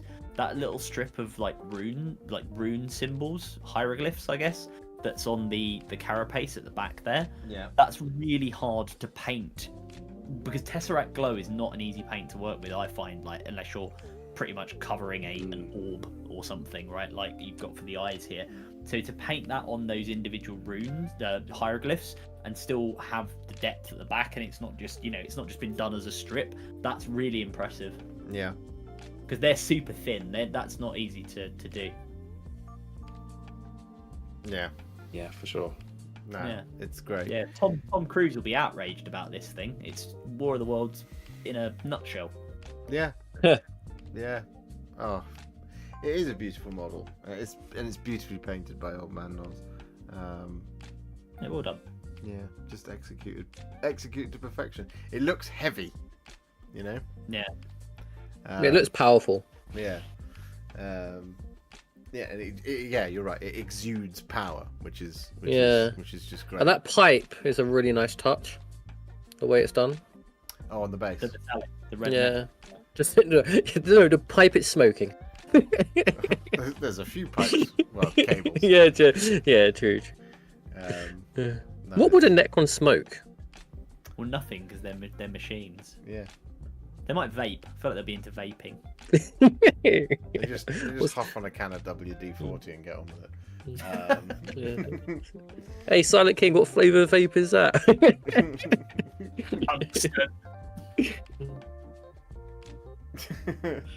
I love the War of the Worlds album. Next up, the Mini Creative. Ooh, with a Screamer Killer. this is cool. Always such incredible blending from the Mini What's Creative. that noise? As always. What do Screamer Killers sound like?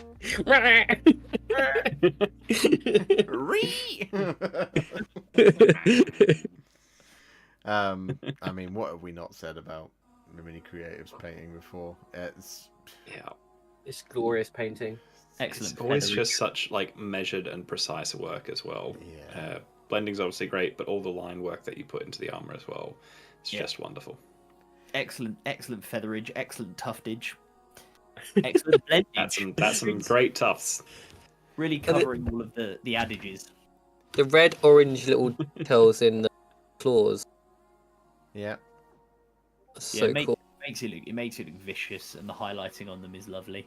Well, and also just it's a small detail, but to have the patience to do that kind of ready blending on the tips of the spikes around the head. Yeah. You see it? Yeah, it makes it really feel alive and part of the model. Yeah, like it's kind of jazz fingers on either side of the hand. You know what I mean? Yeah, for sure. Like it stands on like those bits go like that when it's about to scream its blue nonsense everywhere, which it does like to do. I mean, this doesn't normally happen. This is an absolutely just this is just a spectacular job. But he's not done, because he does have this, and he wanted to share this because it was first model, and he's repainting his old models as Sternguard veterans. He's rescued the body. Some of the other stuff got damaged, and he's added some extra bits and stuff here. And he wanted to share this as a picture. I mean, just wow. Yeah. That's not a rescued model. That's you've gone into the heavy metal studio and stolen one of their like original paint jobs. You're just flexing. It's incredible. Like you don't get that like level of detail and paint and like smoothness of transitions just from like a rescued model. Like it's insane. Yeah, and they're only a month apart as well. No, they're not. That's a lot. Fantastic. No, it's fantastic. I think you've done a really good job. It's wonderful to see that. It's great. I don't have many models where I can do that anymore. To look at my journey. So I mean, it's very special that you've shared it with us. It's really wonderful to see it.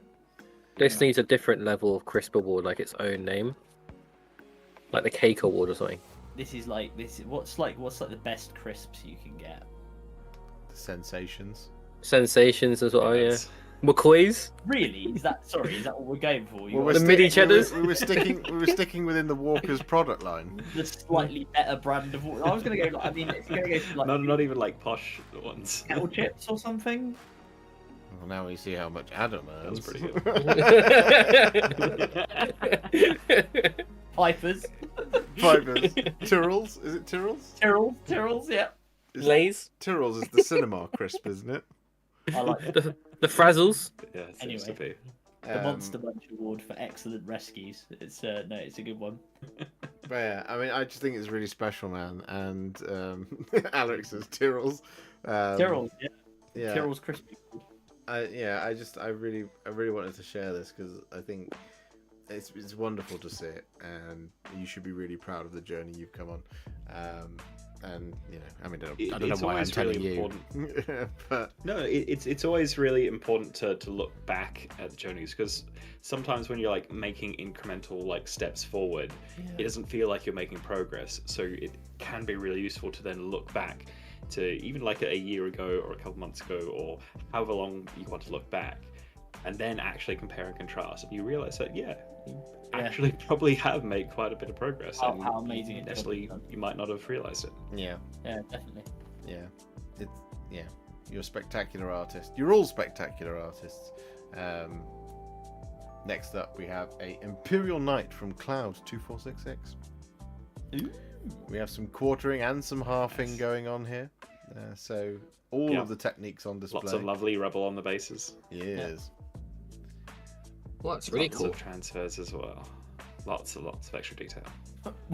Which chapter do you like? Yes. Yeah. That's great. I love Purimal Mechanicus again. Yes.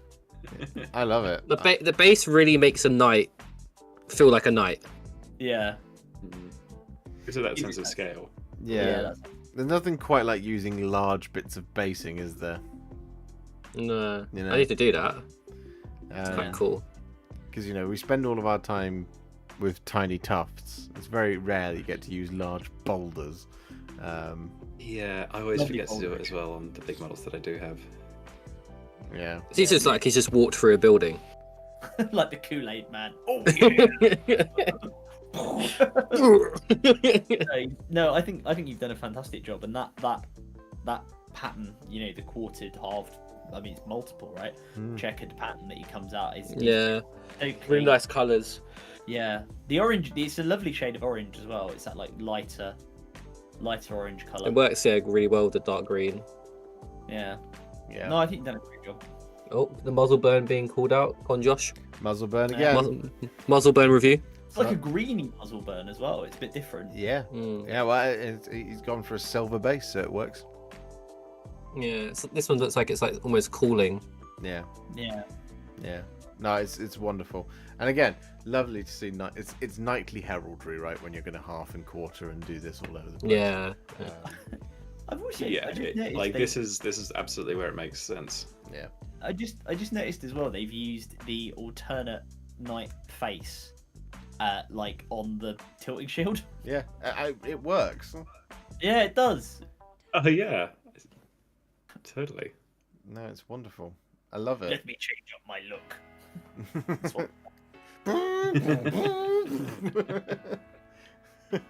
Yeah, no, it's wonderful. Really nice stuff, Yeah. Cloud. Really good Good stuff. Good job. Yeah. Next up, we have a magnetized salamanders captain here from David. We have the sword, we have the chainsword, and we have the power fist. Now, I love Two Fist Guy, but I think Please clip that, people of the internet. I think the flaming sword is spectacularly done. Look at the Rez is done for the evening. Yep, I killed him. I did that just for him.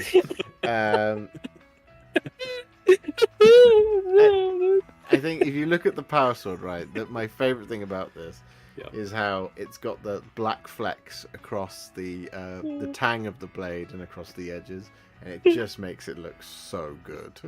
It does. Yeah, it kind of gives that heated metal vibe where there's bits on the edges that are slightly cooling down. You see it, those bits. It looks like again. It looks like, and then also the heat source is coming from the hilt.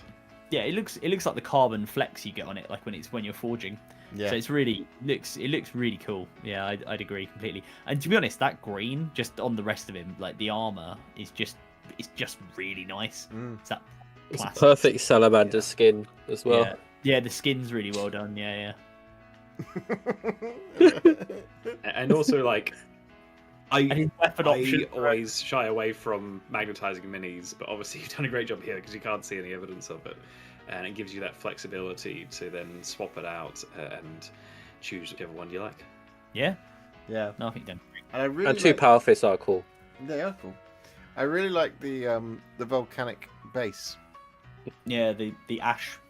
Oh yeah, good shout. Yeah. It's got those little glints Yeah, of often shininess people in do it. the lava bases, which are obviously great, but the black volcanic soil, really nice, really effective. And he's got the fire on the I guess waist pad thing. The armor there is really lovely, really well done. Yeah. I like the The dark freezing. green base rim. Yeah. Yeah, Yeah. he's done it That's right. different. He's done it right. You always do a darker version of the main color of the model.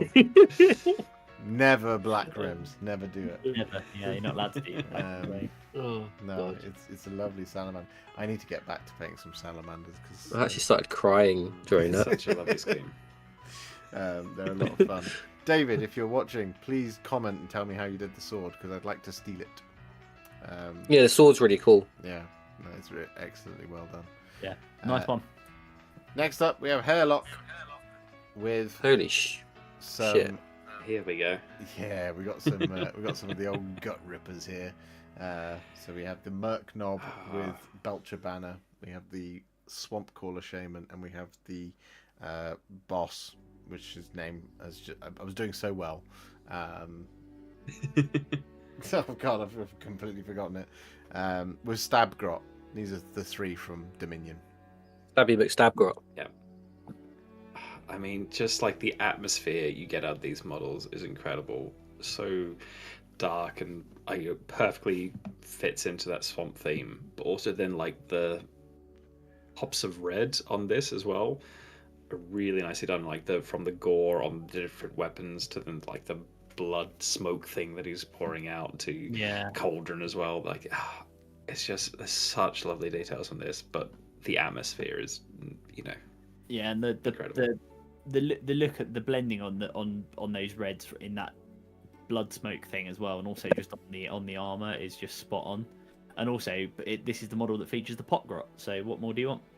He is the true hero of the Dominion box, the pot grot and the stab grot. It's the killer boss. Thank you guys. Thank you. You guys are the best. I mean, we've talked about your miniatures before, Hairlock. You are absolutely spectacular at picking Yeah, he's out. great. They just look so dark and violent. Yeah, I mean, I don't normally go in for the super weathered look, but you just execute it perfectly every time. Yeah, it's perfect. OBS is disconnected. Oh no. OBS is back. if the stream gets choppy, please just restart again. It feels a little bit personal that there's a celestial vindicator that's been murdered. By No, I think that's a good choice. It is a good choice, but it's lovely. They're just really lovely. Particularly the glow around the cauldron of the pot crop. Yeah. You see it around the ladle and around the coals underneath it. Yeah, it is. It's as Alaric says in chat, dark and menacing is what sums it up, which is great. Which is absolutely the direction for these guys. Like they were pretty scary when they first dropped. I think they have the best names. Those models. The Manskewer bolt boys. Yeah. It's like whoever got to name them just went, I'm going for this. Yeah. Yep. Yeah. For sure. Yeah, it's just you capture the imagination. It's like reading a book, and you imagine how things look in your head, and then you see it come to life in front of you. Truly spectacular, buddy. But you've got another one. In fact, you've got another two, I think, after this. Oh wow! Because we got the kill boss on Gnashtooth, Greater Gnashtooth. Yeah, I mean, all the stuff we said about the last couple of models just repeat again here. It's just incredible. Atmosphere is great. On this one in particular, I love the patina'd, like old corroded metal that you've gone for here. Yeah. It's strange as well because all these colors are very similar in terms of value. So you could almost be at risk of just going, oh, it's all just dark colors in the model, but they're so well defined between them that it reads as dark, but it doesn't read as like muddled. Like you can still read the model very, very easily. Yeah. So all kinds of the right kind of dirty. Yeah. Yeah. And then when you have those slight patches of cleaner or poppier colour, so like the front of him is a bit more dirty than the back, it really just stands out. It's like the accent colour, which is phenomenal. It's a I think that's a good shout. Yeah, it's really great management of your angles, your composition of telling the story of the miniature. Yeah, it just makes sense though, because you're not walking backwards, are you? Yeah. You just execute it spot on. This Tale of Many Warhipsters has been you guys are obnoxiously talented. This thanks. I appreciate it. Like every month you just absolutely blow us away, and you think it's like, how can it get any better? And then you just come out with this sort of stuff across like all of this evening. It's just been absolutely wonderful to see the talent on display here. We're going to start getting people doing the mini creative and showing miniatures they started off with, and then what they're doing now. Yeah, and just to like make us feel better, we'll pretend you've only painted the first one. Wow, this is so cool. One more from Hairlock. He said, I don't know what miniatures these are. He said these are some old metal miniatures that he's got. They look like aren't they Dark Elf Corsairs? That is what I thought they were. They do look like some kind of elf. As I am the elf specialist now. From established. From Warhammer Fantasy. I'm sure these are Corsairs, aren't they? Probably. The armor has such cool texture. Yeah. Really like matte. Blackguard. Says Captain Mannering's. Oh, okay. Blackguard. Yeah, I was going to say because I thought the Corsairs had like that sort of scaly cloak with them, but I couldn't remember what these were. They were like executioners. Really cool. Really cool halberds. Yeah, Blackguard. That makes sense. The Druchii. To give them their in-universe name. They're gorgeous models. And like you've captured them again. You've captured them beautifully. Like the mood. The mood of them is great color choices for sure. Yeah, just moody. Yeah. I mean, the Dark Elves aren't exactly the happiest of folk. No. they're quite often quite gloomy people. Yeah, they're losing all the time. Total War. That's why. That's true. They do lose quite a lot on Total War. Unless you absolutely nuke the high elves right from the beginning, then you have a slightly easier time of it. If you let Ulthwan get any type of technology advancement, then suddenly it becomes a problem. Yeah. They are filled with joy. When they are torturing people. Yeah, it's all about torturing people. Yeah, they look amazing. Dark Elves were my first models. Oh, that's awesome, Mike. I've never really done them, but I'm hoping when Ulgu finally gets its time in the shade in AOS 4, hopefully, we should see a spectacular new range for the elves in form of Dark Elves. That'd be great to see. Or Ulganeth, or whatever we're going to call them. But yeah, no, absolutely fantastic Hairlock. Next up, we have Gamix. We have a couple left to go now, guys. You did really well. This is the marathon stream. I did warn you, but we're nearly there. But we have another Achillean King. This one's not the named one either, is it? No, it's not. Oh, actually, Volturnos, is that his name? Yeah, It's this one, Brian. That might be Volturnos with his hat on. I don't know. I'm Brian, and so is my wife. No, again, fantastic. I really love the like almost creepy looking flesh on the deep. I was going to say the same thing. It's kind of like unsettling, but that's kind of what you expect from like a sea creature. It looks like a special like this. Yeah, no, maybe like some sort of sea worm. Yeah, maybe it is just a regular Achillean King. I don't know. What do people in chat say? Oh, the people, everyone's doing like the dark bluey armor for the sea guys, and it really works. Yeah, it's really nice. It's a really nice take on it. Offsets against the orange for sure. I like the base as well because it does, it's bottom of the sea. Under the sea, under the sea. SpongeBob Square. He looks like he hails from a particularly deep part of the ocean. Yeah, where the pineapples are. Like the way the face is done, it's got a bit of a snake-like appearance to it, but to me, it actually feels a bit like an anglerfish, like with that pale aesthetic to it. Yeah. So definitely giving off deep sea vibes. Like sort of part moray eel. You know your fish, Rich. Yeah, part anglerfish. Put on the Barbie. It's funny, moray eels are very, very nice. You can tickle them under the chin and they like it.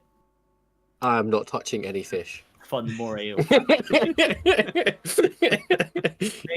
they sit in the reef and they just have their heads out and they just go like that. They just sit there. But when they swim out and you see a really big one, it is actually, you realise how long they are. Big they get. It's very cool. Yeah. No, for sure.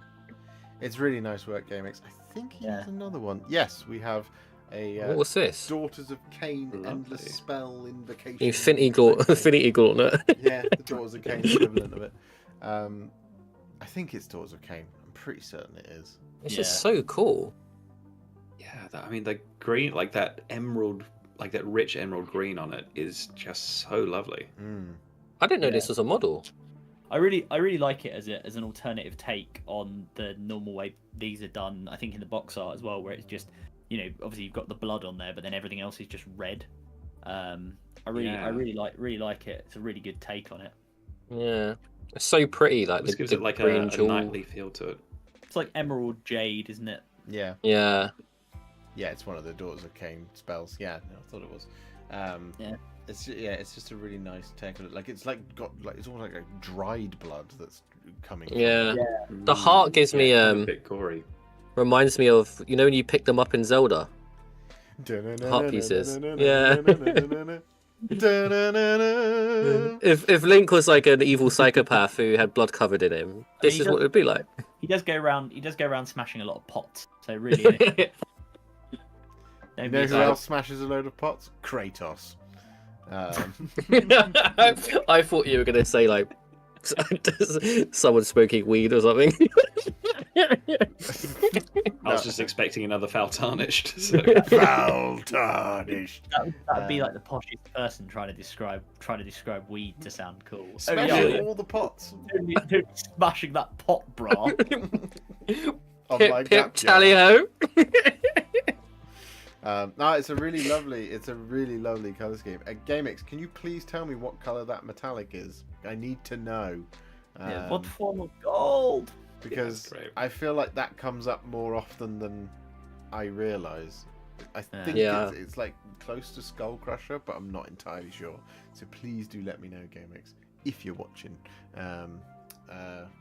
It's a really lovely colour. Again, really lovely colour. I reckon it's Stormhost Silver. It's not. Well done. I mean, the highlight might be Stormhost Silver, but the gold is not. On account of the hint being Stormhost Silver. You've broken me. I think this is the last one. Yes. So we have Greyham 462 with the what's it called? Bone Tithe Necro pillars. Bone Tithe Nexus, maybe. Bone Tithe Nexus, yeah. Bone Tithe Quad Nexus pillar. That's like a name of a mech in a particular Japanese anime, isn't it? Probably. Captain Mandarin says it's the Boner Boy Nexus. Yes. yeah. So here we go. It's a really cool model. Is this where Josh? I mean, really dark and menacing paint job for sure. Is this where I what? Is this where your mate with the two fists who you particularly like? Yeah. The party fists. I'll tell you what. On it more seriously, Graham's done a fantastic job here. Yeah, really cool. Like the differentiation between the bone statue on that's the plinth that goes in the middle on the plinth, and then the actual supposed to be the not discarded, but the offered bones that have been given as part of the Bone Tithe is really nice. And then the paving with the green on the paving. Yeah, and the wooden barrels, because again, this is a great example of another one where you've got a very relatively limited color scheme. Yeah. But just by doing it as has been done here, everything just pops out straight away. Yeah, for sure. Yeah, it's great. It's really, really nice. And can we just take a side note to say AOS terrain again just seems to just crush it over 40k stuff. There isn't really any. I mean, there is, but no one ever uses it for anything. What, for AOS terrain? No, I meant for 40k. Oh. No one ever, the terrain. We saw the good example earlier with the big Ed boss bunker from James, right? Yeah. That was done. Yeah. But we were hey, this is a great piece of terrain. Yeah, it's a great piece of terrain, but how many people are turning up to use it in a game or bringing? I think the only piece of 40k terrain that ever had a legitimately actually we will try and use this in game was the Sisters of Battle Sanctum thing. Yeah, because it was that, and I would say the Nurgle tree as well. Oh, and the poo tree, certain editions of the the poo game. Tree, the poo tree got a fair bit of play. To be fair. Rich, how have you forgotten? You were a 7th veteran. The Sky Shield landing pad. Yeah, well, I was going to say in earlier editions of the game, bunkers and even that massive Dark Angels fortress. The Fortress of Absolution. I've seen people bring. Oh, Absolution. Yeah, I've seen people bring that, and it's half their list. It's just a bunch of heavy bolters and whatnot, and just put their entire army of tech marines inside that. So that's their only thing that they have to put down. Yeah. I like it. This is lovely, Graham. Yeah. Really lovely. I like it a lot. And that's it, guys. That's the last one. So well done. It's now Thursday. It is now Thursday. So I'm going to very quickly send us over here. And now I need to turn this one back on. And then we're going to do this. And I'm going to press this button. And then I'm going to move this like this. And then I'm going to move this like this. And now Rich is back. There we go. It was like he never left. So there we have it, guys. 77 is the biggest one that we've had next this year. So absolutely unbelievable, guys. I'm gonna get the I'm gonna really quickly ask you for your favorites. I'm gonna get the random number generator going because we're not gonna keep people around for too much longer, especially you three, because you've been absolute troopers going through this. I've got to get off for work in a minute. Yeah, you do. So guys, talk amongst yourselves just for a second. Adam, we'll start with you. Adam, what was your favourite? I'll go Plops of Corns, Usharan, Janitorial Usharan. Yeah. It's going to be my one. Pick the lake. Exactly. I am here to buff the wooden floors. No, I really liked it, and I just thought it was a really good model, and I like the take on the base. And I know we've created this character for him, which may sound like mocking, but I actually genuinely thought it was a fantastic paint job. So well done, Plopsicorn. Rez, what was your favourite? Colonel's Black Coach. I really liked it. I like the blue. I like the base. I like how dynamic the model was. So yeah, really, really good. Yeah, loved it, Colonel. Mr. Oh, the rich. Yeah. Josh has just gone for a walk. As usual, I've got a list, but I'd say the three that stick out to me. Flying Mutley's Cities of Sigma, as always, fantastic color choices. Subtle Joe's Black of Iron, Radikar the Beast, also really great, lovely basing, lovely color. And then finally, Tuka Larkinen's Lord of Change with the nightmarish color scheme. It was just something that I hadn't seen someone do before, and that really stood out to me as really well executed and really well chosen and composed. I gotta give it. Again, it's one of those things where I know we say it every damn time, but stop being so talented. You're also good at this. Like Eric's Stoneheart King just as well springs to mind. Yeah, that was on my list as well.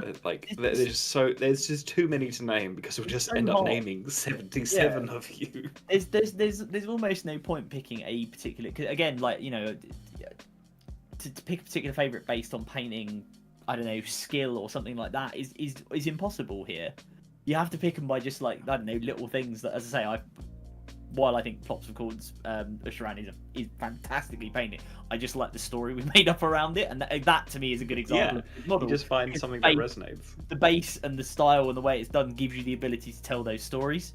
And again, similar with Eric's Stoneheart King, right? Well, he's Molten Mountain Cowman, right? He's got a story about him. Yeah. So I'm a big believer, and I know to give another channel a shout out, Play on Tabletop talk about dice tell stories, but I think the thing we see with Tell Many Warhipsters is models tell stories, and it's the same reason that you liked the Free Guild Cavalier Marshal, because he tells a story on his own, and the paint job is what brings it out. So I think you should all be really proud of yourselves because you've done an amazing job. Yeah, genuinely. We've seen again and again how people enhance or tell those stories or create their own stories just by paint jobs or conversions or whatever else. You guys knock it out of the park every time. Yeah. It's incredible, and it's our privilege to look at your models and review them. Yeah. I think if I had to, again, echo all of your sentiments. A particular favourite of mine, as he's in the chat and everybody's talking about it as well, was Flying Mutley's Celestial Hurricanum. Just lovely to see that. And again, like I said at the time, very Turner-esque. It's just really lovely to see. It's just a slightly different type of thing. I've generated the number. The number is 44. I know we've talked about 77 entries, but some of you send in more than one, and some of you have already won something, which is why the number is between 1 and 58. The winner at number 44 is... Drum roll, please. That was the shortest drum roll I've ever heard. All right.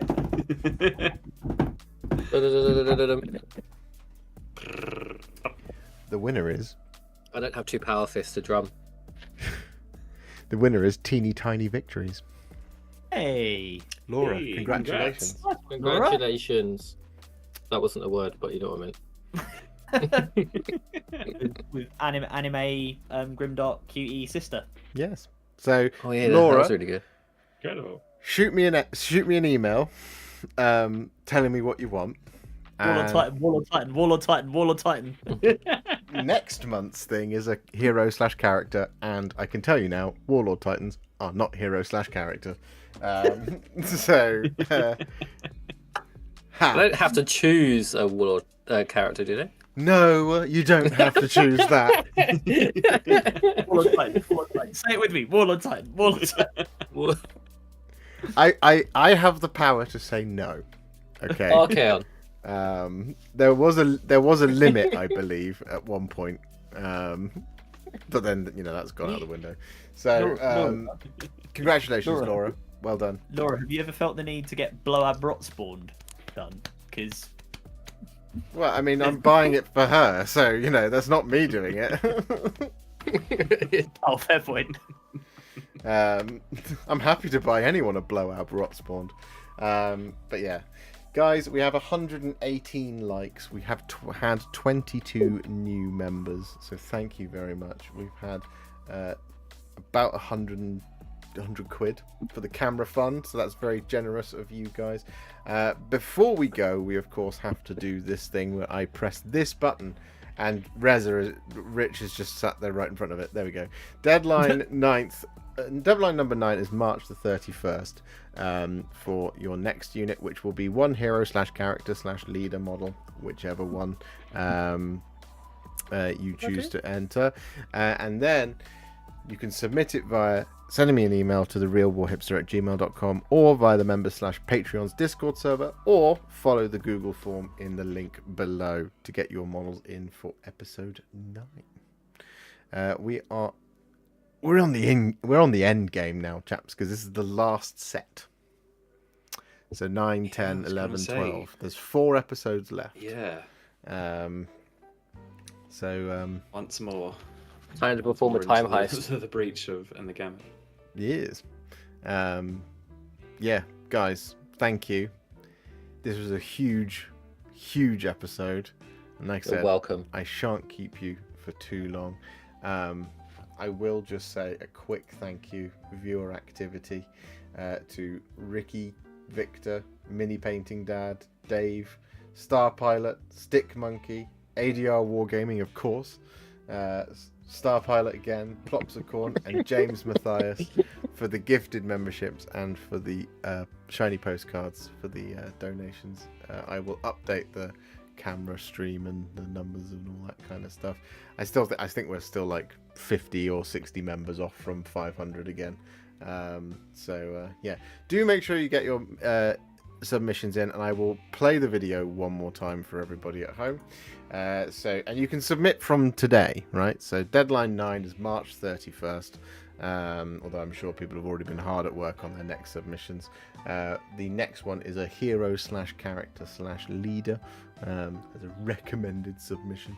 And of course, if you wish to submit, there are 3 ways to do so: via the realwarhipster@gmail.com, or via the members / Patreon's Discord server, or follow the Google form link below in the description. So once again, all that's left for me to say is a massive thank you to Mr. Richard Gkin, Mr. Reza Prime, and Mr. ADR Wargaming, otherwise known as Rich, and Adam. Those are their real names. They're given names. Not a super. Rich Gkin's superhero name is. Yeah. Because he has a wonderful surname. It's a unique surname I've never heard before. Yeah. Yeah, no, mine's the most boring one you could ever imagine. Yeah, Schmidt. I